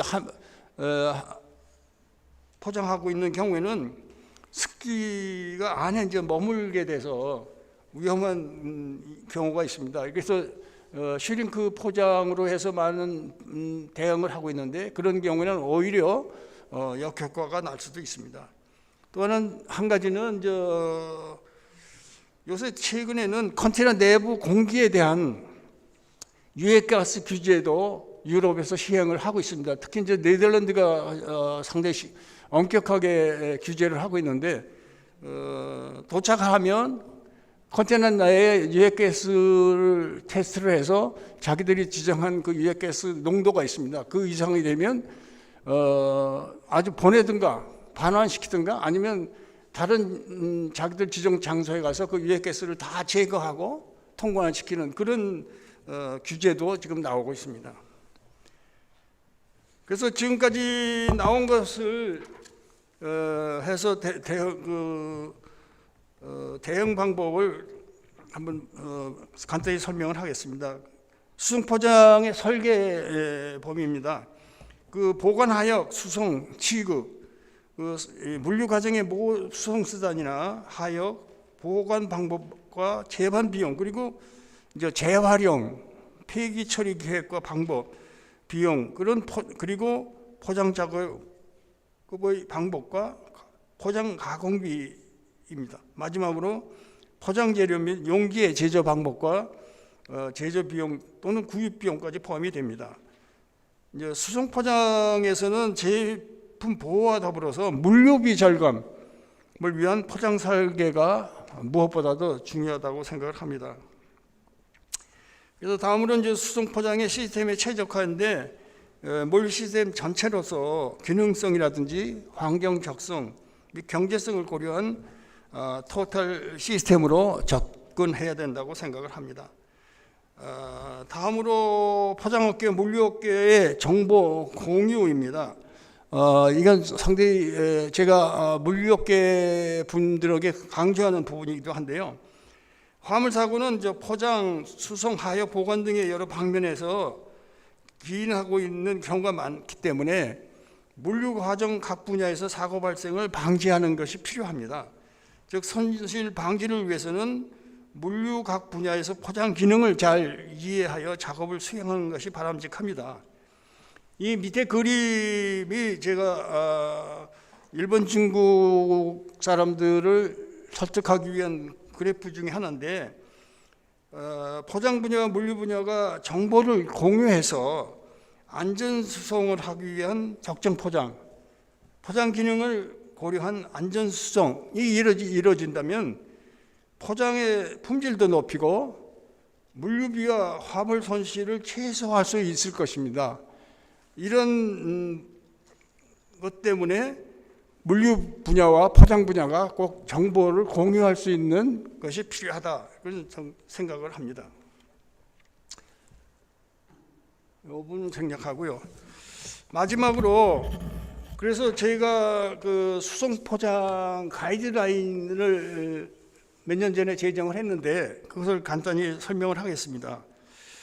먼저 이제 한중일 삼국이 수송 포장 가이드라인을 제정하게 된 배경은 지금까지 말씀드린 수송 포장의 목적과 책무, 그리고 수송 포장의 최종 목적을 달성하기 위해서 포장업계와 수송업계는 긴밀한 정보 공유가 절대적으로 필요하다고 생각을 합니다. 그러나 포장 시에 물류 전반에 걸친 기능을 충분히 고려할 수 있는 정보 공유와 관련된 표준의 제정이 절실함을 깨달았습니다.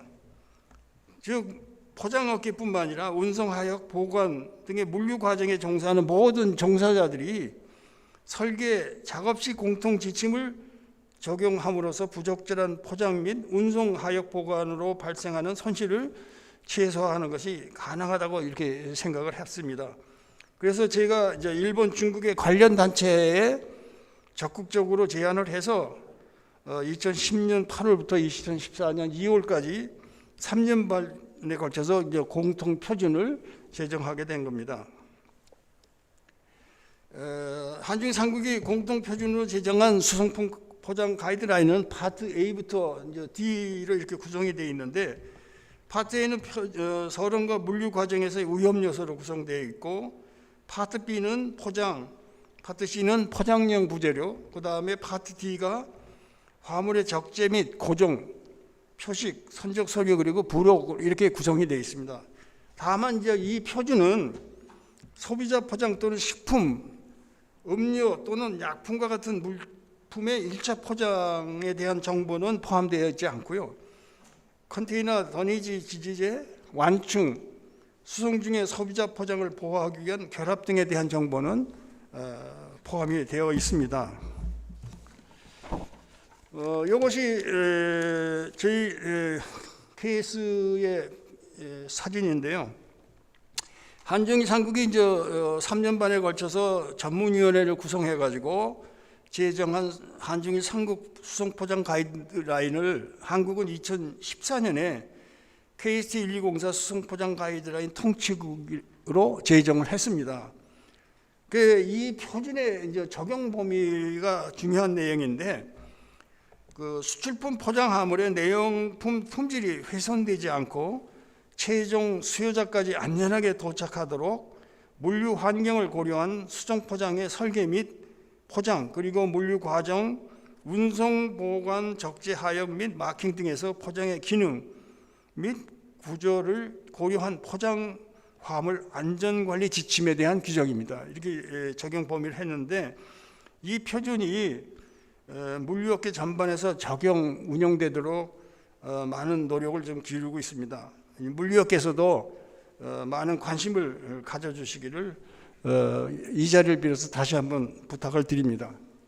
이상이 제가 오늘 준비한 내용의 발표입니다. 너무 오래 시간을 끌어서 죄송합니다. 감사합니다.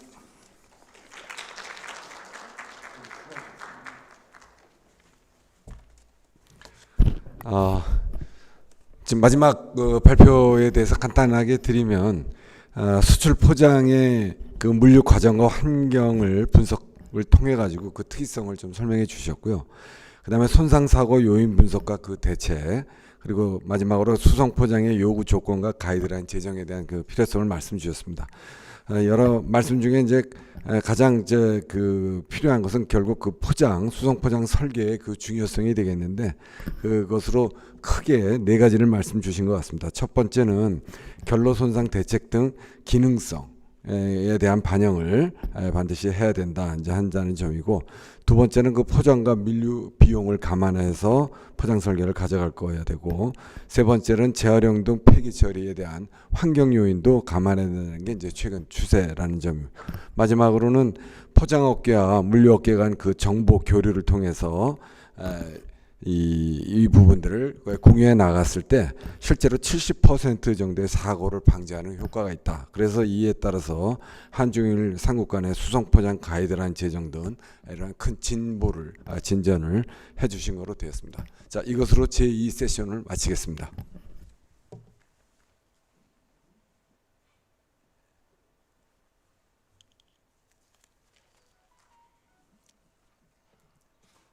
네, 전반적으로 조금 이제 지연이 되고 있습니다. 오후가 되면 좀 그런 경향이 있는데, 한 10분 정도만 휴식하시고 그 사이에 그 비대면 유통물류 쪽에 저희가 하고 있는 프로젝트가 어떤 건지 동영상으로 소개를 해드리겠습니다. 그것도 한번 보시고, 뒤에 커피가 아직 안 식었는지 모르겠네요.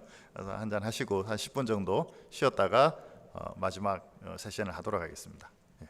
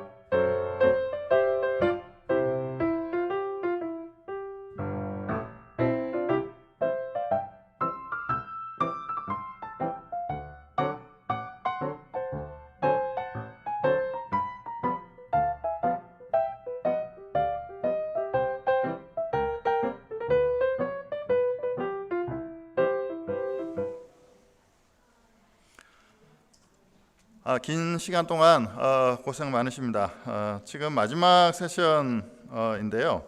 마지막 세션은 비대면 디지털 유통 환경을 위한 기술 이런 식으로 되어 있는데 사실 이제 스마트 패키징 쪽 관련해서 집중적으로 토론을 하는 시간을 가지도록 하겠습니다. 우선 연세대 이윤석 교수님이 먼저 코비드 영향에 따른 스마트 패키징이라는 주제로 이렇게 하시는데 지금 마침 미국에 계셔서 동영상만 보내오셨습니다. 일단 동영상 보시고 전체 내용을 한번 파악해 보시면 좋을 것 같습니다. 동영상 준비해 주시죠. 안녕하세요. 연세대학교 패키징학과 이윤석 교수입니다. 우선 ISTA 아시아 퍼시픽 심포지움 세미나에 발표 기회 주셔서 감사드립니다. 제가 오늘 발표할 주제 내용은 이미 작년 코로나19 절정인 시기부터 현재까지 크게 영향을 끼치고 있는 포장산업, 특히 스마트 패키징 내용 중심에 대한 최근 연구 방향에 대한 내용으로 말씀드리도록 하겠습니다. 현재 코비드 팬데믹 상황에서 이곳에 계신 모든 분들도 아마 같이 느끼시겠지만 사회 전반의 어떤 커다란 생활 패턴의 어떤 변화가 특히 제품에 대한 어떤 소비자의 구매 형태에 큰 변화가 있음을 아마 모두도 알고 계실 겁니다. 그 중에 비대면 활동이나 사회적 거리 등을 통해서 스마트폰 같은 개인 모바일 장비 활용이 증가되면서 제품의 온라인 구매가 급격히 증가되는 것을 아실 겁니다. 올해 보고된 맥킨지 보고서에 의하면 왼쪽 아래 그림에 보시는 것 같이 코로나 이후에 소비자들은 인터넷 장보기 또는 쇼핑 또는 온라인 의료 상담, 재택 업무 이런 것들을 계속 유지하기 원하는 높은 선호도를 보이는 것을 확인할 수 있습니다.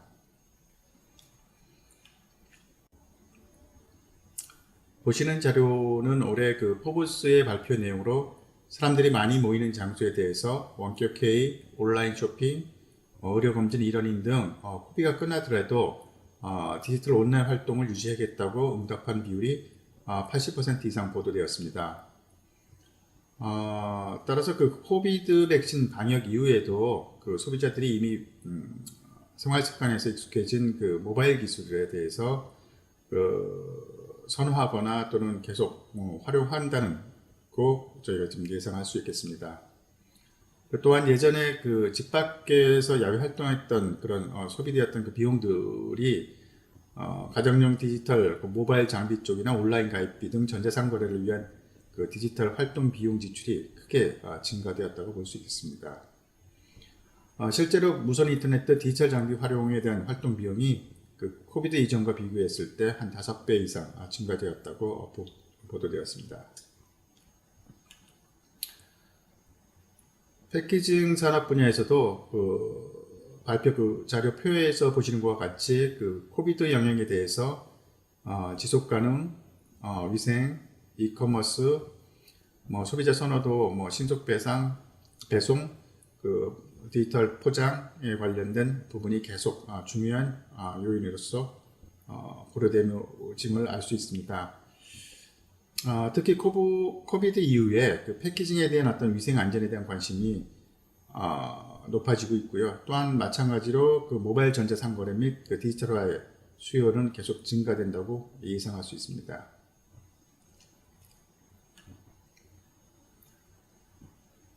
이 표의 내용은 코비드 상황에서 여전히 지속가능 패키징과 모바일 장비 활용, 온라인 쇼핑, 건강 위생에 대한 어떤 패키징의 높은 비중을 차지하고 있다는 것을 확인할 수 있습니다. 마찬가지로 코비드 전후의 차이점은 코비드 이전에는 지속가능 환경에 대한 어떤 내용이 주요 관심 대상이었으나 팬데믹 이후에 건강과 위생 안전에 대한 관심이 훨씬 좀 높아지는 것을 확인할 수 있었습니다.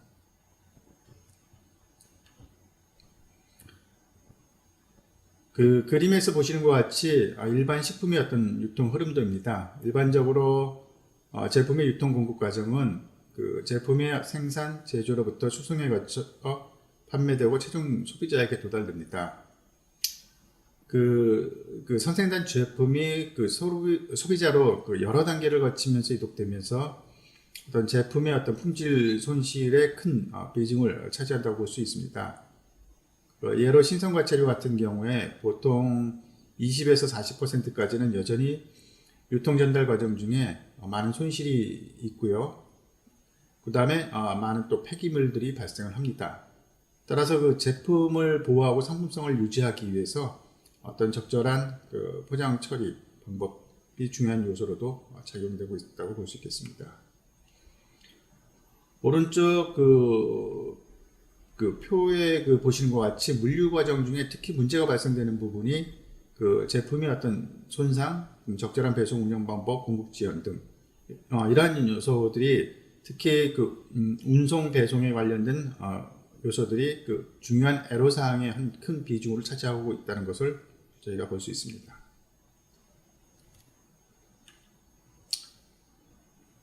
또한 코비드로 인해서 그 유통 중 제품의 어떤 품질 손실이 그 물류 공급 체인에도 큰 영향을 끼쳤는데요. 특히 그 지역 간, 국가 간의 어떤 일시적인 교육, 폐쇄 지침이나 이런 내용들이 그 원활한 물류 수송의 흐름을 막는 큰 제약이 되었다고 볼 수 있습니다. 또 이와 함께 그 유통, 그 제조 현장에서도 마찬가지로 그 제조 및 패키징 작업을 위한 노동 인력 부족이 있고 이를 공급하기 어려운 부분들이 또 발생을 했고요. 또한 이로 인해서 여전히 그 코비드 전염 확산에 따른 어떤 제조 공장의 어떤 접근 제약 또는 공장 폐쇄 등이 어떤 다른 그 제품에 대한 어떤 마케팅 요인보다 더 심각한 제약의 어떤 요인으로서 작용을 하고 있습니다. 따라서 이에 그 신속한 대응과 그 빠른 정보 확보를 위해서 그 디지털 전자정보 시스템 구축이 더욱더 절실히 필요하다고 요구되고 있는 상황입니다.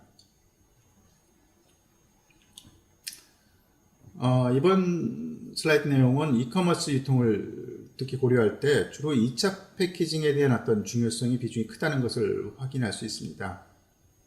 앞서 그 말씀드린 것과 같이 그 유통에 여러 가지 그 제약이 있는 내용들이 결국은 2차 포장에 그 고려되는 내용들이고요. 결국 2차 포장에서 주로 사용되는 내용은 오른쪽에 그 표에 보시는 것 같이 돌판지 박스 소재가 여전히 그 68% 차지한다고 볼 수 있겠습니다. 결국 70% 이상의 그 제품의 품질적 손상이 그 보호 측면에서 굉장히 중요한 부분을 차지하고 있고요. 또한 이런 것과 관련해서 그 패키징의 어떤 듀러빌리티, 그 견고성의 어떤 강화가 그 제품 제조 및 유통업체 쪽에서도 요구가 더 크다고 볼 수 있겠습니다. 결국 그 코비드 관점으로 볼 때 그 그 그림의 흐름도에서 보시는 것과 같이 여러 그 가치 부의 요인들이 단기나 장기적 끼치는 영향을 고려해 본다면 소비자의 어떤 제품 구매에 대한 생활 습관이 가장 큰 중요한 비중을 차지한다고 볼 수 있고요. 결국 같은 의미로 그 안전하고 편리한 제품을 구매하려는 소비자의 그 패턴 내용들이 결국은 이 코비 이후에도 그 디지털 기반의 어떤 그 운영관리 시스템에 대한 개념을 그 패키징 기술에 접목시키는 어떤 융합 기술로서 크게 영향을 끼친다고 볼 수가 있겠습니다.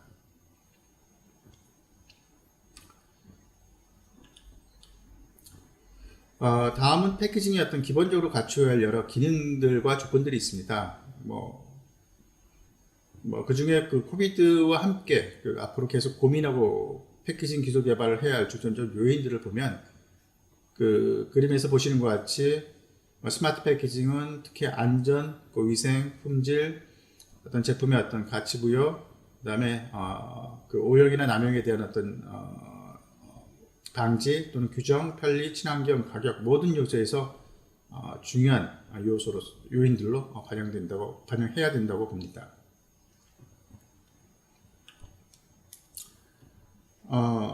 그 현재 많은 분들이 여전히 그 우려하는 내용 중에 하나가 그 현재 마켓이나 온라인 택배를 통해서 주문해서 가정에 받고 있는 그 포장 제품에 대한 그 코비드 전염에 대한 가능성에 대한 관련 내용입니다. 그 최근 보도 자료에 의하면 그 각 소재에 대해서 코비드 바이러스 생존 기간에 대한 평가로 그 재료에 따라서 최대 3일까지 그 생존하는 것을 뭐 확인하였다고 보도되었고요. 그러나 이제 식품이나 포장을 통한 감염된 사례는 아직 보고되고 있진 않다고 합니다. 다만 이제 이 코비드 바이러스 감염에 대해서 품질 관리나 위생 오염을 예방하기 위한 내용으로서 우선적으로 그 GMP 제조를 통한 어떤 품질 관리가 더 중요하다고 언급을 합니다. 보시는 자료는 현재 코비드 바이러스 확산과 관련해서 많이들 우려하고 있는 소비자의 어떤 패키징 통한 전염 가능성에 대해서 현재까지는 그 식품이나 식품 포장을 통한 코비드19의 전염은 없는 것으로 식품의약품안전처에서 보도하고 있습니다.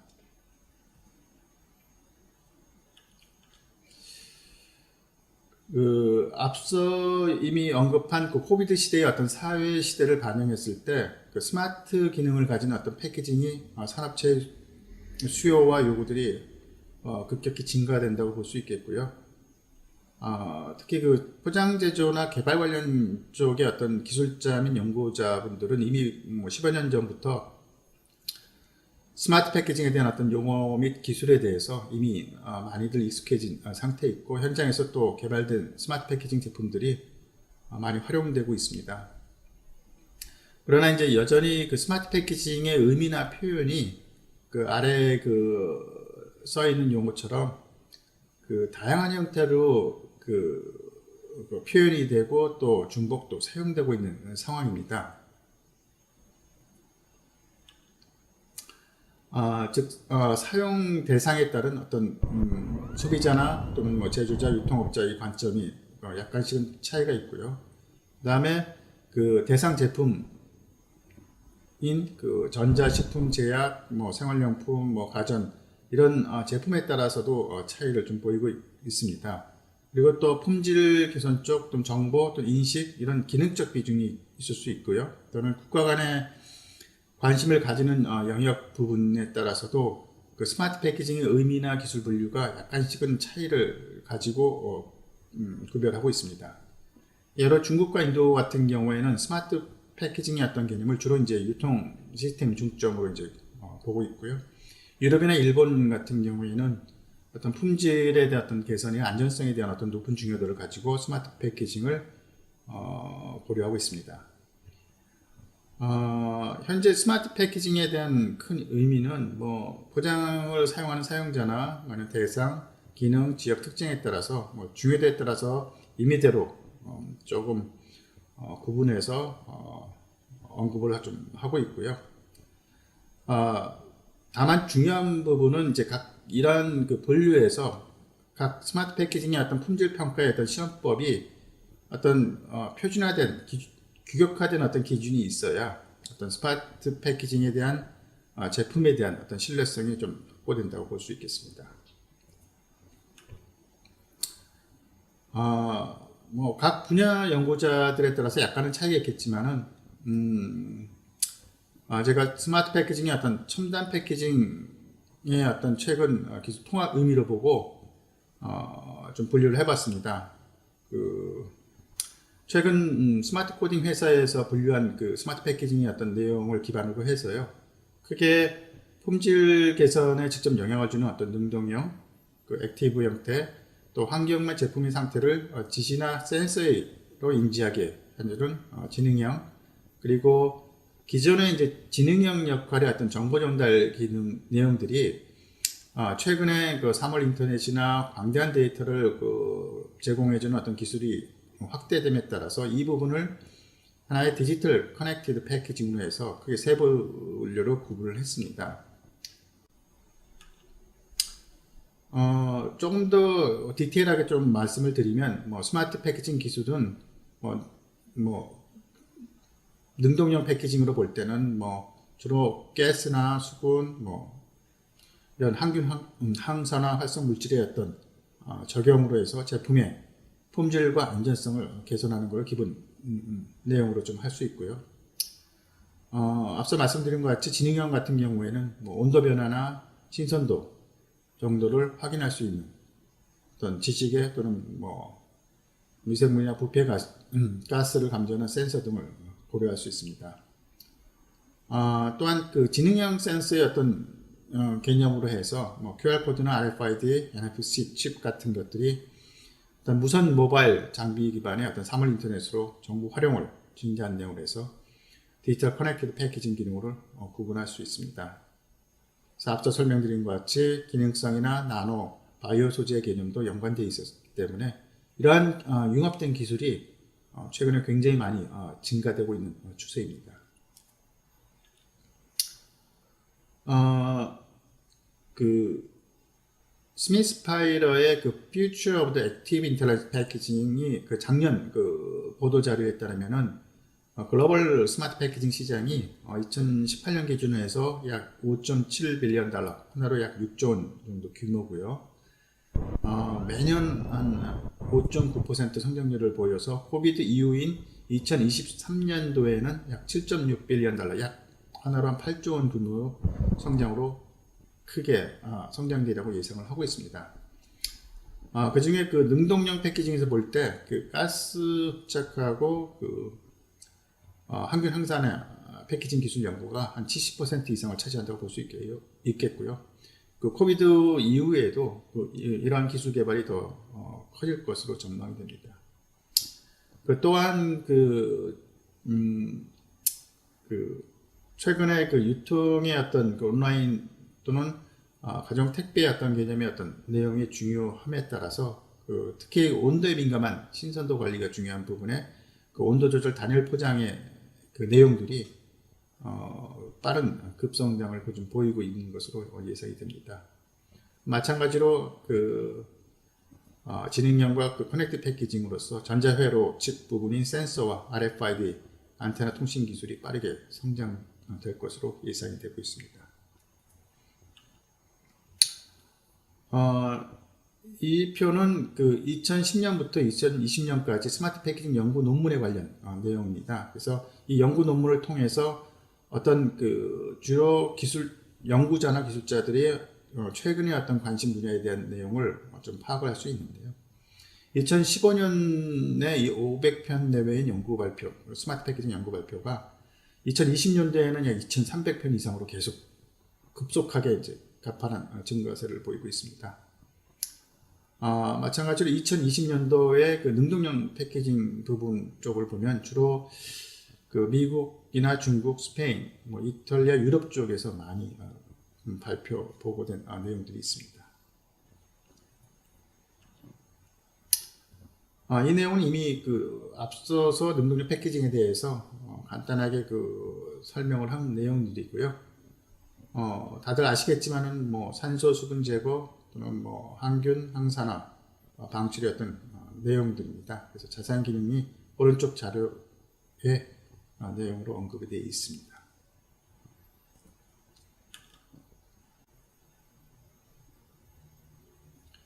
지능형 패키징도 그 제품 품질 변화 및 환경 상태와 포장에 나타낸 적용된 어떤 색이나 표식으로서 알려져서 취급하는 사용자나 취급하는 분들한테 이러한 정보 내용들을 공유하는 지시나 센서의 어떤 기능으로 볼 수 있겠습니다.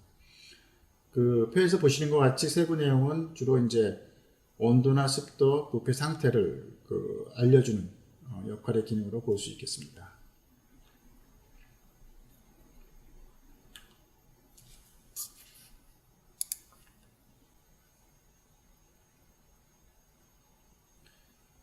왼쪽에 보시는 그림은 지능형 패키징의 어떤 기술 개발 연구예로 고등어 생선을 저장하는 동안에 어떤 품질 변화의 어떤 내용으로서 아민기가 기체 성분이 증가될수록 반응 찬도의 어떤 변화로서 지식의 활성 성분이 이제 색 변화로서 이제 보이는 품질 상태를 확인하기 가능하게 한 내용입니다.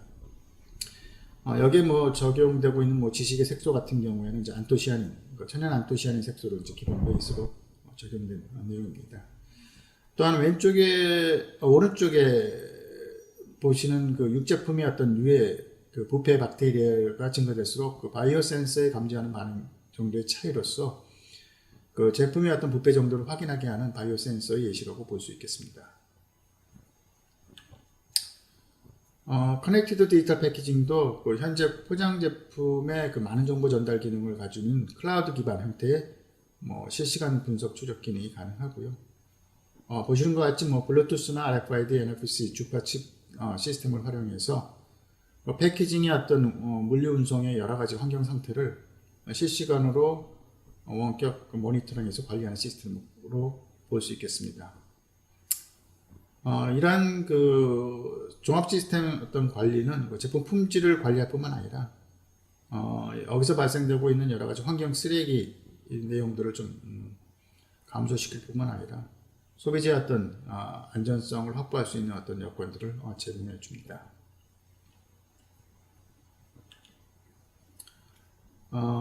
이 내용의 표에 보시는 것 같이 현재 상용화되고 있는 RFID와 NFC 종류 기능들을 몇 개 지금 대표 예시로서 나열을 했습니다.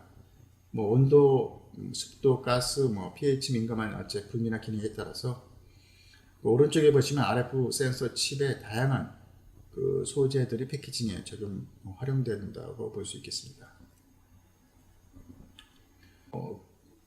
수요의 어떤 내용과 또는 기능성이죠. 수요의 내용과 또는 환경 변화의 요구에 따라서 고려될 수 있고요.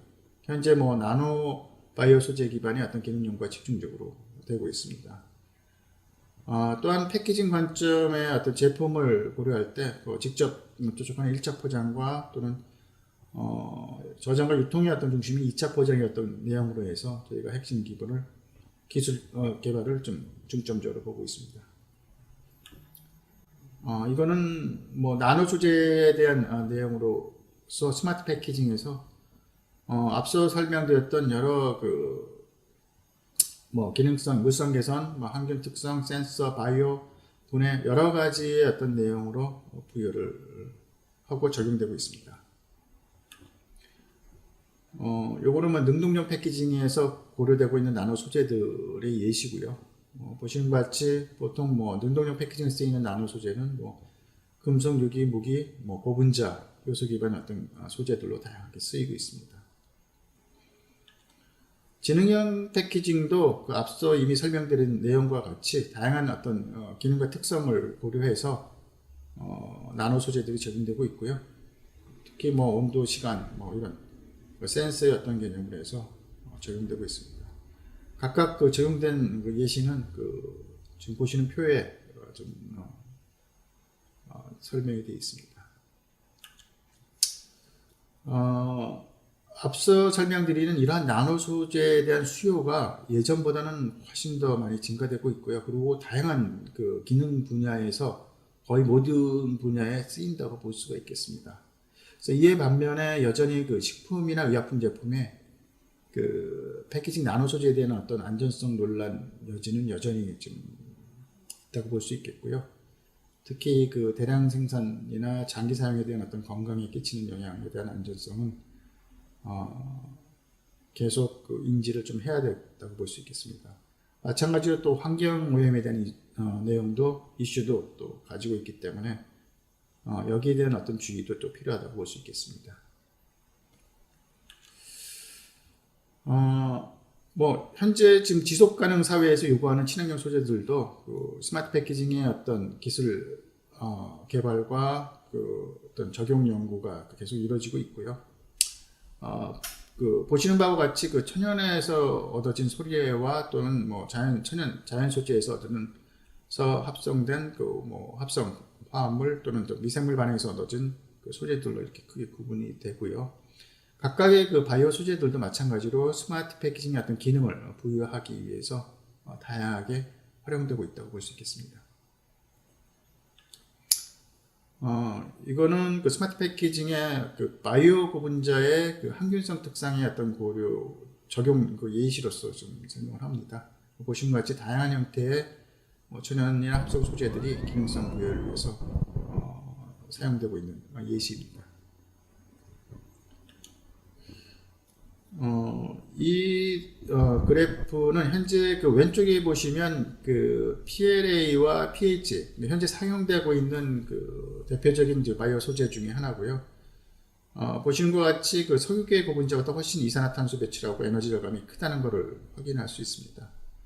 그 오른쪽에 보시는 그 기계적 물성 특성을 비교해 볼 때 여전히 뭐 바이오 소재가 범용 그 현재 지금 적용되고 있는 석유계 소재보다는 약간 물성적인 차이를 보고 있지만은 과거 예전에 비해서 꽤 많이 근접한 수준까지 기술 개발이 지금 이루어진다고 오고 있다고 저기 확인할 수가 있겠습니다. 이 예시도 여러 대표 바이오 폴리머 소재들, PLA나 키토산 이런 것들이 여러 기능 활성 물질들을 적용해서 특히 항산, 항균 이런 기능을 어떤 지시 기능으로 해서 스마트 패키징이 지금 활용되고 있는 내용들입니다. 스마트 패키징이 어떤 품질 평가 시험법이 앞서 말씀드린 것 같이 어떤 규격화된 기준에서 적용이 돼야 그 제품에 대한 어떤 신뢰성이 확보된다고 볼 수 있겠습니다. 특히 그 신규 제품화되고 있는 스마트 패키징 제품에 대한 효과성 검증은 굉장히 절대적으로 좀 필요하다고 볼 수 있겠고요. 현재 그 ISO 국제표준위원회에서 이러한 그 스마트 패키징의 어떤 표준 정립을 위한 논의는 계속 좀 진행되고 있습니다. 그 표에 보시는 그 여러 기관들의 어떤 표준 기준이 현재 지금 기존 포장재 평가나 시험 평가로서 사용되는 예시와 같습니다. 스마트 패키징의 어떤 품질 검증 시험을 위해서 크게 세 가지로 분류해서 평가할 수 있습니다. 첫째는 그 스마트 패키징 소재에 적용되고 있는 그 기본 특성 평가입니다.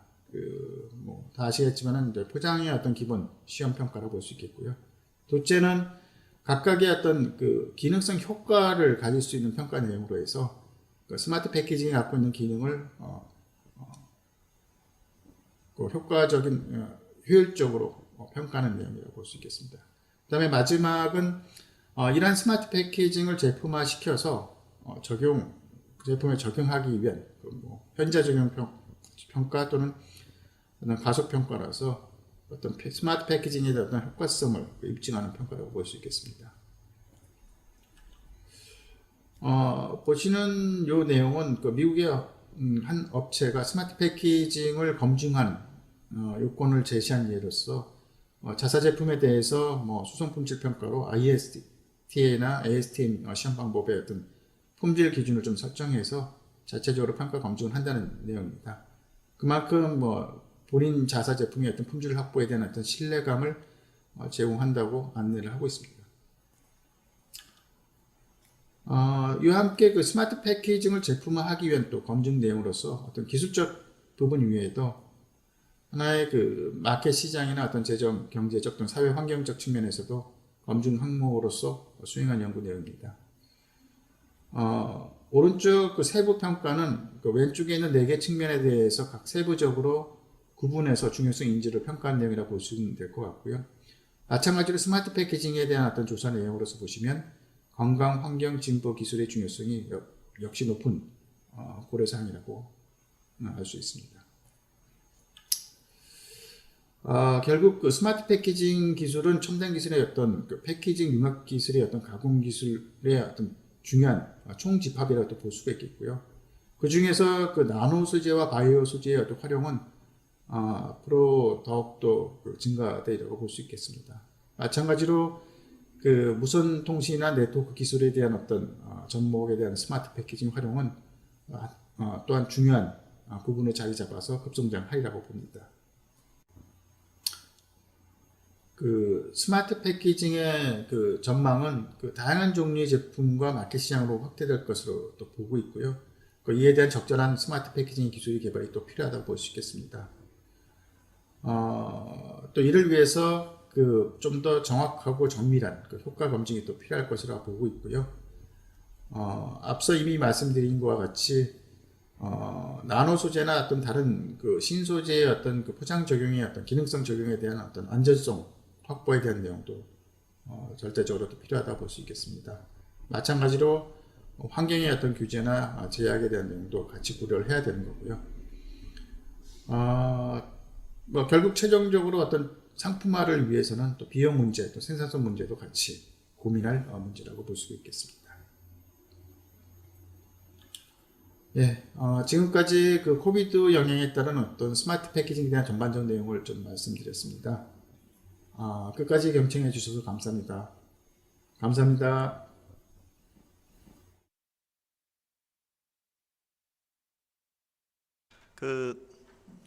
이윤석 교수님하고는 지금 ISO TC122에 지금 스마트 패키징이라고 안 되어 있고요. 액티브 앤 인텔리전트 패키징이라고 그래서 워킹 그룹을 만든 상태입니다. 만들어서 이제 식품 포장 쪽을 하셨거든요. 예, 그 분야 이제 전문가로 참여를 해주고 계시고 내일 사실은 그 부분에 대해서 회의를 해요.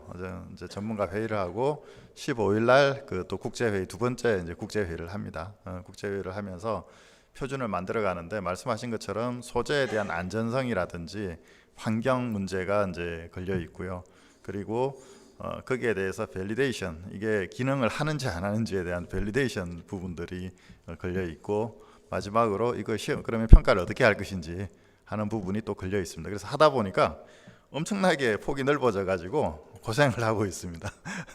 처음에는 좀 쉽게 생각했다가 이제 컨셉만 잡으면 되겠다 생각했다가 좀 시간이 걸리고 있고요. 이제 그런 부분들은 이제 전문가분들하고 계속 논의하면서 다듬어 나가겠습니다.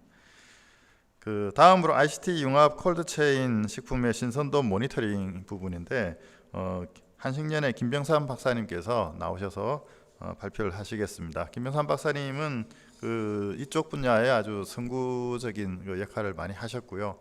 지금도 뭐 많은 활발하게 활동을 하고 계십니다. 예, 박수로 환영해 주십시오.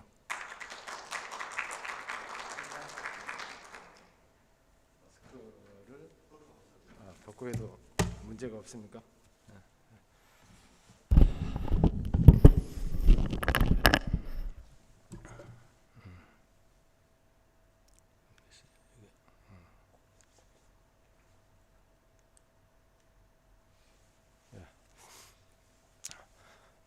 저는 이제 식품연구원에서 주로 이제 제가 92년도부터 콜드체인 쪽을 연구를 해왔습니다.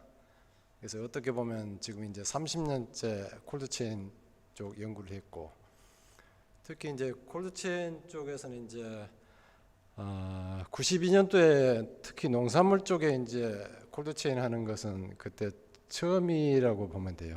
그래서 이제 국내에서 이제 설치되고 시공되는 이런 그 콜드체인 설비들, 그러니까 예냉 시설, 프리쿨링 시설이라든지 지원 창고 이런 쪽 시설들의 대부분 스탠다드를 제가 이제 그 만들어서 주로 이제 농림 정책 사업에 이제 반영됐고, 현재 전국에 이제 이런 시설 장비들이 한 500개소 이상은 그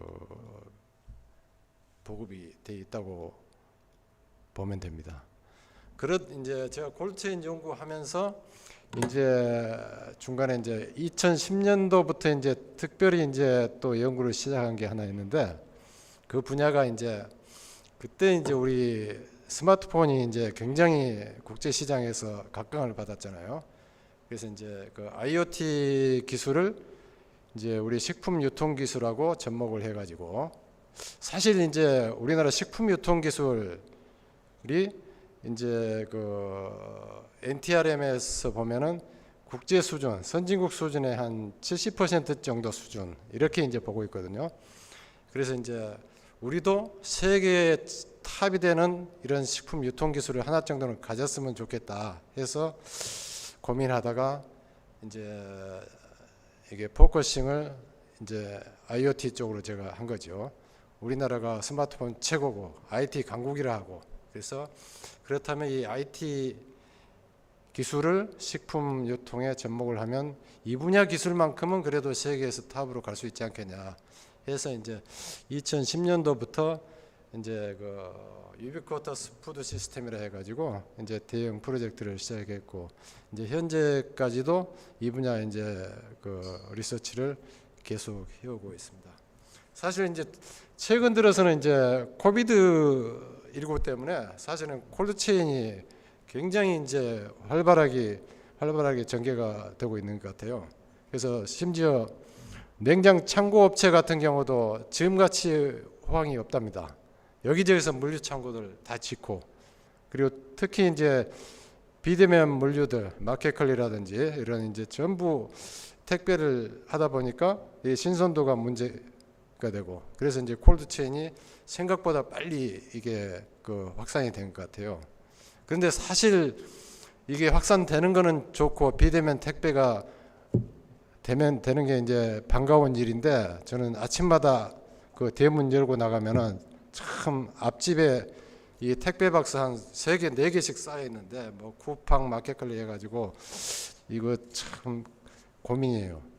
왜냐하면 정말 포장하시는, 여기 이제 주로 포장하시는 분이 많으니까 포장하시는 분들이 정말 고민을 많이 해야 되지 않을까. 지금 뉴스에도 계속 나오지만 이 비대면 이 택배 물류가 결국은 이 환경 문제를 더 악화시키고 있는 현실이다. 그리고 제가 국가 녹색인증 그 기술 그 심의하는데도, 제정하고 심의하는데도 가서 보면은 거기도 이제 바이오디그레이더블 이 패키징 소재들 나오거든요. 사실 이게 연구실에서 그 테스트 해가지고 나온 포장 소재들이, 바이오디그레이더블 소재들이 실제는 연구실 환경에서 그렇게 테스트를 했기 때문에 실제 매립을 했을 때는 이거 100년, 200년 가도 절대 분해되지 않는답니다. 이게. 그래서 이제 이 어떻게 보면은 포장 문제는 바로 환경 문제다. 저는 이제 그렇게 생각을 하거든요. 그래서 다른 무엇보다도 이 환경 문제하고 연결해 가지고 이 포장 문제 가야 되지 않을까, 그런 생각을 제가 합니다. 오늘 이제 말씀드릴 내용은 이제 포장하시는 분들하고는 조금 거리가 있을 수도 있지만은 앞 연사가 말씀하신 것처럼 스마트 패키징 쪽, 이쪽 내용에 보면은 뭐 커넥티드 기술이라든지 IoT 기술, 그런 내용들이 이 제가 오늘 말씀드린 이 모니터링 기술하고 바로 이제 연관이 된다고 보면 돼요. 그래서 제가 볼 때는 스마트 패키징의 마지막에 가야 할 기술이 결국은 제가 말씀드린 이런 모니터링 기술하고 그 커넥팅이 돼야 제대로 그 꽃을 피울 수 있다, 그렇게 말씀을 드립니다. 그래서 이제 그 콜드체인 기술 앞에 이제 현실을 조금 보고, 그 다음에 제가 이제 연구해온 내용들, 이제 모니터링 기술들 그 설명하는 그런 쪽으로 제가 진행을 하겠습니다. 사실 이제 제가 자료를 보니까 세상을 유익하게 하는 10대 기술 중에 컨테이너 기술이 들어가더라고요. 그게 굉장한 거죠. 특히 냉장 컨테이너 기술 같은 경우는 전 세계 식품 국경을 없앴잖아요. 그래서 캘리포니아에서 이렇게 맞죠? 캘리포니아에서 생산된 수확된 이 양상추, 이게 가락시장까지 오려면 한 달이 소요돼요. 그런데 이 양상추가 대관령에서 오늘 아침에 수확해서 가락시장에 온 양상추보다 더 신선하거든요. 이네들은 수확하면 바로 밭에서 패키징이 이루어지고 패킹아웃으로 가는 도중에 백큐um 쿨러에서 5도 지하로 바로 쿨링이 돼버리잖아요. 그 다음에는 이게 바로 한국 시장까지 올 때까지 계속 콜드체인이 되기 때문에 실제 우리나라에서 대관령, 뭐 서울에서 200km도 안 된 거리에서 오는 그 양상추보다 더 신선하다, 그렇게 보면 됩니다. 그리고 특히 선진국 치고 이 먹거리 뭐 가공을 했든 안 했든 신선한 채소나 과실을 이렇게 상온 트럭으로 수송하는 나라가 여러분들이 외국 다녀보면 그 없을 거예요. 그런데 아직도 우리가 문제는 뭐냐면 GMP는 좀 올라가서도 먹는 거는 다 상온으로 싣고 다녀요. 여러분들 콜드체인이 확산됐다고 하지만은 그 며칠 내로 먹을 이 가공식품에 국한된 거지, 사실은 선진국에서는 다 냉장차로 수송하는 상추나 이런 채소들, 과실들 다 우리나라 다 상온 트럭으로 그 싣고 다니잖아요.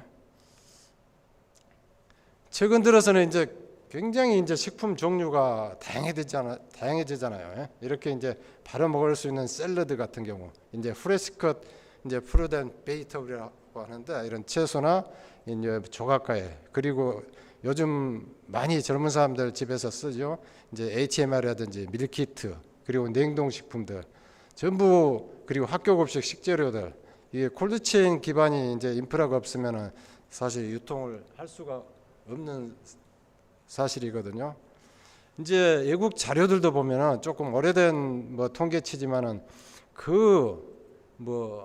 US 달러로 해서 35 빌리언 달러, 이게 이제 매년 없어진다 하는데 지금은 이제 더 많을 거예요. 그리고 이제 딜로이트 컨설팅 이런 데서 보고한 자료에 보면 우리가 생산한 식품들, 특히 뭐 신선한 재료들을 포함한 식품의 3분의 1은 우리 입에 들어가지 못하고 다 폐기돼요. 특히 이제 오히려 식량이 부족한 아프리카라든지 동남아시아 국가 이런 데서는 적게는 30%, 많게는 50%. 왜냐하면 그런 데는 이게 냉장 창고도 없고, 시골에 가면 냉장 창고가 있다 해도 전력이 불안정하거든요. 그러니까 사실 설비 자체도 그렇고 인프라, 전력이라든지 이런 문제 때문에 콜드체인이 되지가 않아요. 그러니까 오히려 식량이 부족한 데서 식량이 더 이게 폐기된다. 그게 어떻게 보면 굉장히 큰 문제라고 보면 됩니다. 콜드체인 기술은 이제 식품이 제조된다든지, 그리고 밭에서 수확이 된다든지, 뭐 바다에서 어획이 된다든지 하면 그 당시부터 이제 이게 유통 전 체인을 통해서 적정한 조온, 보통 이제 적정한 조온이라 하면 이제 그 식품에 따라서 다르지만 보통 5도에서 뭐 15도 이 정도 이하의 온도로 이제 유지를 해주는 거고, 이 목적은 이제 보통 첫째는 이제 신선도를 이제 유지시켜 주는 거죠. 그리고 신선도를 유지시켜서 이제 그 보관함으로써 이제 출하를 조절하는 거, 이게 큰 목적이고, 특히 이제 최근에는 이제 세이프티 문제, 안전성 문제가 어떻게 보면 콜드체인하고 굉장히 이제 깊습니다. 그래서 이제 그 가까운 일본 같은 경우는 이 콜드체인을 우리나라처럼 이제 농림수산부나 보건복지부에서 이걸 꼭 추진한 게 아니고 과기부에서 사실은 콜드체인 공고를 시작했어요. 65년도에. 그게 이제 왜냐하면 콜드체인은 국가적인 문제에서 이제 이렇게 신선도를 유지하는 것뿐만이 아니고 국민 건강하고 바로 직결이 된다.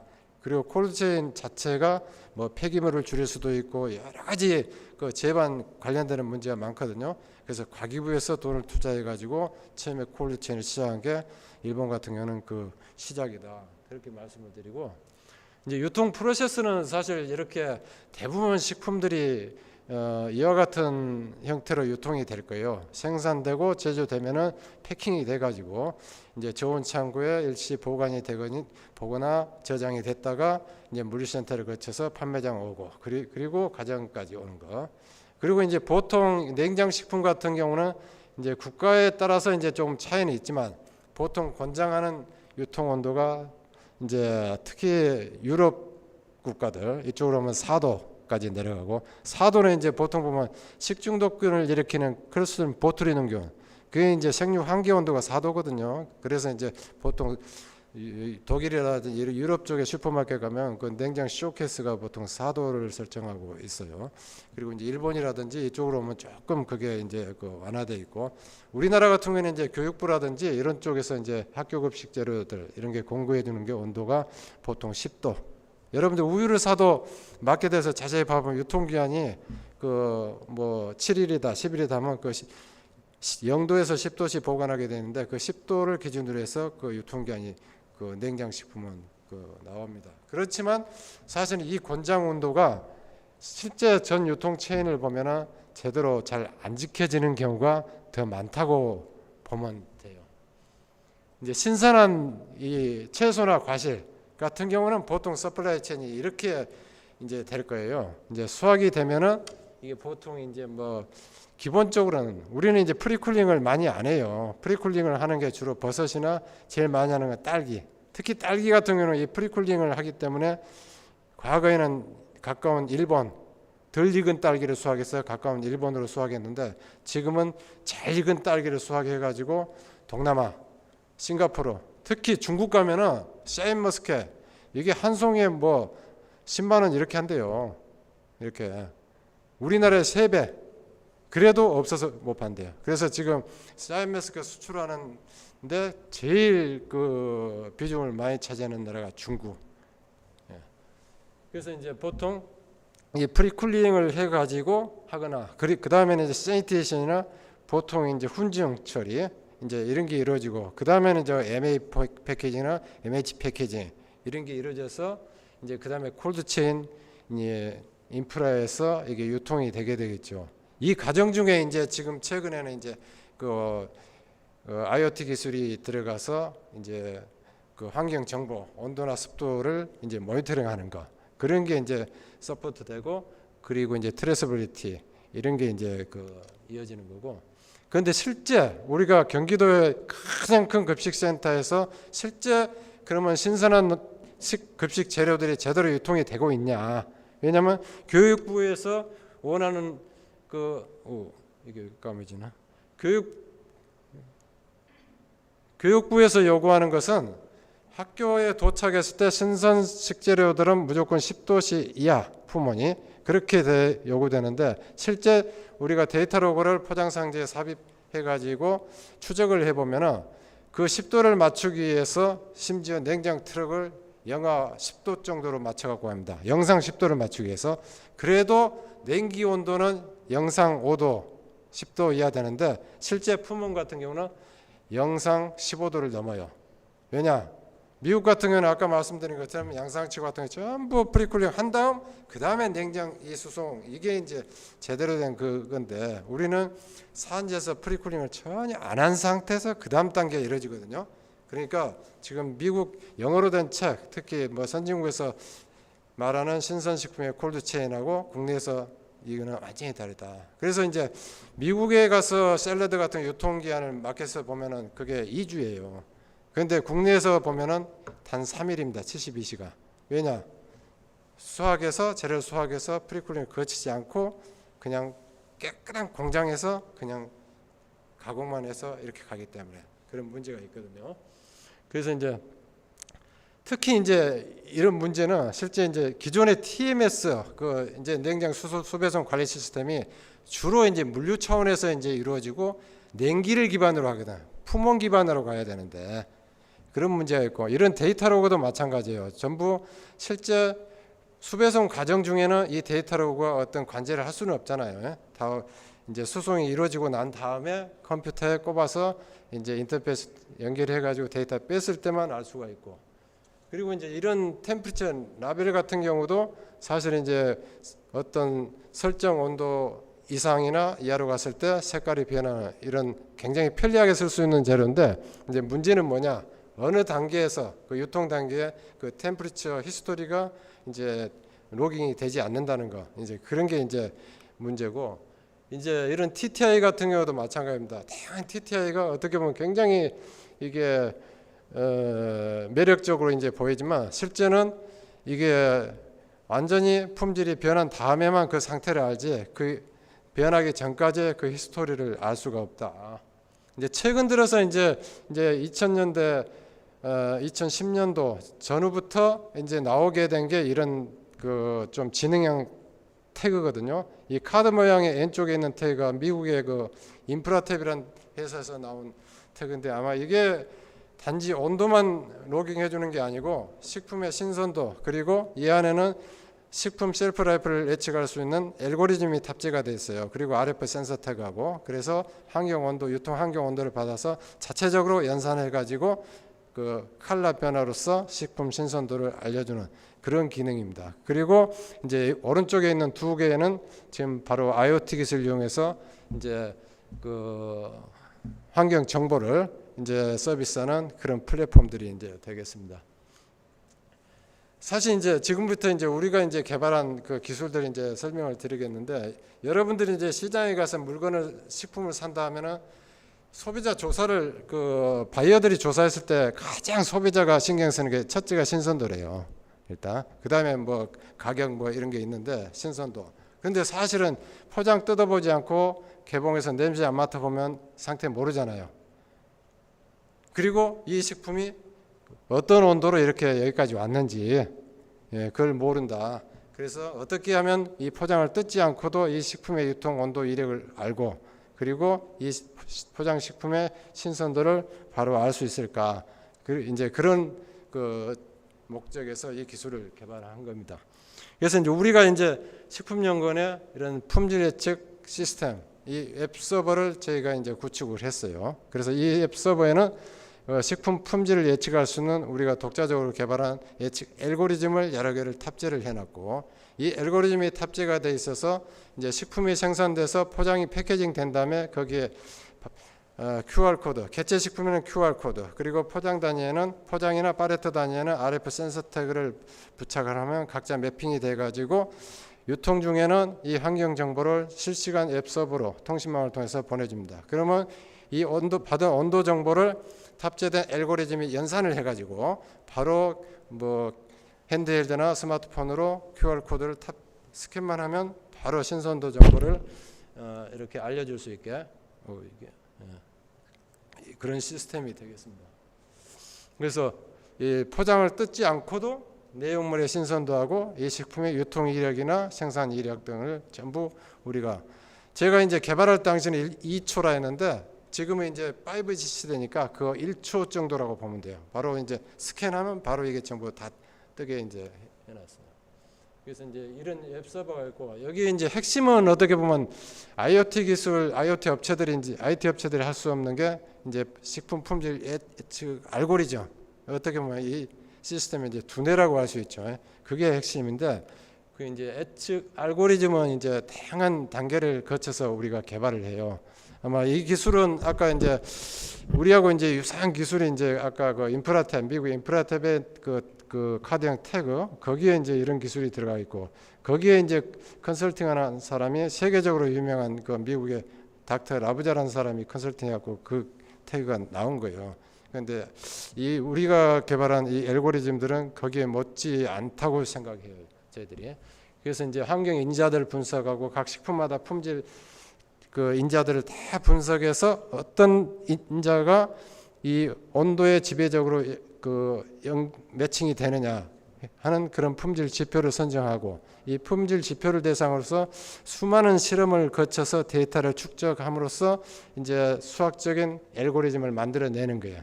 그 알고리즘을 만들어내면은 이 모델식이 온도에 그 상수들이 어떤 식으로 영향을 받는가를 또 찾아내고 그 다음에는 이 찾아낸 알고리즘을 이제 변원화해서 온도를 변화시키면서 검증하고 그리고 최종적으로는 이거를 실제 유통 환경에 적용해 가지고 이게 테스트를 합니다. 그게 그래서 이게 애큐러시가 높으면은 그 다음 이제 이걸 상용한 모델로서 이제 출시를 하게 되는 거죠.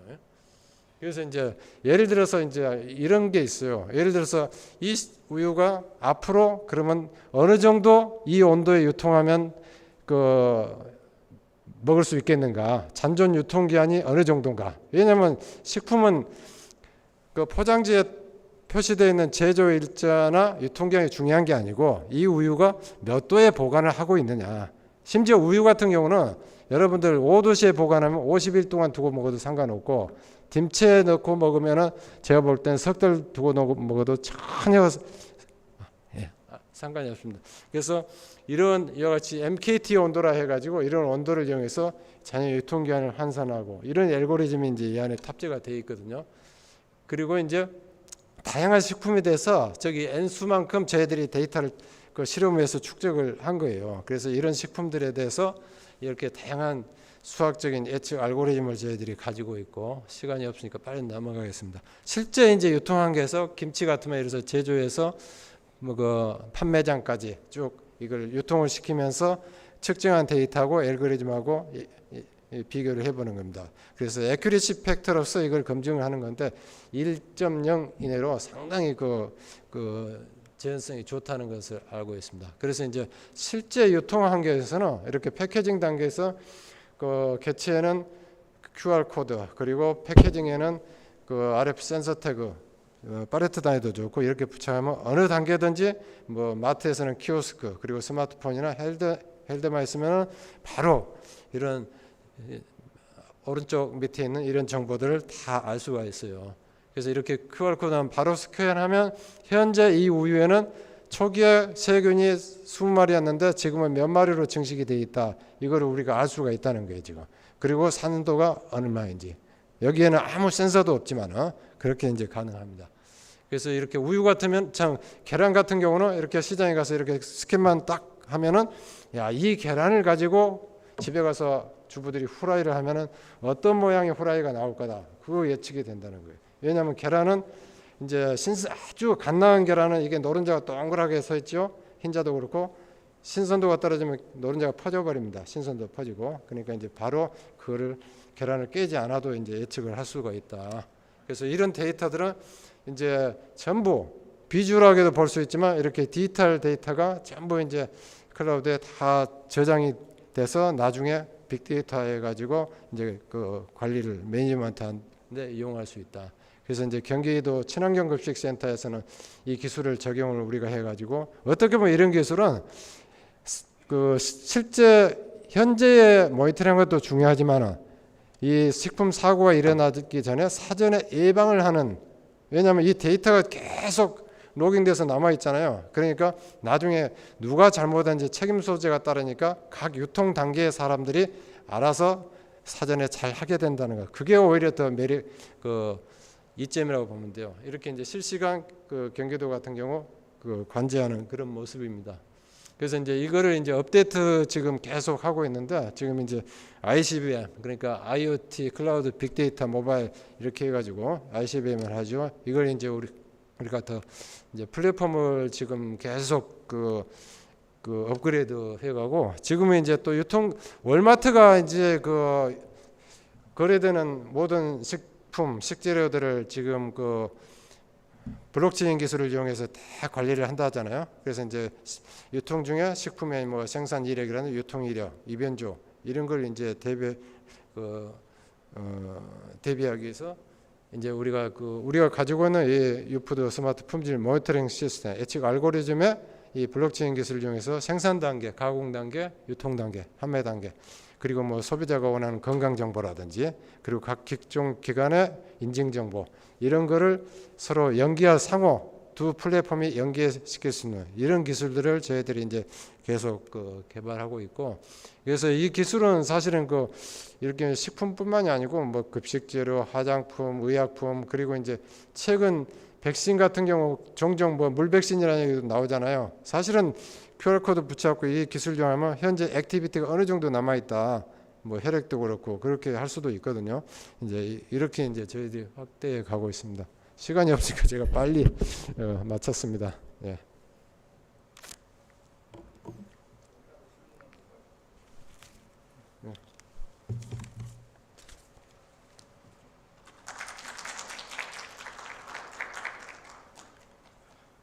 감사합니다. Thank you very much.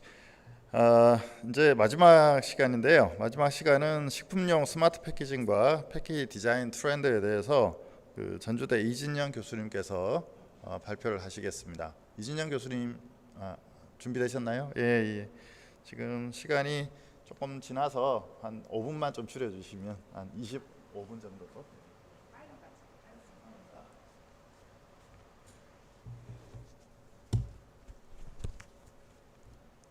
안녕하세요. 식품을 위한 스마트 패키징에 대해 발표를 하게 된 전주대학교의 이진영입니다. 사실 제가 이 발표들을 좀 들으면서요, 디자인을 전공하는 저한테는 굉장히 흥미로웠고, 내용들이 리서치의 그런 분석도라든지 결과들을 봤을 때 좀 앞으로 미래에 대한 가능성이라고 할까요? 그런 것들에 대해서도 다시 한번 느낄 수 있는 계기가 됐는데, 제가 여러분들한테 들려드리는 이 발표 내용이 여러분들한테도 좀 흥미롭고 도움이 되는 내용이 됐으면 좋겠습니다.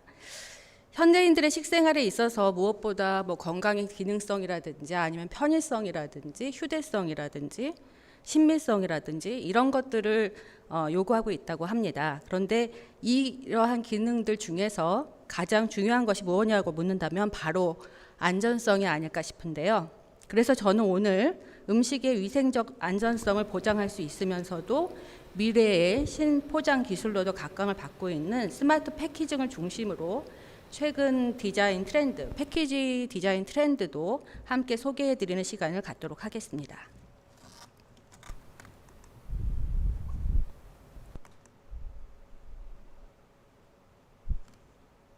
먼저 식품 패키지 디자인의 트렌드를 기술 기반의 스마트 패키지, 클린 라벨링, 감성 부여, 휴대성 증대, 개인 맞춤형, 미니멀 디자인, 그리고 지속 가능성 이렇게 7가지로 분류를 하고 각 트렌드를 사례를 통해서 살펴보도록 하겠습니다.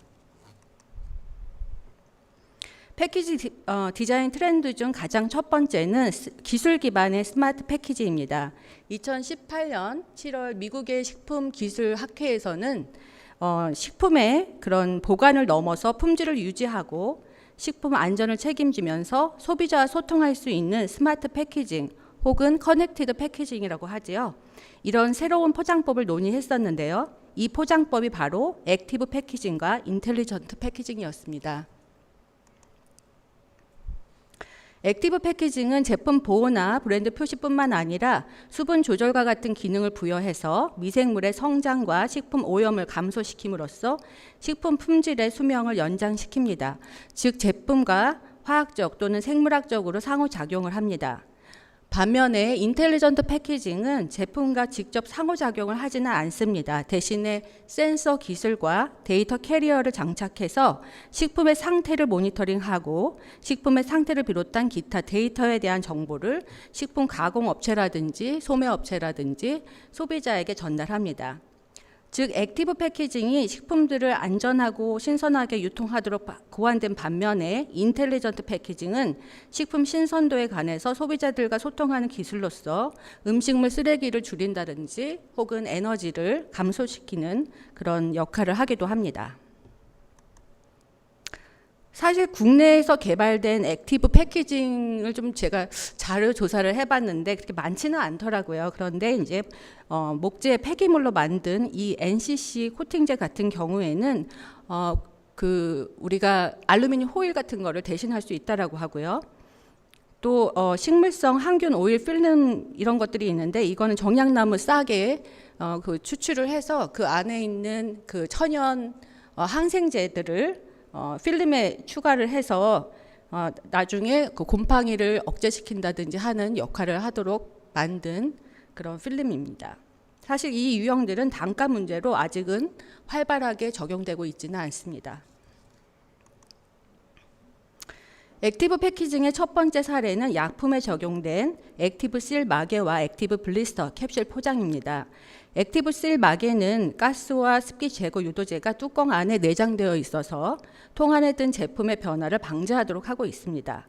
또 액티브 블리스터의 경우는 기존 블리스터링 필름이나 혹은 디자인을 그대로 적용할 수 있으면서 각 캡슐의 하부에 내부 환경을 제어할 수 있는 건조 기능제 등을 삽입해서 제2차 포장의 필요성을 없애면서도 제품의 보관 기능을 향상시킨 사례입니다. 인텔리전트 패키징의 첫 번째 사례는 천연 탄산수 브랜드 팩트의 캔입니다. 이 캔의 탭 아래에는 고유한 디지털 아이디가 부여된 스캔 코드가 장착되어 있는데요. 이 코드는 블록체인인 플랫폼 아몬드로 연결이 되어서 소비자의 이전 구매 제품 리스트라든지 아니면 현금으로 교환할 수 있는 토큰이라든지 혹은 새로 출시되는 제품의 홍보라던가 이런 여러 기타 정보를 제공하거나 제안함으로써 소비자의 브랜드 충성도를 촉진시키고 소비자와의 어떤 긴밀한 그런 관계를 구축할 수 있도록 하고 있습니다. 인텔리전트 패키징의 대표적인 사례이죠. 스마트 라벨인데요. 제품의 신선도 상태를 알려주는 역할을 하는 포장법이기 때문에 소비자는 포장재 라벨의 색상 변화를 통해서 제품의 손상 여부를 파악할 수 있고 식품의 생산부터 유통까지의 정보 또한 한눈에 알아볼 수 있도록 하고 있습니다. 기술 기반의 패키지는 신밀성을 더욱 부과시킬 수도 있는데요. 제가 좀 재밌어 하는 부분이기도 하거든요. 예를 들어서 러시아에서 열린 2018년 그 월드컵 기간 동안에 버드와이저는 관중들의 그 응원 열기를 이렇게 북돋으면서 그런 열기들을 반영한 맥주잔을 디자인했습니다. 그래서 이게 소리 센서가 장착이 돼 있어서 관중들이 크게 응원을 하거나 하면 더 밝은 빛을 낸다고 합니다. 네, 다음에는 투르메온 베르무스의 라벨 디자인인데요. 음료 패키지의 그래픽이 마치 움직이는 듯한 느낌이 들죠. 이 병은 인쇄된 종이 라벨 위에 움직일 수 있는 아세테이트 슬리브를 장착을 해서 소비자가 이 아세테이트 슬리브를 돌리게 되면 종이 라벨이 움직이는 것처럼 보이도록 하고 있는데요. 이 효과는 쇼핑객이 병과 상호작용하도록 하게 하면서 판매를 올리는 데에 목적이 있다고 합니다.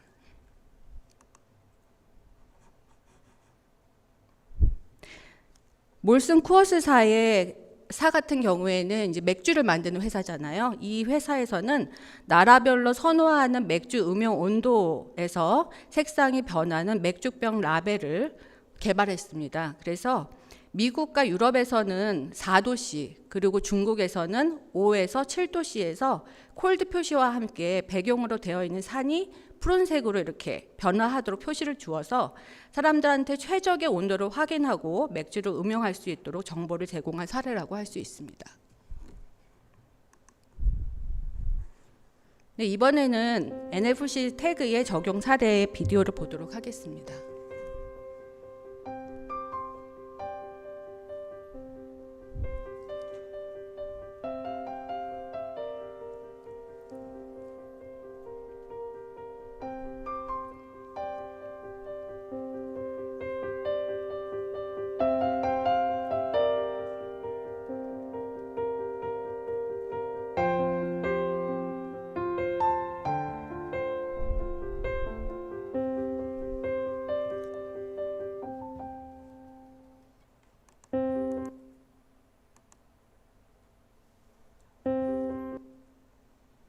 네, 기술 기반 솔루션을 패키지에 적용한 기업들은 이제 꽤 있는 것 같습니다. 2017년 슈퍼볼 당시 공식 후원사였던 토스티토스사는 한정판 과자 봉지에 알코올 센서와 67개의 LED 조명 그리고 NFC 태그를 장착시켰습니다. 목표는 음주한 토스티토스 고객들을 축구 경기 관람 후에 안전하게 귀가시키는 것이었는데요. 사실 미국의 도로는 미식 축구 리그인 슈퍼볼 기간 동안이 음주 운전자들로 인해서 가장 위험하다고 합니다. 그래서 관중석에서 가장 인기 있는 안주용 간식 중에 하나인 이 토스티토스는 슈퍼볼 기간 동안 음주 운전을 방지하기 위해서 기존 제품의 패키지 대신에 음주 측정용 과자 봉지를 제공했는데요. 소비자가 술을 마시지 않은 경우에는 봉지에 녹색 동그라미가 표시되고 알코올이 감지되면 빨간색 동그라미로 표시가 되면서 음주운전 금지라는 메시지가 나타나도록 하고 있습니다. 이렇게 음주한 고객이 과자 봉지에 휴대전화를 대기만 하면 패키지에 장착되어 있는 NFC 태그로 인해서 휴대전화를 우버택시와 연결시켜주고 이로 인해서 고객의 안전한 귀가를 도와주고 결국에는 교통사고율도 현저하게 줄였다고 합니다.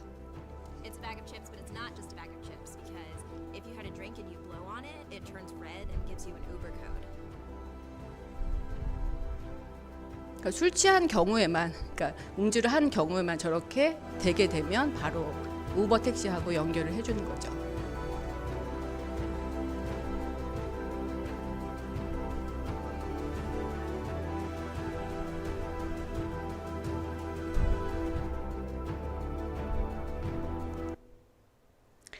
네, NFC 스마트 라벨 기술을 탑재한 이 블랙 비어 같은 경우에는 스마트폰을 연동시킨 다음에 페이스 리딩 기술을 통해서 소비자의 기분을 인식하게 됩니다. 그런 다음에 증강현실을 베이스로 해서 소비자와 소통할 수 있는 개인화된 메시지를 제공했습니다.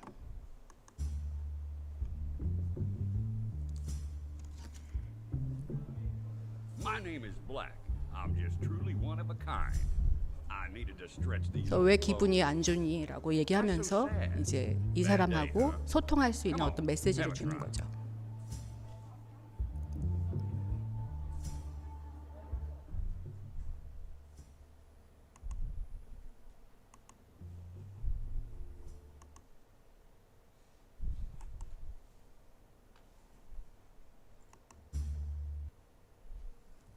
(2013년 12월부터) 그 다음에 1월까지 한 2개월간 유럽에서 13만 1000리터에 해당되는 위조 올리브 오일과 식초가 적발되었다고 합니다. 이렇게 고급 식료품의 위조는 식품 산업의 주요 문제거리가 되고 있는데요. 이 문제를 해결하기 위해서 ETH 쭈리히 개발팀은 DNA 나노 라벨을 개발했습니다. 이 라벨은 고급 올리브 오일이나 식초와 같은 식품뿐만 아니라 향수와 같은 고가 제품에도 극소량으로 첨가를 시켜서 사용할 수 있다고 하는데요. 재미있게도 이걸 자석으로 사용해서 이 라벨을 검색하기 때문에 실리카로 코팅한 이 DNA 태그에는 산화철 나노 입자가 포함되어 있다고 합니다. 이커머스의 발달로 인해서 사실 식품의 생산부터 유통까지의 정보 혹은 제품의 내용물을 정확하게 알기를 원하는 소비자들의 요구 경향이 높아졌습니다. 두 번째 패키지 디자인 트렌드는 바로 이 클린 라벨링인데요. 클린 라벨링은 식품의 내용물이나 생산부터 유통까지의 정보를 투명하고 알기 쉽게 제공하는 라벨링 방법을 말합니다. 아이그란데 스페셜리 쌀 포장 디자인에서는 실제 내용물을 볼 수 있도록 투명창 부분을 크게 제작했습니다. 투명창을 곡물의 패키지에 적용하는 경우는 보관 등의 이유로 해서 그렇게 크게 제작하지 않고 최소의 크기로 제작하는 것이 일반적인데요. 이 아이그란데 스페셜리는 제품의 내용물과 상태를 소비자가 보다 확실히 확인할 수 있도록 하면서도 심미적인 부분까지도 잘 표현한 그런 사례라고 할 수가 있겠습니다. 식사 대용 제품군의 패키지는 담겨있는 내용물과 용량들의 리스트가 매우 중요한데요. RX바 같은 경우에는 내용물과 개수를 패키지 전면에 아주 크게 담아냈죠. 그래서 이런 클린 라벨링은 브랜드의 아이덴티티를 높여주는 동시에 소비자가 내용물을 쉽게 파악하고 현명한 구매를 할 수 있는 데 도움을 주고 있습니다. 현 시대의 소비자들은 제품 그 이상을 원합니다. 다시 말해서 소비자 자신이 브랜드 이야기의 한 일부분이 되기를 원합니다. 연구에 따르면 사람들은 제품 구입을 할 때 정보보다도 오히려 감정에 더 많은 영향을 받는다고 합니다. 따라서 광고 디자인, 그리고 미디어 혹은 포장 디자인 이런 것 등은 감성적인 콘텐츠를 담아낸 제품 이런 것들에 소비자들이 더 감동을 하고 브랜드의 긍정적인 감정이 들도록 만듭니다. 사실 코카콜라는 소비자를 친구로 만드는 것에 브랜드 가치를 부여하는 많은 캠페인을 구현하고 있는데요.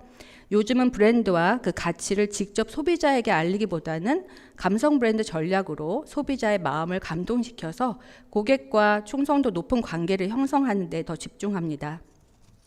이제 소비자가 브랜드를 어떻게 느끼느냐에 따라서 구매 결정을 내릴 수 있는 시대인 것이죠. 따라서 코카콜라의 패키지는 고객에게 코카콜라에 소속된 느낌을 주어서 브랜드에 대한 긍정적인 감성을 생기도록 합니다. Share a Coke, Share a Feeling 이 캠페인에서는 캔과 병에서 이모티콘을 넣어서 친구들과 감정을 공유할 수 있도록 하기도 했고요. 허그미 캠페인에서는 코카콜라 자동 판매기를 안아주면 자동 판매기에서 콜라가 나오도록 해서 따뜻한 감성을 자극하기도 했습니다. 이 두 캠페인 모두 매우 놀라운 그런 매출 성장률을 기록했다고 합니다. 2015년에 코카콜라는 코카콜라 로고를 없앤 노 라벨링 캔 패키지로도 감성을 자극해서 판매를 올린 적이 있었는데요. 노 라벨링 코크의 광고에서는 외모에 대한 선입견 실험을 통해서 사람들의 마음을 움직이는 메시지를 전달하고 궁극적으로는 라벨링을 하지 않은 코카콜라에 대한 긍정적인 이미지를 부여하도록 했습니다. 사람들은 외모를 보고 그 사람에 대한 의견을 형성하는데 몇 초가 걸릴까요? 여러분 저보고 어떤 생각이 드셨어요? 7초 만에 아마 생각이 드셨을 거예요. 어떨 것이라고 알고 계시는 건요? 7초 걸린다고 합니다. 7초. 그래서 코카콜라는 짧은 시간에 형성되는 이 선입견이 실제로 문제가 될 수 있다는 것을 증명하기 위해서 캠페인형 실험을 했는데요. 이 실험에서는 서로를 알지 못하는 SNS 인플루언서 6명을 초대했고 테이블을 중심으로 해서 앞이 안 보이는 깜깜한 곳에 둘러앉게 했습니다. 그리고 이 6명은 자신들의 배경과 관심사, 경험을 바탕으로 자기 소개를 합니다. 서로를 전혀 볼 수 없는 상태에서 어떤 사람은 헤비메탈을 한다고 하고 또 어떤 사람은 이 사람은 인지학 같은 거 책 읽는 걸 좋아한다라고 얘기를 하고요. أكثر شيء مركز عليها التراث الإماراتي واللغة العربية. And I also think he's wearing a kandor. Yeah, even I feel that. Yeah. أنا وايد أحب الطبخ. 이렇게 자기 소개를 마친 후에는 불이 켜집니다. 그리고 사람들이 자신들이 예상했던 모습과 다른 사람들의 외모를 보고 매우 놀라워하는데요. Extreme sports athlete. Skydive and pretty high risk activity for sure.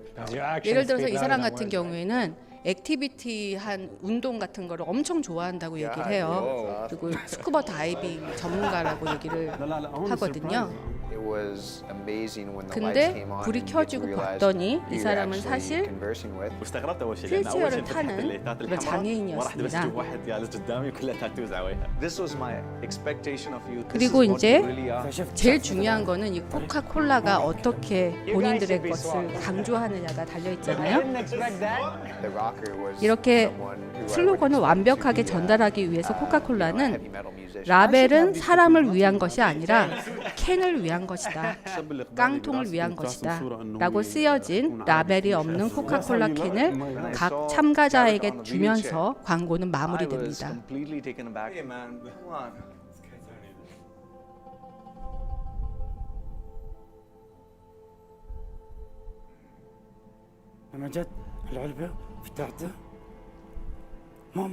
라벨이 없죠.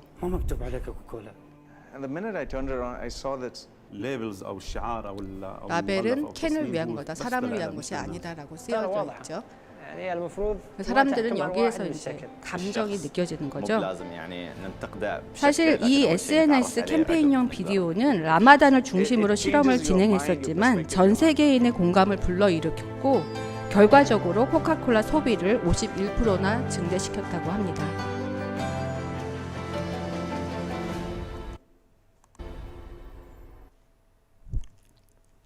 사람들은 저마다 라이프 스타일이 있습니다. 특히 패스트푸드점에서는 자전거를 많이 이용하는 요즘 소비자들의 라이프 스타일을 고려해서 휴대성을 증대시킨 패키지들이 많이 등장하고 있는데요. 이에 따라서 쉽게 잡고 들고 먹고 운반할 수 있는 새롭고 다양한 형태의 식품 패키지들이 많이 개발되고 있습니다. 예를 들어서 맥도날드는 자전거 이용자들을 위한 맥바이크 패키지를 선보였는데요. 이 패키지는 접이식 케이스에 감자튀김과 버거 그리고 음료를 넣은 다음 자전거 핸들에 걸어서 안전하게 자전거를 타고 운반할 수 있도록 디자인되었습니다. 던킨 도너츠는 커피를 테이크아웃 할 경우에 설탕이나 혹은 크림 두어 개를 쉽게 담아갈 수 있는 커피컵 뚜껑을 선보였습니다. 바이타팩은 그리 힘들이지 않고도 과일 1kg을 운반할 수 있는 종이 패키지를 선보였는데요. 이 패키지는 과일의 손상을 최소화하면서도 손쉽게 들고 갈 수 있도록 설계되었습니다. 사실 이 식품 포장의 중요한 요소이자 주요 트렌드 중 하나가 바로 개인 맞춤화인데요. 개인 맞춤화된 이런 식품 포장 방법은 소규모 생산 기업한테는 뭐 그렇게 적합하진 않지만 사용자가 자신을 패키지에 정의할 수 있는 매우 트렌디한 포장 방법이라고 할 수 있습니다. 켈로그의 고객 맞춤형 패키지 사례인데요. 2018년에 켈로그는 아동들의 학교 간식용 과자인 라이스 크리스피스의 패키지에 메시지를 적을 수 있는 하트 모양의 빈칸을 디자인해 주었어요. 그런데 여기에서 그치지 않고 시각장애 아동들도 메시지를 읽을 수 있도록 하트 모양의 맞춤형 점자 스티커를 함께 제공했습니다. 그래서 각 스티커에는 You've got this, 그러니까 넌 할 수 있어, 혹은 사랑해 라는 이런 8개 문구의 점자 메시지 스티커가 있어서 소비자가 이 중에서 원하는 문구나 혹은 패턴을 포장지에 붙여서 사용할 수 있도록 했습니다. 더불어서 켈로그는 점자를 읽지 못하는 사람들을 위해서도 라이스 크리스피스가 하나 들어있는 선물용 상자에 메시지를 녹음할 수 있도록 녹음용 오디오도 장착했습니다. 이 캠페인은 엄청나게 높은 판매를 올렸고요. 뭐 따뜻한 피드백을 만들어냈다고 합니다. 미니멀 디자인은 제품의 가치를 강조함과 동시에 과장된 그래픽으로 고객을 압도하지 않습니다. 디자인을 단순하게 하면 패키지가 깔끔해 보일 뿐만이 아니라 비용도 절감되는 효과가 있는데요. 스페인어로 반디도라는 뜻은 산적 또는 도적을 의미합니다. 커피 브랜드이죠. 영국의 커피 브랜드 이 반디도는 누워있는 알파벳 B자 하나로 상징성, 정체성, 가독성, 일관성 이런 모든 브랜드 디자인이 갖춰야 할 그런 요소를 모두 다 잘 표현했습니다. 현 시대의 소비자들은 패키지가 품질을 보호하는 것뿐만 아니라 지속 가능한 기능까지 갖추어지기를 요구하고 있대요. 사실 소비자의 84%는 어느 정도 이 포장 자체가 지속 가능한 포장재라면 추가 요금을 자기가 더 지불할 수 있다라고 얘기한답니다. 그래서 기업들도 이에 발맞춰서 친환경 솔루션의 추진을 위해서 일회용 플라스틱을 버리고 생분해성, 재활용성 또는 재사용이 가능한 포장재를 제공하기 위해 연구 중에 있습니다. CKF사는 가정용 탭이나 재활용이 가능한 종이 슬리브인 얼스 사이클을 내놓았는데요. 이것을 통해서 농산물 기업들이 친환경적으로 농산물의 포장을 할 수 있도록 지속 가능한 옵션 범위를 확장하고 있습니다. 또 유럽 최고의 쌀 생산국이 바로 이탈리아죠. 30% 이상을 생산하고 있다고 하는데요. 이 이탈리아의 쌀 브랜드 비뇨라는 이탈리아 최초로 100% 재활용이 가능한 종이로 된 쌀 패키지를 선보였습니다. 뒤에 것도 참 재미있는 사례인데요. 감자 스낵을 만들기 위해서 버려지는 감자 껍질을 이용해서 감자 튀김용 패키지로 만든 사례입니다. 그래서 3명의 이탈리아 디자이너가 고안한 아이디어라고 하는데 이름하여 필스 세이버입니다. 인체에 해가 없고 사용 후에는 농작물의 비료나 혹은 동물의 사료로 재활용할 수 있다고 합니다. 네, 그래서 지금까지 제가 미래의 포장법으로 주목받고 있는 이 스마트 패키징에 대해서 디자인 트렌드와 함께 좀 알아보았는데요. 제가 요거를 이렇게 조사를 하면서 사실 IT 강국인 한국의 그 식품 업체들과 관련 기관들도 사실 그 식품의 신선함과 안정적인 유통 기한을 확보하고 소비자의 소통을 위해서 더욱 진보된 그런 포장법을 개발하고 적용해야 되겠다. 앞으로 글로벌 기업으로 성장하려면 이런 생각이 들었습니다. 그래서 저희 발표는 여기까지 하고 마치도록 하겠습니다. 감사합니다.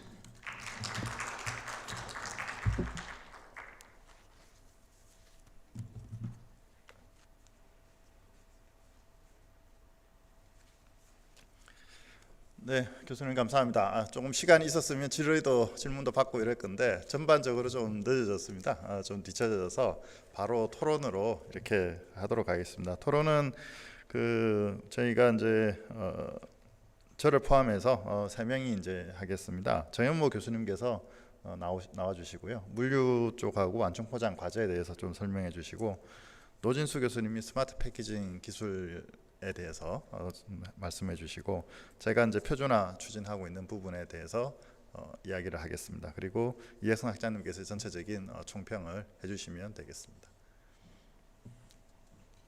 앞으로 나와주시면 되겠습니다.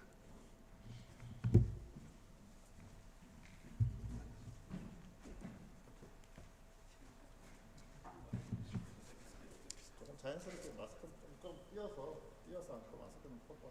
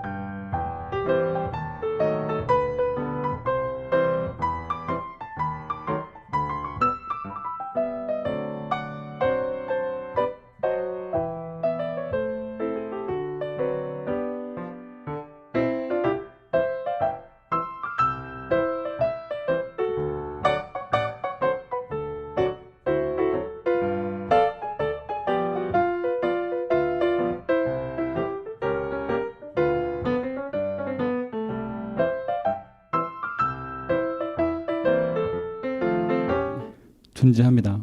이걸 전부 다 적용해서 하기에는 굉장히 어려운 부분들이 많고요. 그러다 보니까 실제적으로 이 수송 포장할 때 제일 어려운 건 뭐냐면 싸게 해야 됩니다. 원가 절감을 제일 많이 따지는 게 수송 포장이거든요. 그다음에 또 뭐냐면 요즘 또 친환경적인 그런 정책 때문에 친환경적으로 또 해야 됩니다. 그래서 여러 개의 제재들을 가질 수 없는 그런 환경이 됐고요. 또 하나는 뭐냐면 제품을 우선은 보호할 수 있는 그런 포장이 돼야 되는데 이 세 가지를 다 해야 되고 좀 전에 아까 그 디자인 쪽도 말씀하셨잖아요. 소비자가 편리성을 갖는 그런 포장도 해야 됩니다. 그러니까 어떤 하나의 제품에 대해서 정말 여러 가지의 어떤 포장 기법들이 들어가야 되는 것이 현실이고요. 현재 우리나라 같은 경우는 수송 포장에서 가장 중요한 건 유통 환경이라고 얘기를 하지만 유통 환경을 계측을 해서 여기에 기준을 제시해서 포장하는 업체는 사실은 거의 없습니다. 대기업도 이렇게 하지 않아요. 요즘은 외국에서 이런 걸 요구합니다. 이런 스펙들 요구하거든요. 그러다 보니까 어쩔 수 없이 유통 환경 계측을 하고 거기에 맞는 뭐 진동 실험이라든가 충격 실험을 하고 있는데 그것도 지금 초기 단계입니다. 대기업도 이렇게 초기 단계로 운영하고 있는데 그 더 작은 업체들은 더 열악한 환경입니다. 그래서 그런 부분들에 대한 정립이 조금 필요할 것 같은데요. 아마 KCL에서 아마 하지 않을까 하는 생각이 들고요. 또 하나는 이제 수송 포장에서 아마 바이오 물류라는 그런 개념이 사실 오래전에 나오긴 했지만 지금처럼 이렇게 이슈가 된 거는 거의 없었습니다. 그래서 예전에는 그 뭐 백신의 그 유통에 대해서 뭐 콜드체인 정립에 대해서 굉장히 많이 저도 공부를 했었는데요. 사실 아까 그 포장이 어렵다는 한 중에 하나가 또 뭐냐면 이 콜드체인입니다. 어떤 뭐 정기적인 요소를 접목을 해서 온도를 유지하는 건 쉬운데 장기간 동안에 전기 없이 어떤 냉매를 사용해서 하는 그런 유통들이 다 요즘 바이오 물류에 적용되고 있거든요. 지금 저희 그 코로나 백신도 굉장히 극저온에서 유통이 됩니다. 그런데 거기에 적용되는 컨테이너들이 우리나라 제품이 없습니다. 다 외국 제품들이에요. 그러다 보니까 그런 컨테이너 개발도 사실은 필요한 부분들이 있긴 한데 아직까지는 우리나라에서는 개발이 좀 안 되고 있습니다. 그래서 그런 국산화도 좀 필요할 것 같고요. 그리고 또 스마트 패키징에 대한 것도 사실 어떻게 보면 수송 포장의 한 일부분입니다. 왜냐하면 제품의 상태를 모니터링하는 그런 거거든요. 그러다 보니까 스마트 패키징도 사실은 이런 수송 포장의 한 예로 볼 수가 있고요. 저는 지금 물류 포장에서 가장 큰 시장은 배달 시장이라는 생각이 듭니다. 그래서 이 HMR 식품도 굉장히 대세가 되고 있었지만 이제는 코로나로 인해서 주문하는 음식들이 굉장히 많아지고요.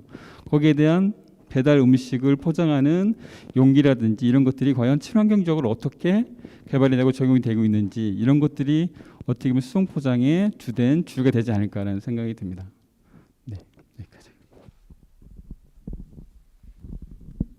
네, 안녕하십니까. 저는 구미 전자정보기술원에서 근무하고 있는 노진수입니다. 저는 주로 했던 업무가 인쇄전자에 관련된 일을 했습니다. 그 인쇄전자라고 하면은 아시다시피 저희가 포장하는 포장 장비에다가 그 칼라를 나타내는 잉크 대신에 기능성 잉크를 사용해 가지고 뭐 도체, 반도체, 부도체, 기능성 뭐 이런 잉크들을 이용해 가지고 전자 소자를 인쇄해서 만드는 게 인쇄전자인데요. 오늘 또 이 자리를 통해 가지고 제가 인쇄전자를 하면서 그 표준을 할 수 있게끔 옆에 계신 이혜성 교수님께서 어떻게 보면은 제게 표준을 해봐라라고 이렇게 인도해 주신 분이어서 개인적으로 참 감사를 드리고요.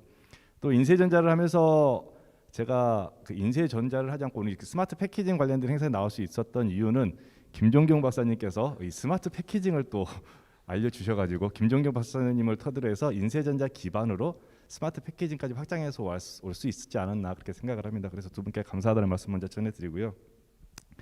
저희가 그 포장 입장에서 봤을 때 저는 그 개인적으로 창의형 인재하고 그 핵심 인재를 놓고 보면 그 스마트 패키징은 어떻게 보면 창의형 인재에 해당되는 그 사업 파트다라고 생각을 합니다. 저희가 이게 핵심이 될 수도 있을지만 어떻게 보면은 창의적으로 접근해서 갈 수 있는 부분이 상당히 많다라고 생각을 하고 있고요.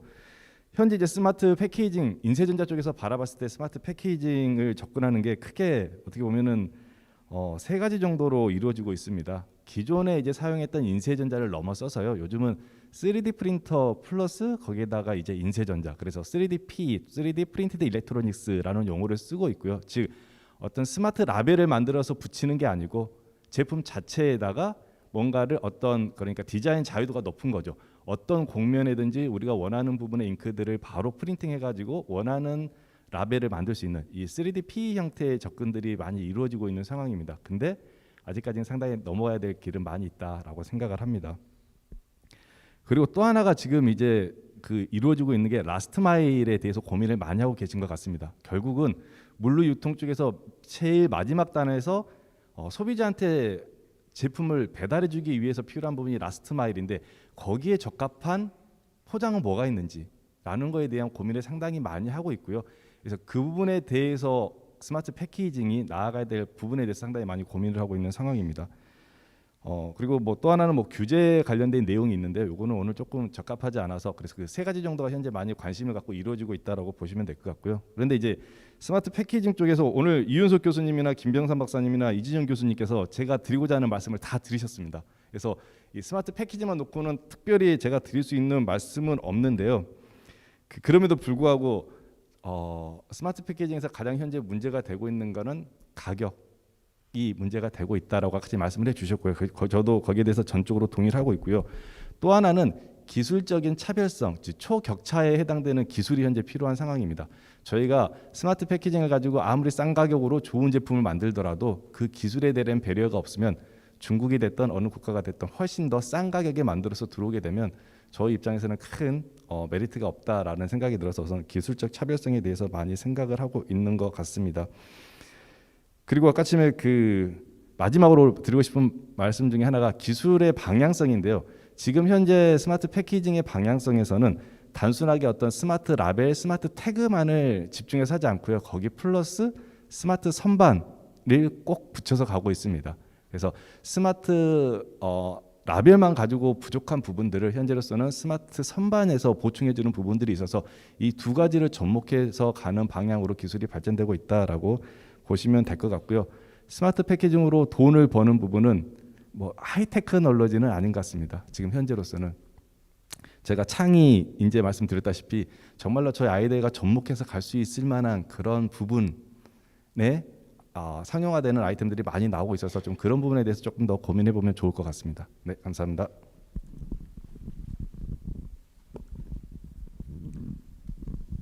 네, 오늘 긴 시간 동안 이제 경청해 주신다고 감사드립니다. 외국인 분들도 아직 남아 계신 분이 계신지는 모르겠습니다만은 감사드리고요.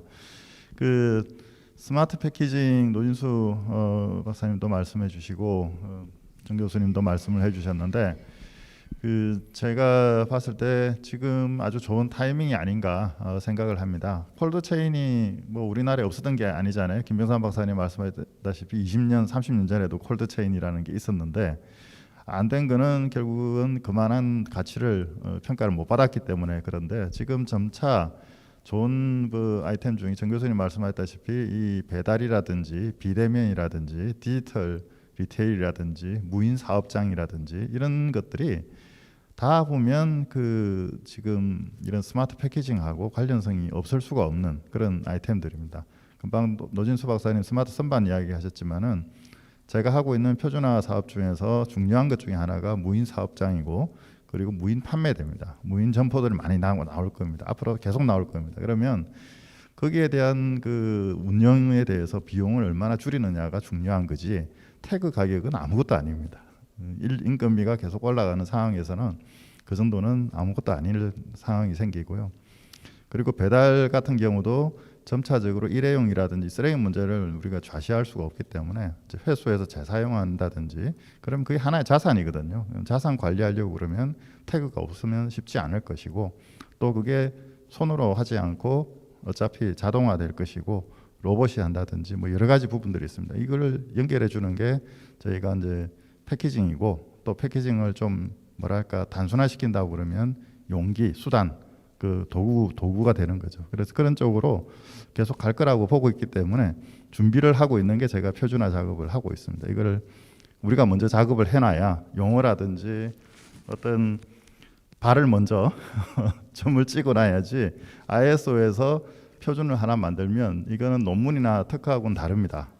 이 논문하고 특허는 지나가면 오래돼서 이게 사라질 수가 있는데 이거는 그 한번 만들어 놓으면 그 부여가 돼 가지고 계속 가거든요. 개정 작업하고 이렇게 하면 우리가 한 발 선점할 수 있기 때문에 콜드 체인 표준화를 진행하는 것이고, 내일 오후에 진행하겠지만은 이제 진행형 패키징, 액티브 앤 인텔리전트 패키징이라고 이렇게 명명을 했습니다. ISO TC 122에 그 워킹 그룹을 이제 따로 만들었어요. 워킹 그룹을 만들어서 사실 우리 쪽에 인력도 없고 저도 이제 여러 가지로 부족하고 뭐 이래서 잘 이게 순조롭게 되고 있지는 않아요. 이제 두 번째 회의를 이제 앞두고 있는데 좀 사실 좀 벅차요. 제가 뭐 그 액티브 쪽은 제가 좀 하겠는데 지금 노진수 박사님 쪽에 있는 그 인텔리전트 패키징 쪽은 제가 그쪽 영역이 아니라서 많이 좀 벅찬 부분들이 있습니다. 그래서 이런 부분들이 초안이 나오면 좀 많이 좀 도와주시고, 또 거기에 어떤 디자인이라든지 어떤 감성적인 부분도 분명히 이제 포함이 될 것이고, 아무리 자동화된다고 하더라도 결국 최종 소비자는 이제 결국 그런 포장을 보든 이게 리터너블 용기라도 결국 최종 소비자가 심미적으로도 안정이 돼야 되고 위생적으로도 안정이 돼야 될 거 아니에요. 이제 그런 부분들도 있고 여러 가지 요소들이 있다고 생각합니다. 그래서 표준화는 계속 이제 진행될 것이고, 여기에 좀 더 큰 게 지금 이 비대면, 지금 타이틀에 있는 비대면 유통물류 표준화 이렇게 기반 조성 사업입니다. 이거는 하나 표준을 만드는 것이 아니고 기반 조성을 하는 겁니다. 근데 비대면 유통물류, 비대면 경제 이 이야기 할 때만 해도 우리가 디지털 경제라든지 디지털 유통이라든지 여기에 대해서 이야기가 조금 적었었어요. 그냥 비대면, 우리 코로나 때문에 비대면이다 이렇게 하는데, 사실 가는 방향은 디지털 유통이고 그 디지털 경제입니다. 그래서 4차 산업하고 연결될 것이고 여러 부분들하고 이제 연결되는 큰 고리 중에 하나가 패키징이 뭐 그게 될 수는 없지만은 하나의 도구하고 꼭 필요한 그 수단이 될 거라고 이렇게 생각합니다. 단지 이제 그 패키징 자체가 아까 적정 포장 말씀하셨다시피 적정 포장 중에서 이제 정자, 적이야 적당한 거지만 정자는 제가 아주 뭐랄까 솔직한 포장이라 해야 될까요? 거짓이 없는 그런 포장이 이제 정말 제대로 된 이제 포장이 되지 않을까 이렇게 생각을 하고 있습니다. 그걸 하려고 그러면 신뢰를 받아야 되고 테스트도 통과해야 되고, 그게 이제 만들어가는 게 저희 표준이라고 이렇게 생각을 하고 있습니다. 이상 이것으로 뭐 말씀을 접겠습니다. 감사합니다. 오늘 이 전체 컨퍼런스를 주관해 주신 우리 김종경 박사님께서 저한테 마무리를 하라고 하는 굉장히 무거운 짐을 주셨어요. 그래서 어떤 이야기를 할까 이제 생각을 해봤는데, 이 참 그 아마 제 생각으로는 오늘 주제가 하루 종일 우리가 논의했던 주제가 굉장히 그 우리들에게 어떤 이런 팬데믹 상황에서 희망을 줄 수 있는 그러한 내용이 아닌가 하는 생각을 하게 되었습니다. 지금 이제 우리들이 그러니까 이런 상황에서 그러니까 또 어떻게 해서든지 우리들이 이제 컨택을 하든지, 그러니까 온라인에서 하든지 오프라인에서 하든지 어떠한 기술을 갖다가 사용을 해가지고 우리들이 지금 뭔가 이제 스마트 패키징을 하려고 하는 거잖아요. 물론 아까 이제 우리 교수님께서 이제 스마트 패키징은 수성의 일부다고 이제 말씀을 하셨는데, 근데 그 스마트 패키징이라는 단어를 생각을 해보니까 굉장히 그 뭐랄까 중의적인 표현이 있는 것 같아요. 우리들이 이 스마트 패키징이라고 하는 이 테크놀로지를 이루기 위해서는 굉장히 많은 코어 기술이 필요하다는 걸 깨닫게 되었습니다. 물론 그 안에서 이제 액티브하게 만들어주는 그런 기술이 있어야 되고, 그 다음에 인텔리전스한 것을 만들어주는 기술도 있어야 되지만은, 아까 우리 제일 마지막에 발표를 해주셨던 저희 전주대 이진영 교수님 발표에 의하면은 사실은 거기서 뭔가 메시지도 던져줘야 되고요. 이걸 쓰는 주체는 인간입니다. 그러니까 인간의 감성과도 연결이 되어 있기 때문에 이것이 단순하게 공학적인 표현이 아니고 공학적인 것뿐만 아니고 과학적인 것도 아니고요. 또 여기에는 또 인문과학적인 또는 사회과학적인 그 레커그니션에 대한 어떤 분야도 이제 들어가 있고 그러기 때문에 그야말로 우리들이 스마트하게 이것들을 어떻게 묶느냐 하는 거예요. 그러면 이제 우리들이 거기서 나올 수 있는 게 뭐냐면은 새로운 그러니까 향후에 그 인류가 계속 그러니까 이게 발전할 수 있는 서스테이너블한 테크놀로지를 발견을 할 수가 있을 것 같습니다. 그래서 이제 우리나라가 이제 이것을 주도할 수 있는 그러니까 그러한 그 기회가 되었으면 좋겠고, 그러면 이제 우리나라에 그와 같은 트레디션이 있느냐 생각을 해보니까 있었습니다. 우리나라 속담에 어떤 속담이 있죠? 그 구슬이 서말이라도 꿰어야 보배라고 하지 않았습니까? 그러니까 바로 그게 우리 그 스마트 패키징을 나타내주는 굉장히 중요한 속담인 것 같아요. 그래서 우리가 이미 우리 조상들이 이미 그러한 지혜를 알고 있었기 때문에 우리들이 이걸 묶어 가지고 나가게 되면은, 그러니까 우리가 이 패키징 인더스트리를 발전을 시켜서 계속 우리가 지속 발전을 할 수 있는 새로운, 그러니까 이 기술을 우리가 창출할 수 있을 것 같고, 이게 아마 제 생각으로는 4차 산업혁명을 주도를 할 수 있는 그런 중요한 기술이 될 거라고 믿어 의심치 않습니다. 그래서 우리들의 지금 오늘의 이런 작은, 그러니까 이 노력하고 이 만남이, 그러니까 앞으로 여기에 대한 어떤 가이드라인을 제시를 해줬으면 좋겠고요. 아울러 우리들이 이제 새로운 기술을 창출을 할 때마다 항상 우리가 이런 이야기를 합니다. 브라이트 사이드가 있고 다크 사이드가 있다. 그렇게 되면 다크 사이드는 아마 정보의 유출이라든지 뭐 여러 가지 문제가 발생을 하겠죠. 이걸 우리들이 그 레귤레이션으로 해가지고, 그러니까 문제를 해결하는 것이 아니고 표준은 가이드라인을 제시해주면서 문제 해결을 하려고 하는 겁니다. 그렇기 때문에 우리들이 특히 이제, 그러니까 우리나라의 연구자들의 노력에 의해서 ISO TC 122쪽에서 주도적인 역할을 할 수가 있게 되고, 그래서 우리들에게 굉장히 희망을 주는 그런 그 포럼이라고 저는 생각을 하고 있고요. 그 다음에 우리들이 그걸 통해서 서스테이너블 디벨롭먼트를 할 수 있는 그러한 기회가 됐으면 좋겠습니다. 네, 이걸로 마무리 짓도록 하겠습니다. 감사합니다. 예, 감사합니다. 저기 아까 전체 사진을 못 찍어서 지금 남아 계신 분들이라도 좀 나와주셔서 같이 사진을 찍고 마무리하겠습니다. 나와주시죠. 이제 방송 송출은 끝나는 거죠. 예, 수고했습니다.